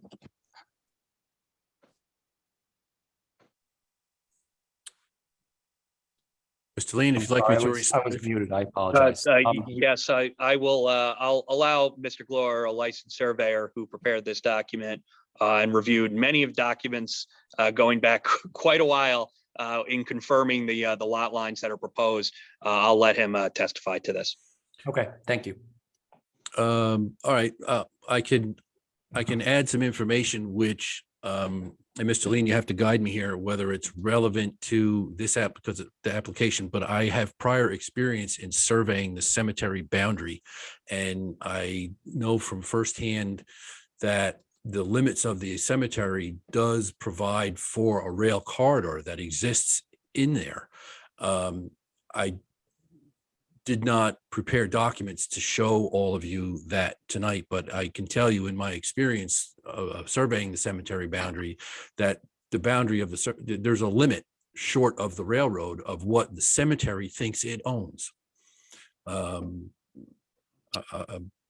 I don't know if that's germane to the case or just in a response. That was my first thought. The only thing I can state other than what Mr. Glore just testified to is that any title here would the subdivision deed itself would be subject to review by a title company who would do a full title search. And obviously the intent here is for Conrail to have good title and for the other party who's receiving the other parcel to have good title. So I don't think that that's something before the board this evening. We used the existing tax maps. We used Mr. Glore's expert knowledge in reviewing the deeds and the survey of this area. And as I said previously, we're simply asking for this board to confirm that the map that he has drawn conforms to the requirements of our zoning ordinance. Understood, counsel. If you could just humor me for a second. So the Mylars that I'll sign on this, it goes to a title company, a title search after that process? Mr. Glore, I'm going to ask you in preparation of a Mylar, when we prepare it, and request that it be signed by the board. Can you just give a brief overview of the documents you go through and the process that you go through in actually drawing out these meets and bounds and reviewing prior documents in preparation of a survey and subdivision plan? Of course. Just in general terms, any subdivision that a surveyor signs is supposed to be based on what the surveyor believes is a valid boundary survey. And that it is understood that the boundary represents the land rights that are held by the two people who are party to the subdivision. And in this case, obviously, that's what I have found. And I've prepared this plat for all of these signatures, which will be filed with the county. And I'd like to restate what I said before, have it a moment to think. I found consistency between the deeds that were owned by Conrail, meaning these deeds and these parcels, based on the records that Conrail had furnished to us, which most of which were, they're fairly old documents, which documented their holdings of the National Docks lines and the embankment heading into Sixth Street. And I found consistency as where their lands end and my prior work with where the cemetery began. So I didn't feel that there's any overlap or title issues there. And I'm capable of signing this map, developing the meets and bounds descriptions, which would be used to write into the record the division of the parcel here. That's essentially what you see in yellow. And just to piggyback on that, Chairman, I think what I was more speaking to is this property would be subject to any existing encumbrances, existing easements, licenses, any other right that would be that would affect these newly created parcels. Nothing would change by this subdivision. And were the parcels, either one of the newly created ones, to be transferred, that transfer would be subject to review by a title company who would obviously catch those encumbrances were they to be in the chain of title. Okay, understood. Thank you. Right. This application, yeah, right. I'll second that this application just divides what is here. It doesn't truncate any other prior rights in the record. Yes. Sure. That's correct. Okay, understood. All right, let's move on with public comment. I saw Am of Rich Eric Koshy. and Sandy's.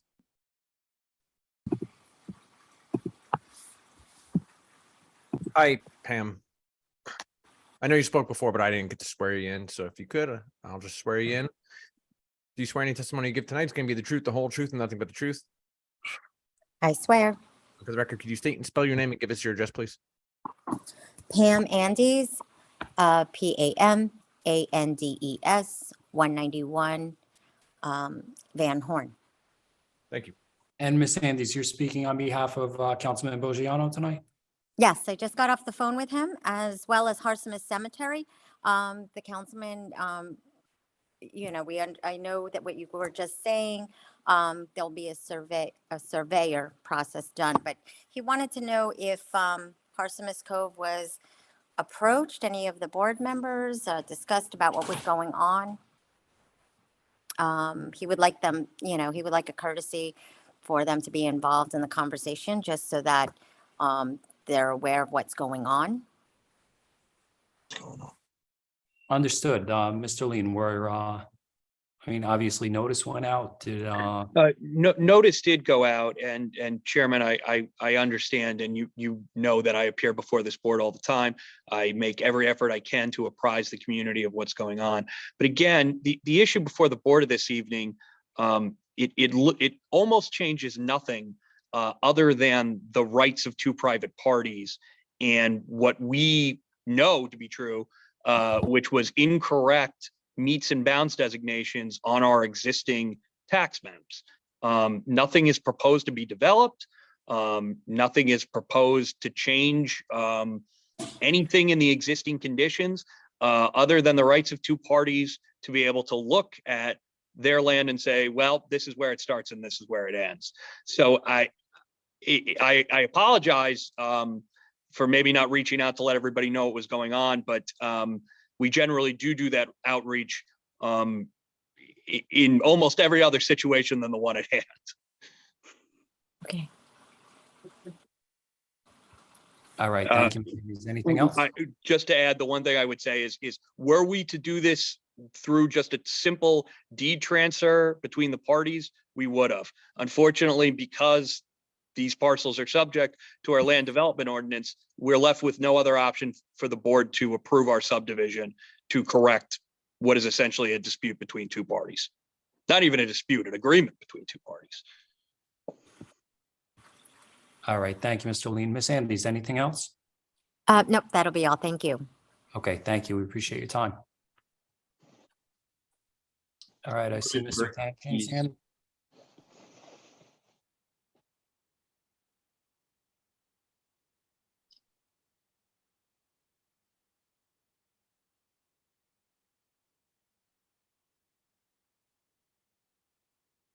Hi there, already been sworn in. Do I need to? Oh, thank you. Okay. Just confirm that you're under oath.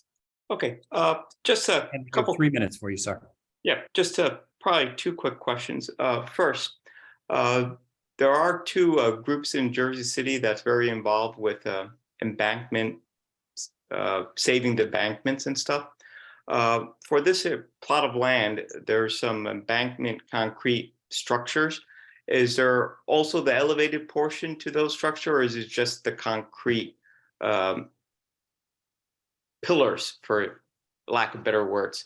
That's one question. The second question is, if I'm not mistaken, on the municipal land use law, that if there's a property owner that's more than 10%, they need to be stated. I did hear Conrail's name as part of the owner.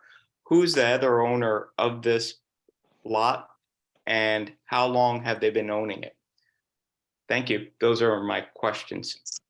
Okay, thank you, sir. We appreciate it. I'm going to let Mr. Glore testify as to the existing conditions and what structures are included with it while I get the exact name of the other LLC. Certainly, the portion, the land on the land is not what you would consider the elevated embankment parcels, the large blocks that are elevated. We have actually surveyed all of those parcels all the way down to Marin Boulevard. Our company did that. And those are the large, they're probably 1 story, maybe 1.5 story tall masses of earth surrounded by block walls, and it narrows down and it lowers in elevation as it gets towards Marin.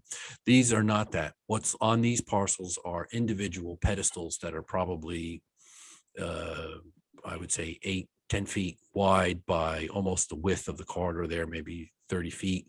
I think there's 4 of them. I don't know if I want to share the screen. I'm just counting. I'm looking at it. There's 1, 2, 3, 4, 5, 6, 7, 8, 9 of them on our property, of those individual pedestals. You can see them on the map that exists here. It's not the large earth mass that's elevated.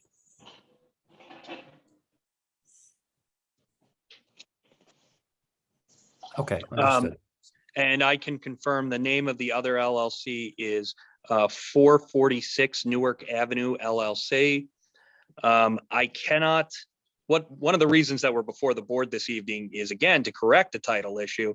I can't speak to exactly how long that entity's interest has been on the portion they would be receiving if this subdivision were to be perfected.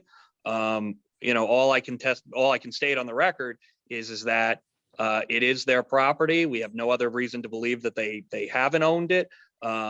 In speaking with the assessor's office, they're not even certain how Conrail and this other entity ended up under quote unquote common ownership or, as common owners of this property. But that's what we're trying to correct here today, because as of right now, there's this mixed confusion as to, what are the rights of these property owners, given that currently there's a lot that exists that really they shouldn't own in common, but they did.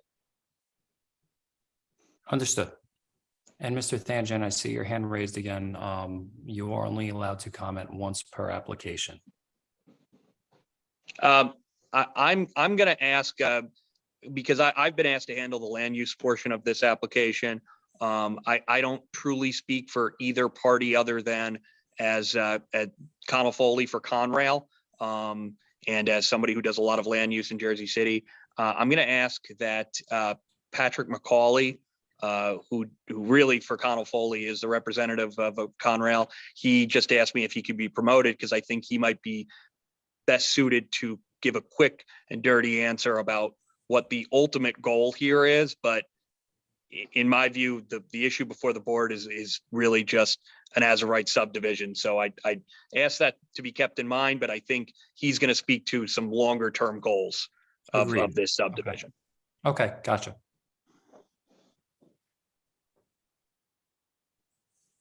You're here, Rick. You can just turn your video on and unmute. Can you hear me now? Yes. We can. Can you turn your video on, sir? Yeah, I'm not seeing it. Oh, wait a second. Should be to the right of your mute button. I don't even have the option to ask him. I believe he does not have a camera. Okay. Oh, yes. Yeah, no, I have a camera. Oh, you do? Yeah, I've got my laptop. Start video. It should be down right next to your mute button. There should Right, be- but I'm seeing an arrow there instead of the speaker. Hang on. Well, not a speaker. it's Instead of the video. Silhouette of a video, right? I don't see the cameras. So if you click on that arrow, it should bring up a list of devices.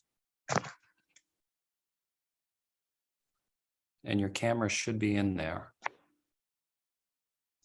It's going to be a panelist. No, that's no, we're talking about two separate places now. Okay, let's move on without your. And before Mr. McCauley speaks, I would just say he's here as legal counsel, so he's not testifying. He's here essentially just to provide some context. Okay, understood. All right, go ahead, sir. I have the camera, so I think I can start it. There we go. We got you. There you are. Sorry about that. Yeah, I'm Patrick McCauley. I'm with Connell Foley, and I do represent Conrail in a number of matters. I heard the question about the how long the parties owned it. Conrail has owned this parcel going back when it I believe got it from UNJRR in the Rail Reorganization Act back in the 1970s, and we're not changing the western border of the property. In fact, that's an existing lot 109, where the secondary National Dock secondary, the train line that Mr. Glore pointed out that was in the aerial, that's the western border is that secondary. It's a freight line that Conrail owns, and that has not changed. What happened is in 2005, Conrail conveyed the property that's the 120.01 of 0.438 acre parcel to this 446 Newark Ave LLC.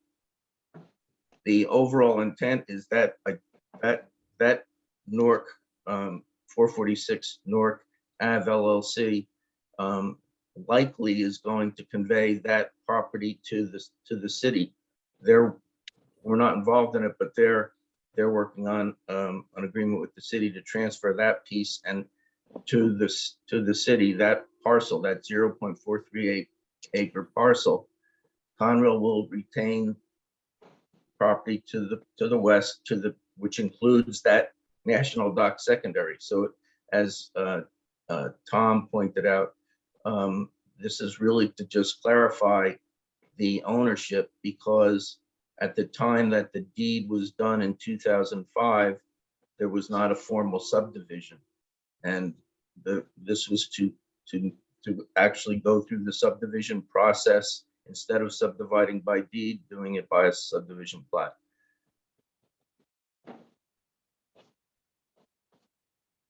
Okay, thank you, sir. We appreciate it. All right, we're still in public comment. Anybody from the public, if you'd like to comment on this application, please raise your hand. And if you're calling in, you can press *9 to raise your hands. Chairman, Anybody- no one else from the public wishing to speak, I motion to close the public session. Second. Okay, motion is made and seconded. Public is closed. Whose is this here? Cam, do you have anything you want to add? Just a few things for maybe redundancy or clarification, but the use of the land is to remain exactly as is, open space. Nothing regarding the standards for bulk are being affected with this subdivision. In fact, there are no bulk standards, interestingly enough. And planning staff only asks that the applicant and their attorney agree to 2 memos, one from the Transportation Planning Department dated January 20th, 2022, and one memo dated from the Division of Planning dated February 1st, 2023. Are the conditions in these 2 memos acceptable for your client, Mr. Lean? Let me just speak to them separately. The planning memo, we agree to the conditions. The transportation memo basically asked us to clarify what Mr. Black just stated, which is that none of the uses here are affected by the subdivision. I think we can easily put on the record that we agree with the memo if that's what they were asking us to clarify. There are other future considerations that I think might have been requested for us to clarify in the memo. Having spoken with Ms. Schofield from Transportation and explained what the intent of this application was, she understood and she didn't ask us to clarify other than that there would be no changes or proposed and no development proposed as part of this subdivision. So in essence, yes, we can agree to both memorandum. Okay, thank you very much. And with that, planning staff recommends approval. Okay, thanks, Cam. Mr. Chair, I'd like to make a motion to approve case P22-144 as presented to the board tonight. Second. Okay, motion made and seconded for approval. Vice Chair Dr. Gonzalez. Aye. Commissioner Lipsky.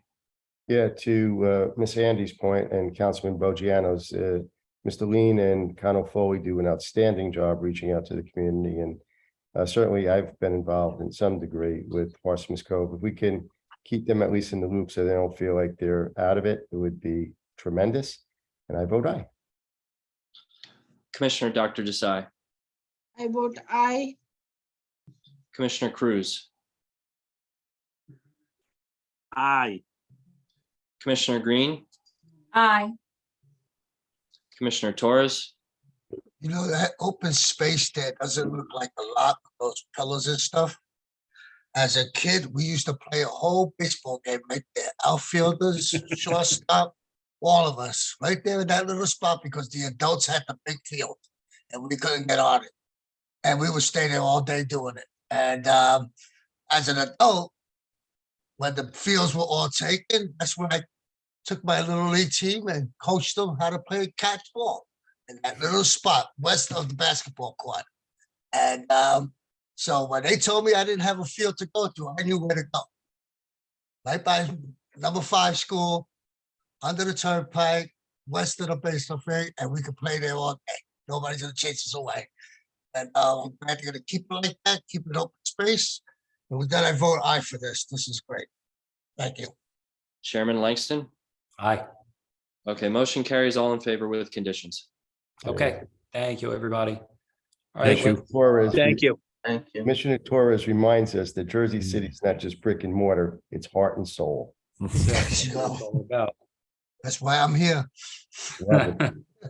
Thank All you. right, we Good do evening, need to everyone. get have a good night, guys. We need to get item 23 in here. It's case P 22 Well, Chairman, one thing, it's 9:56, so just, fair enough. There's- Understood. And I'm sorry to interrupt, just want to bring it to your mind. that's all right. If it was after 10, we'd be having a different discussion right now. We've got minutes. Okay, case P 22-232, it's a section 31 review for 79 Caven Point Ave.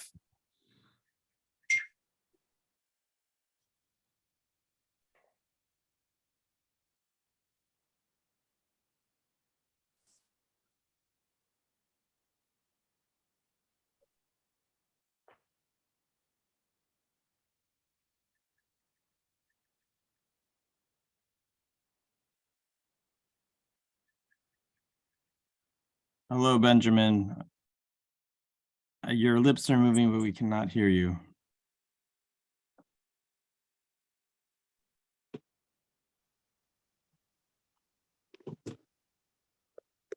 How about now? Yes. Yeah, sorry about that. Well, good evening. Thank you for having us. As stated, this is for case 22-232. My name is Ben Lindeman from Porzio, Bromberg and Newman, counsel for the applicant, Friends of Quality Education.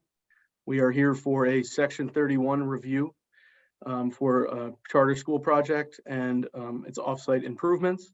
In a moment, I'll turn it over to Brett Schindler to discuss the project as a school representative for Beloved Community Charter School and Empowerment Academy Charter School, whom Friends of Quality of Education has asked to provide an overview of the project, after which the following additional professionals are available on the call to also answer any questions if any information is needed for your review and recommendation.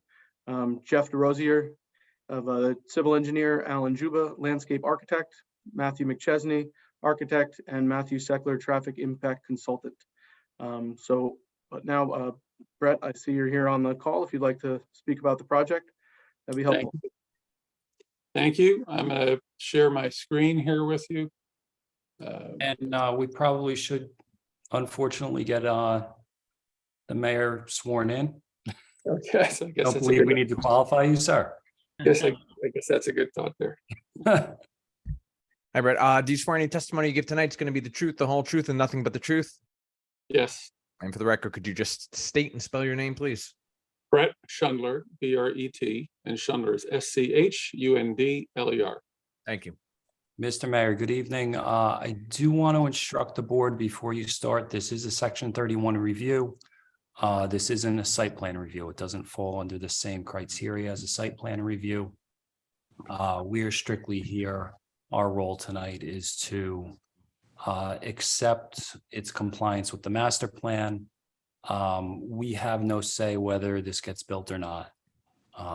But that is our role tonight, is just to review it and check if it meets the goals and objectives of our master plan. With that said, Mr. Mayor, the floor is yours, sir. Sure, I'm sorry, Mr. Mayor. Also, did we get our council back in? I did. Yes, I'm here. There you are. Okay, perfect. Okay, you got it. Perfect. Okay, just making sure. Okay. So I'm going to try to go through a very quick presentation. It's a very large project, as some of you may have read about in the Jersey Journal or Jersey Digs. And I want you to be able to ask questions to the team if you have specific questions that you'd like from the architect or engineer, or any of the members of the team.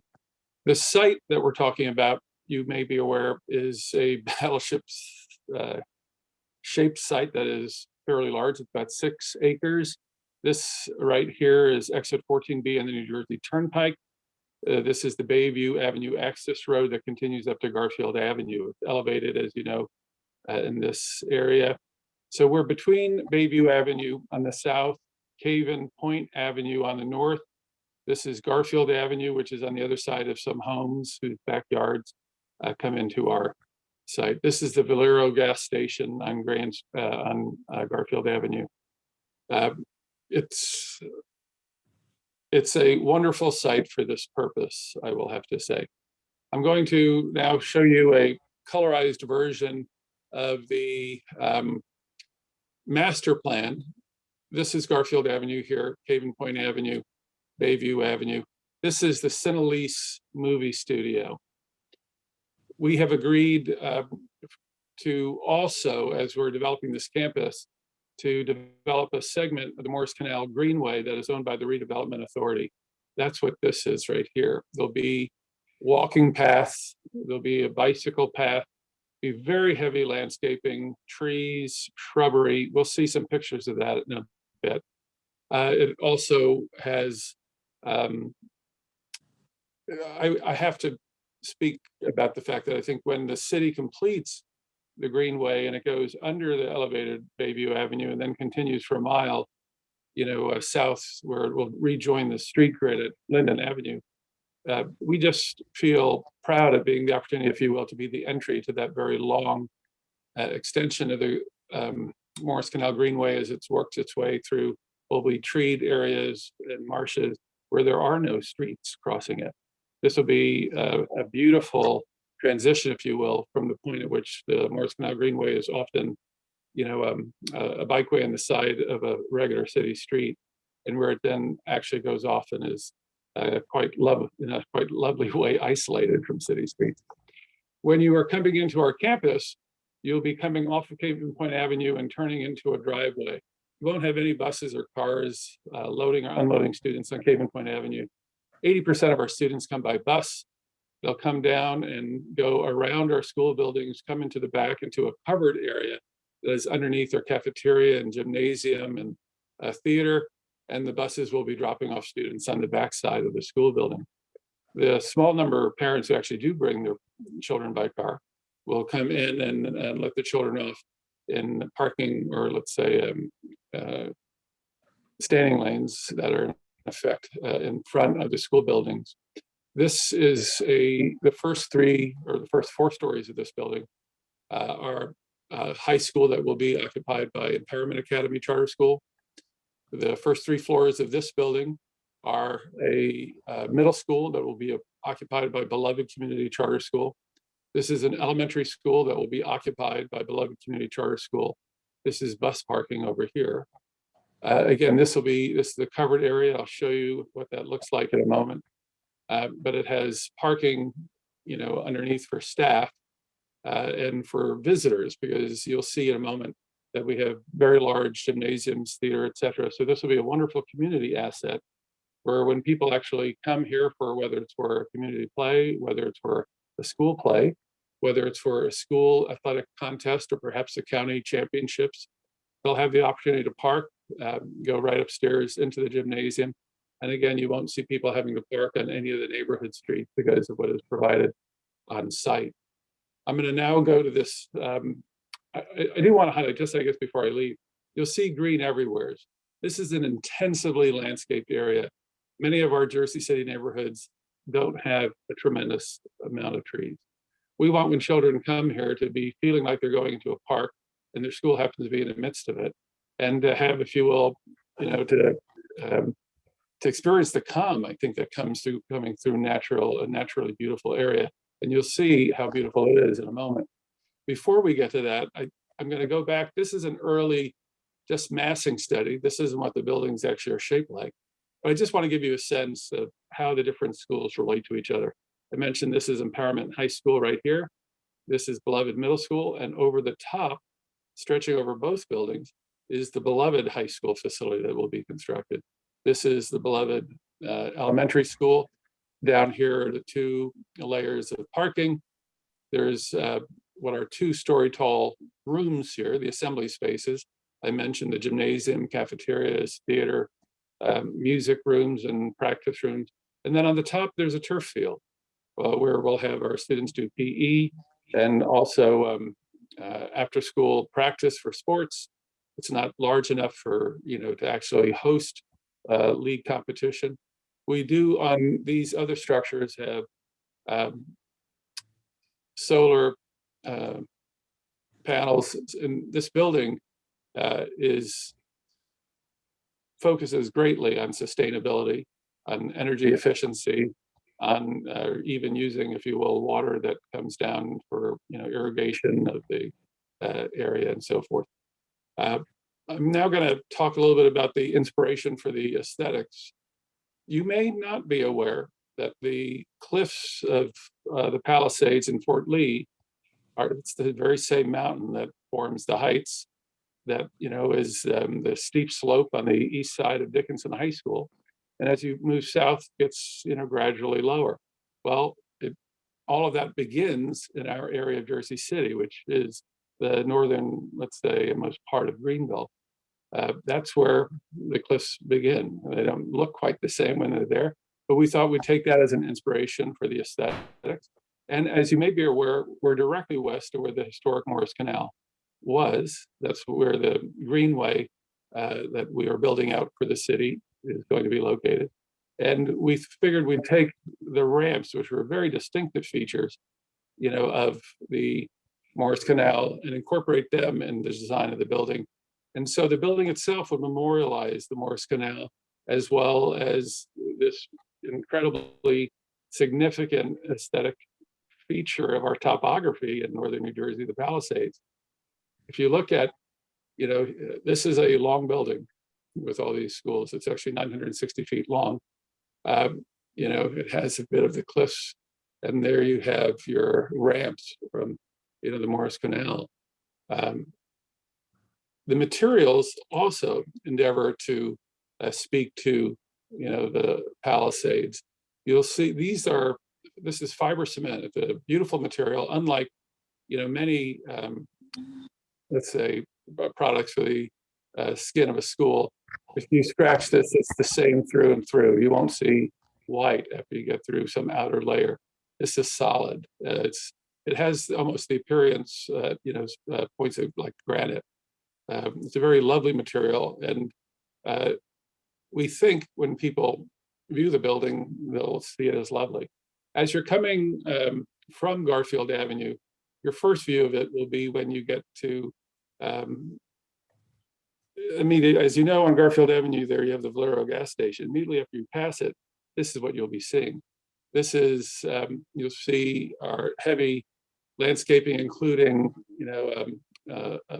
trellises that are, growing, vines over what is the very eastern edge of the parking garage. In this area here, I showed you a little bit when we were looking down from the site plan. It has a park-like appearance. This is a very simple rendering, but there's lots of trees in there. And it gives us an opportunity on beautiful days to have the children go outside and actually have a class outside in what is an effect like an amphitheater in that space. As you continue walking east, you'll come to our driveway. And then over here on the left is the walkway and the bikeway of the Morris Canal. The Morris Greenway. This is looking back at the school building from the bike lane of the Greenway, as you're basically looking here now southwest, as the Greenway runs right along the eastern edge of the site. This is now looking, back north on the Greenway. Here's Sina Elise. Here's our school facility. Again, this is the Greenway. This gives you a sense of how lushly we plan to landscape this area. And ultimately, while this is city property and will be a public, walking way and bicycle pathway, it's also in effect our front yard. So, you might have some nice landscaping in your front yard. We want to have the nicest landscape possible in our front yard. Here's some of the actual coloration. This is a later drawing than some of the earlier drawings you saw where we worked through the colors. And this includes, some of the, let's say the moss green and grays or granite colors, of the Palisades and so forth.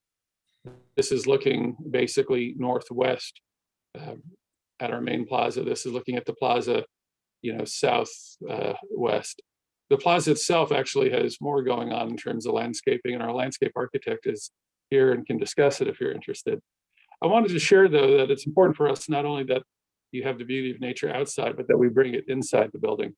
And so as an example, this is the hallway in the 3rd floor outside of some of the common spaces. You'll notice how large these windows are, bringing the sunlight in. When you're at this floor, you'll be looking into the top of trees. When you get to the higher floors, you'll be looking over the trees, and ultimately at that level, you can look right at the Statue of Liberty, which is immediately east of us. You'll be looking across to Brooklyn. As you look to the northwest, you'll see downtown Jersey City and Manhattan. It's a spectacular view, and it'll be a spectacular, again, community asset where community functions can happen as well as our schooling activities. You'll also notice the green hallway treatments. We'll actually have some living walls in the structure, but we'll also have some non-living walls that are evocative of, all the greenery outside. We want the young people here, again, to have the opportunity to focus on, their life in school and their engagements at school. And I think a degree to which, the nature insulates them from some of the stress sometimes that occurs in our cities. That's a positive thing. This is looking at the same hallway from the other angle. You'll see we have a mezzanine level here on the 4th floor. And again, these are very large windows that provide spectacular views going out. So I wanted to share this just so you have a sense of the project scale. So you have a sense of its aesthetics and how important that has been to us. So you have a sense of how we endeavor to serve not only as, excellently support absolutely top quality education, but also be a real community asset that is just beautiful for everyone on the outside and serves the community in a number of ways inside. And I would like to now just invite you to ask any questions of our experts. As mentioned, we have our traffic engineer, our architect, our landscape architect, our civil engineer, as well as our land use attorney with us today. All right, thank you, Mr. Mayor. We appreciate the presentation. Yeah, thank you. Now, let me get myself out of here so I'm not taking up your screen. I just have to. All right, we got you. I appreciate it. Thank you. Okay, thank you. Before we get to questions, I do want to get to Matt Ward real quick. Matt, being that this is a Section 31 review, how deep do we want to go into questioning and presentation? I'll leave it for the board, but if you'd like to hear my testimony now, I can go into that. Let's do that. Let's get into your testimony and Sure. see if the board has questions for any of the experts at that point. Sure. So this project is located in Canal Crossing, one of the larger reimagined redevelopment plans in the city. I believe it allows upwards of 6,000 units in this area once it's fully built out. And it really is only rivaled by Bayfront or Liberty Harbor North as far as span of its scope. Since 2008, this redevelopment plan was adopted, and this site has always been identified as a school. This project also includes the Morris Canal Greenway. These two elements alone indicate that this project does meet and comport with the master plan. And there are many other elements that they are trying to include, which also do, like stormwater and some of the green design elements that they talked about. I don't know if there's much else that I would speak to, and I would say that there are additional questions that some of the professionals here might be the best. All right, thanks, Matt. I appreciate it. I'll leave it up to the board. Does anybody have questions for the experts, being that this is a Section 31 review? Do not, no. Okay, we do appreciate everybody for coming down though. Let's move to public comment. If we do reserve the right to open up any testimony after if we need to, but let's move to public comment now. Anybody from the public, if you'd like to comment, please raise your hand. I see a few up already. And if you're calling in, you can press *9 to raise your hand. Promoted Val. Hey Val, how you doing? Good. Good evening. How you doing? Doing all right. I'm just gonna swear you in. If you could raise your right hand, do you swear any testimony you give tonight is going to be the truth, the whole truth, and nothing but the truth? Yes, I do. Record, could you state and spell your name and give us your address, please? Of course. Valery Verkhovsky, that's Valeriy, last name Verkhovsky, Verkhovskiy, 55A Gardner Avenue in the wonderful Jersey City. Good evening, Chairman. Good evening, Commissioners. I Al, wanted good to evening. make sure that I stayed this late to hear this application. I We don't know if you could appreciate it. sense And, my. we have 3 minutes for you, sir. Even though you're wearing a Brooklyn shirt, we have 3 minutes for you. Yeah, I gotta love the Nets, no matter where they are. I just wanted to share my excitement. I even yielded my comments for other application like the Monticello Triangle and et cetera. I was just really hoping that this one would be heard. As a parent of a 7-year-old here in Jersey City, schooling is a dire need. Charter schools are a dire need. Greenery in this area is a dire need. This is just Morris Canal. All this is just music to my ears, and even though I'm half asleep, I'm excited. I'm beyond excited about this project. I really look for fruition, and I just want to share my excitement with all of you, and great seeing you guys. Happy New Year. And that's about it. All right, Val, thanks. We always appreciate you. Okay, let's move on to a public comment if we could. I see a couple of hands still raised. Promoting Gene Daly. Can you hear me? We can, yes. Okay, You're already sworn in. You don't have to raise your hand. okay, very good. No, I'm my jaw's dropped. I think it's a beautiful, beautiful, stunning building, and it's exactly what we need, because what we need in Jersey City is nurturing. And that design does it all, both externally and internally. And when you're in a terrible environment, you cannot learn. That's it's very simple. But having that type of space, the way it interacts with the Morris Canal Greenway is such a beautiful thing. And I'm so thrilled and actually almost honored that hopefully we can have this in Jersey City, because I think it's going to be a blessing to all. And I thank you for bringing that this design and concept to us. So thank you, Mayor. All right, thank you, Ms. Daly. We appreciate it. Okay, once again, anybody from the public, if you'd like to comment, please raise your hand. If you're calling in, you can press *9 to raise your hand. Promoting Mr. Thantton. Great looking building. Do have a question. I did hear that it was a charter school. Just want to know, is it the students, who is it, will it be serving? Exactly. Charter has a quasi-public charter thing. I just want to make sure that this school has accessibility to regular residents in Jersey City. Is it make sure it's not very segmented to it has a good spectrum diversity of demographics to serve the constituency of Jersey City. So I just want some information on that. The building itself is great.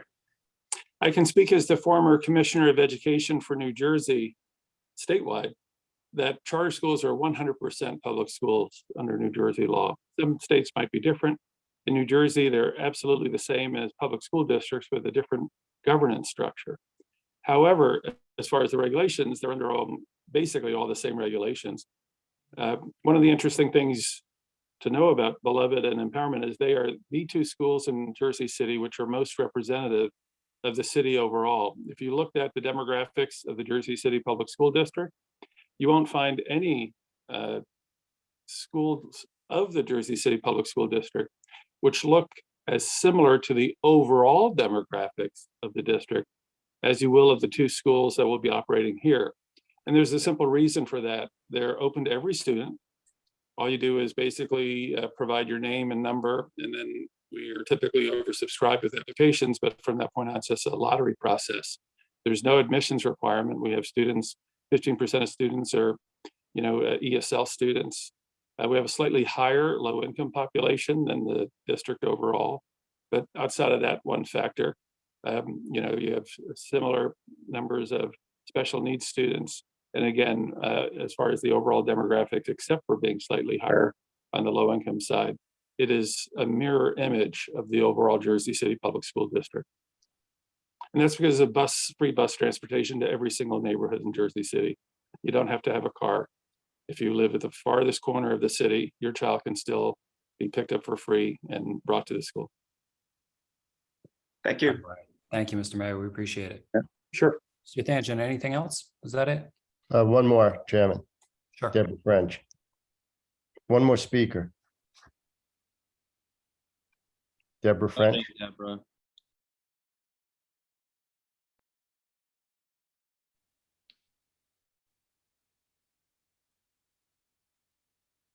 Unmute. We hear you, Deborah. Unmute, and now we just. Video. There we go. I see you. Hello, Here how are you I am. tonight? I'm just gonna swear you in, I'm okay? fine. Raise your hand. Yes. Do you swear any testimony you give tonight is gonna be the truth, the whole truth, and nothing but the truth? Yes, it is. And for the record, could you state and spell your name and give us your home address, please? My name is Deborah French, Deborah, last name French, French. I live here at 2 Skyline Drive in Jersey City. Thank you. Ms. French, good evening. We have 3 minutes for you. Yes, thank you. I have a few statements, questions. Where the school is located, I'm concerned with the quality of life in that area. Now you have recycling bricks in the far left or left side of that area. And you have the recycling of old paper. It used to be old mulch where they used to do the mulch, but that's no longer there. Then you have on the far corner across from the Vallejo gas station, you have O'Leary's. Then you have the brewery. Okay, and then now you have the gas station that's right next to the school. All of that with the gas station and the concrete going through the air and the recycling of the breaking of the stones and the rocks and the trucks coming through, all that's going to be going on through the school session. The traffic is going to be heavy.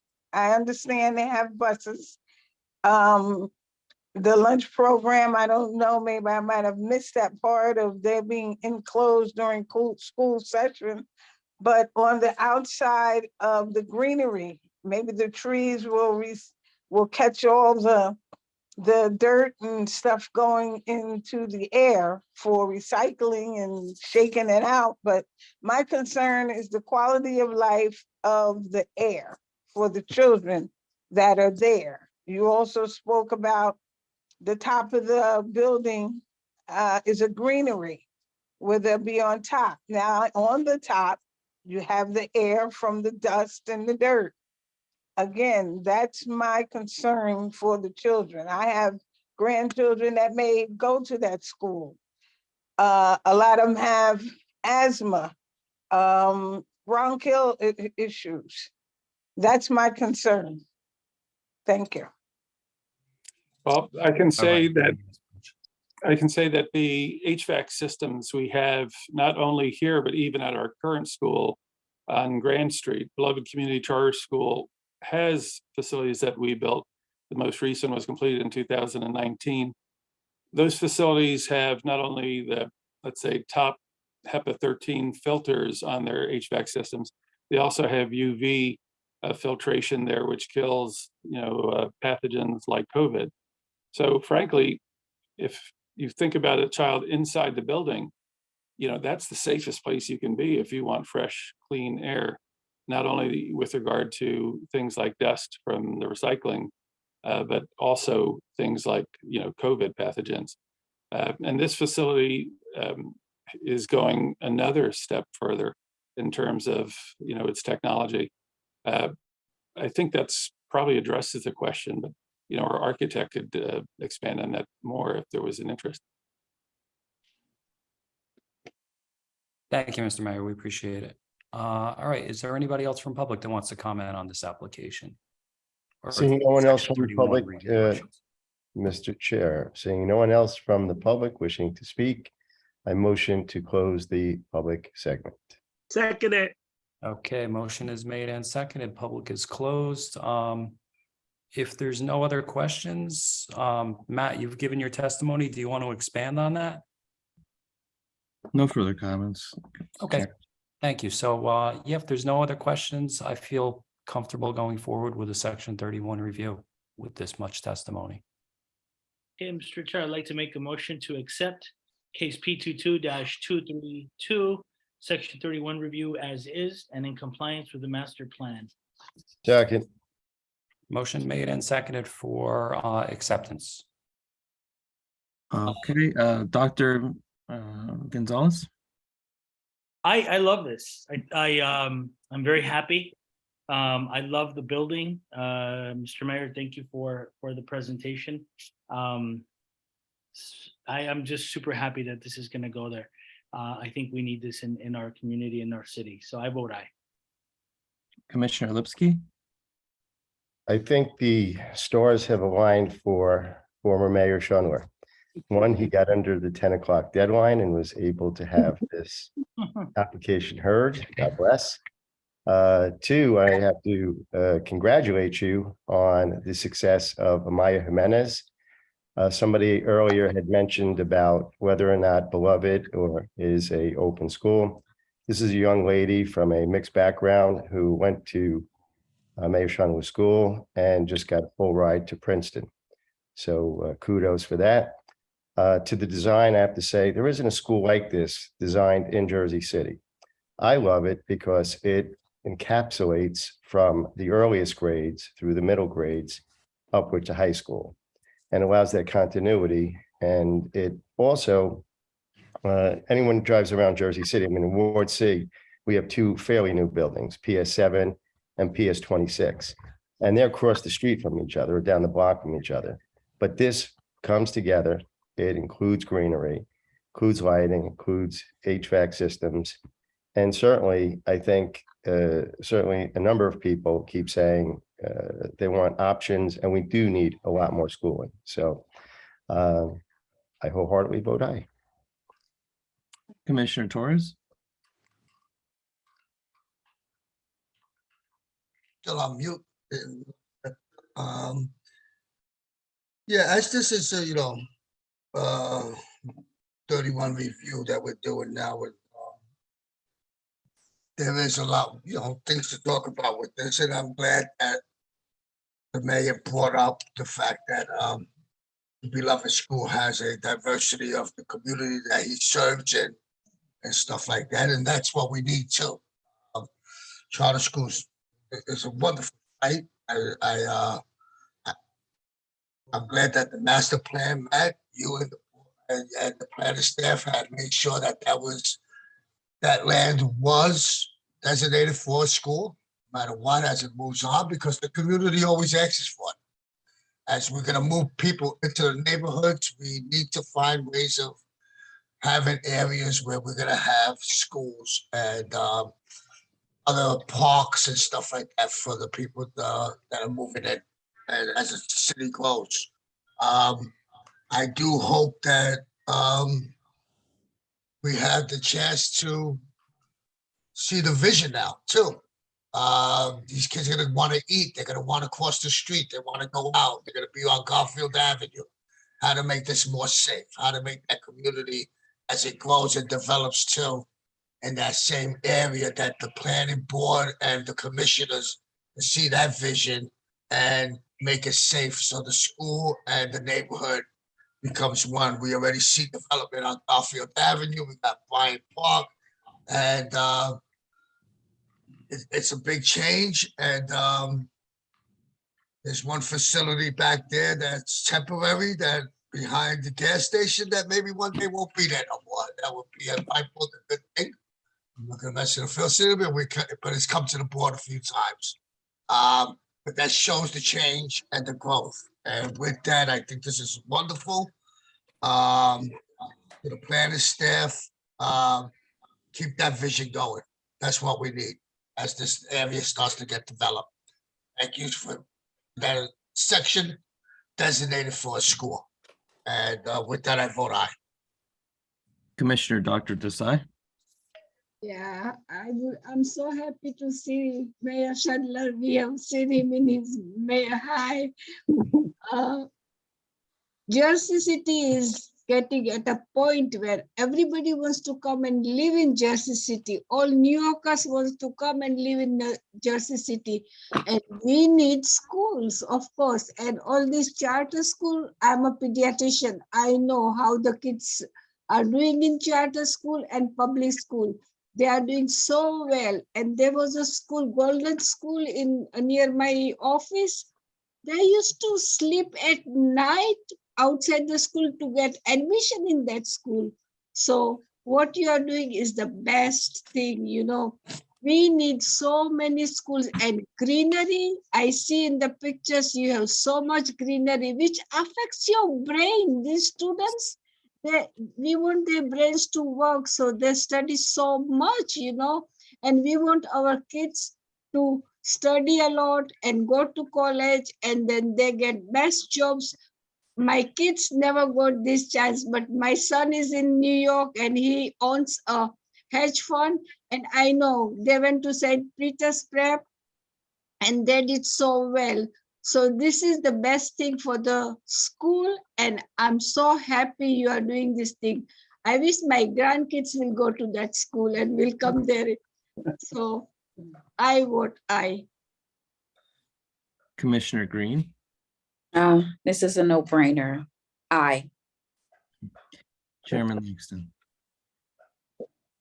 So let me get the legal part out of the way first. I do find, you know, this complies with the goals and objectives of the master plan. Especially the, you know, use, also the Morris Canal Greenway. It provides bike access, pedestrian access to a much needed use in this city. So let's get past that. That's the legal part of it. This is great for the city. You know, this is a changing neighborhood. Mayor Schundler, I'm sure 20 years ago, you know, this was on the radar that this would be changing. I don't know if it took longer than you thought it would, but this is a big step forward for that neighborhood. It's definitely a needed use in the city. And I think you absolutely hit the ball out of the park on this. Beautiful design. The green aspect is amazing. I hate to say it, but one good thing that did come out of COVID are the, you know, the expansion of HVAC units and better filtration and UV lights in there. So happily, I vote aye. Great project. I'm excited for it, and congratulations and thank you. Thank you. Thank you. Motion carries. All in favor. All right, thanks, Matt. You didn't love me. You forgot about me. Oh. Best for last. Oh man. You was sleeping. You know, hey, Chris, he let you talk. No, he didn't interrupt you, man. You gotta give the guy credit. I appreciate that. He can Yeah, always he didn't interrupt me. I'm interrupt you, not Chris. shy. Commissioner Cruz, I'm so sorry. No problem, no problem. I want to thank the mayor for everything he does for Jersey City. And I really think this project is beautiful. And I vote 100% aye. Thank you. Motion carries. All in favor. Thank you, Mr. Cruz. David, you could have run down the street and knocked on my window, David. You could have stopped. Oh, no.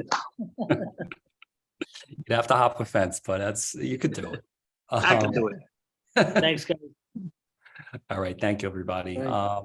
Okay, given the hour of 10:36 now, let's go down our list. Obviously, that was our last application tonight. It is our rule not to open up new testimony after 10 p.m.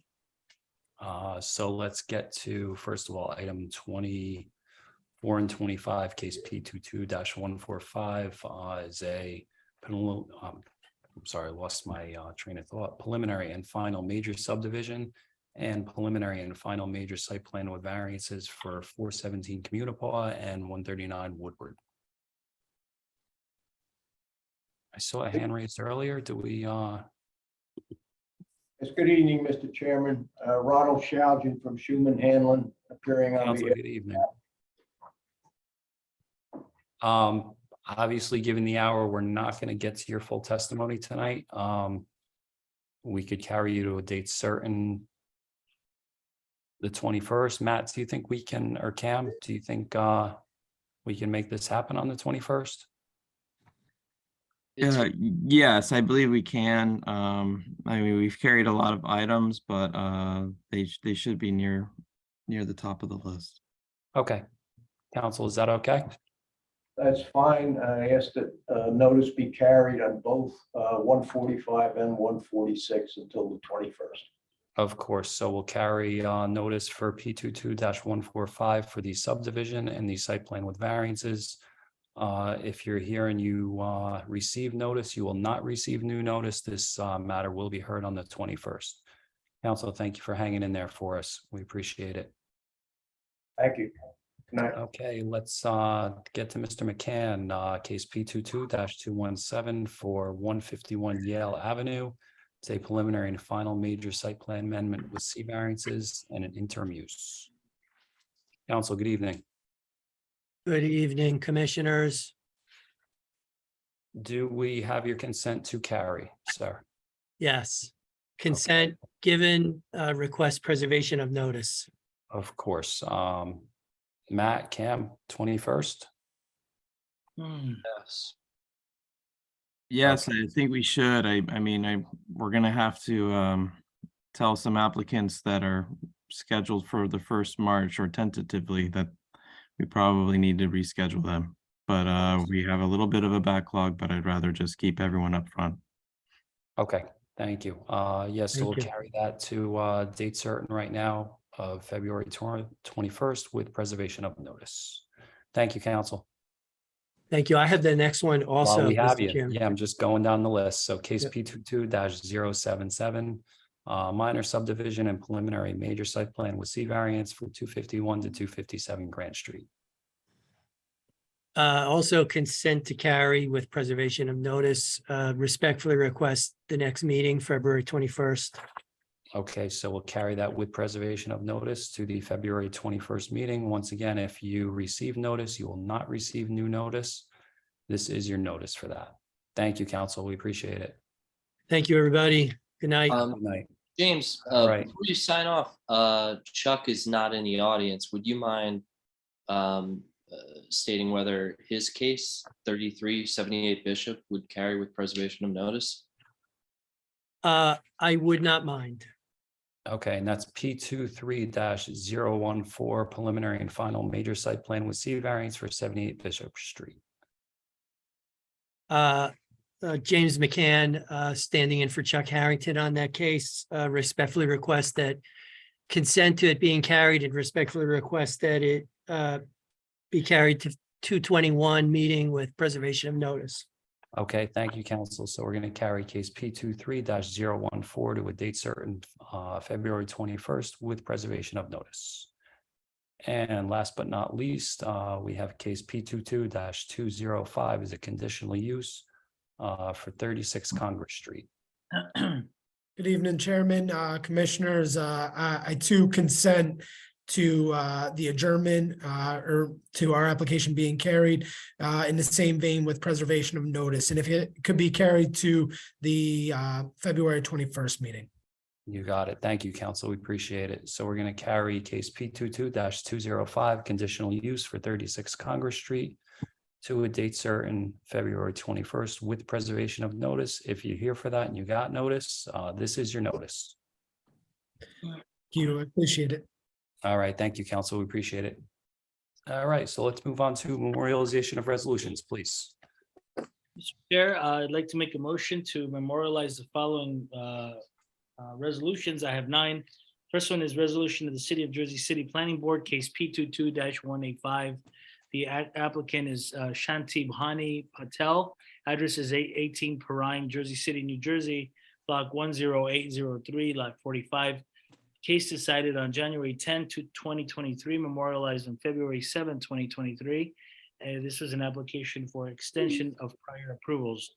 Second resolution is of the City of Jersey City Planning Board, case number P22-178. The applicant is Sand to Stone LLC. Address is 92 Ocean Ave, Jersey City, New Jersey, block 30101, lot 33.01, decided on January 2023, memorialized on February 7, 2023. This was an application for extension of prior approvals.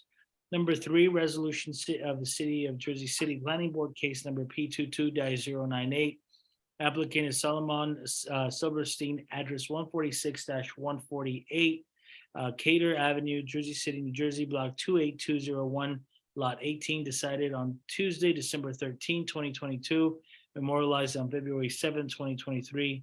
This was an application for a minor subdivision approval with C variances. Resolution number 4 is of the City of Jersey City Planning Board, case number P22-053.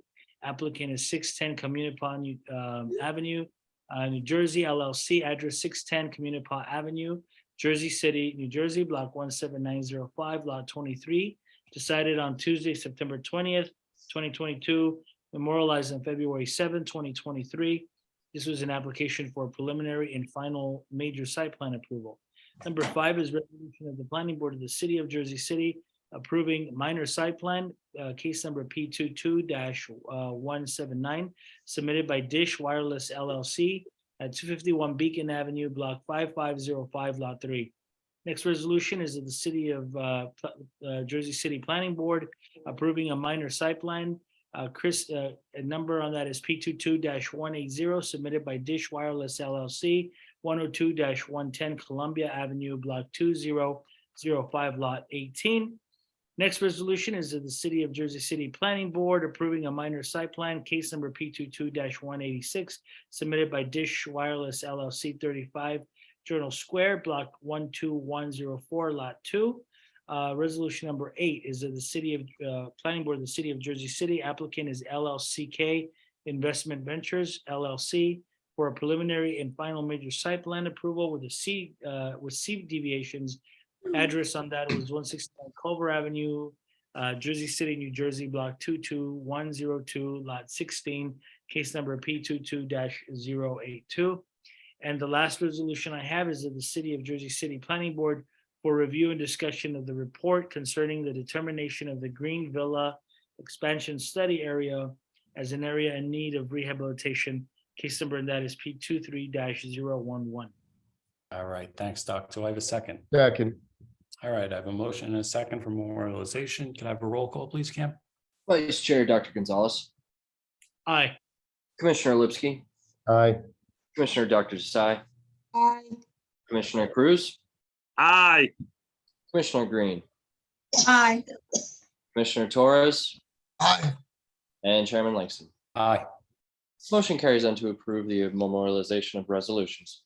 All right, thank you, everybody. I hate to do it. We do need an executive session, please. Oh. Motion to go into executive session. Second.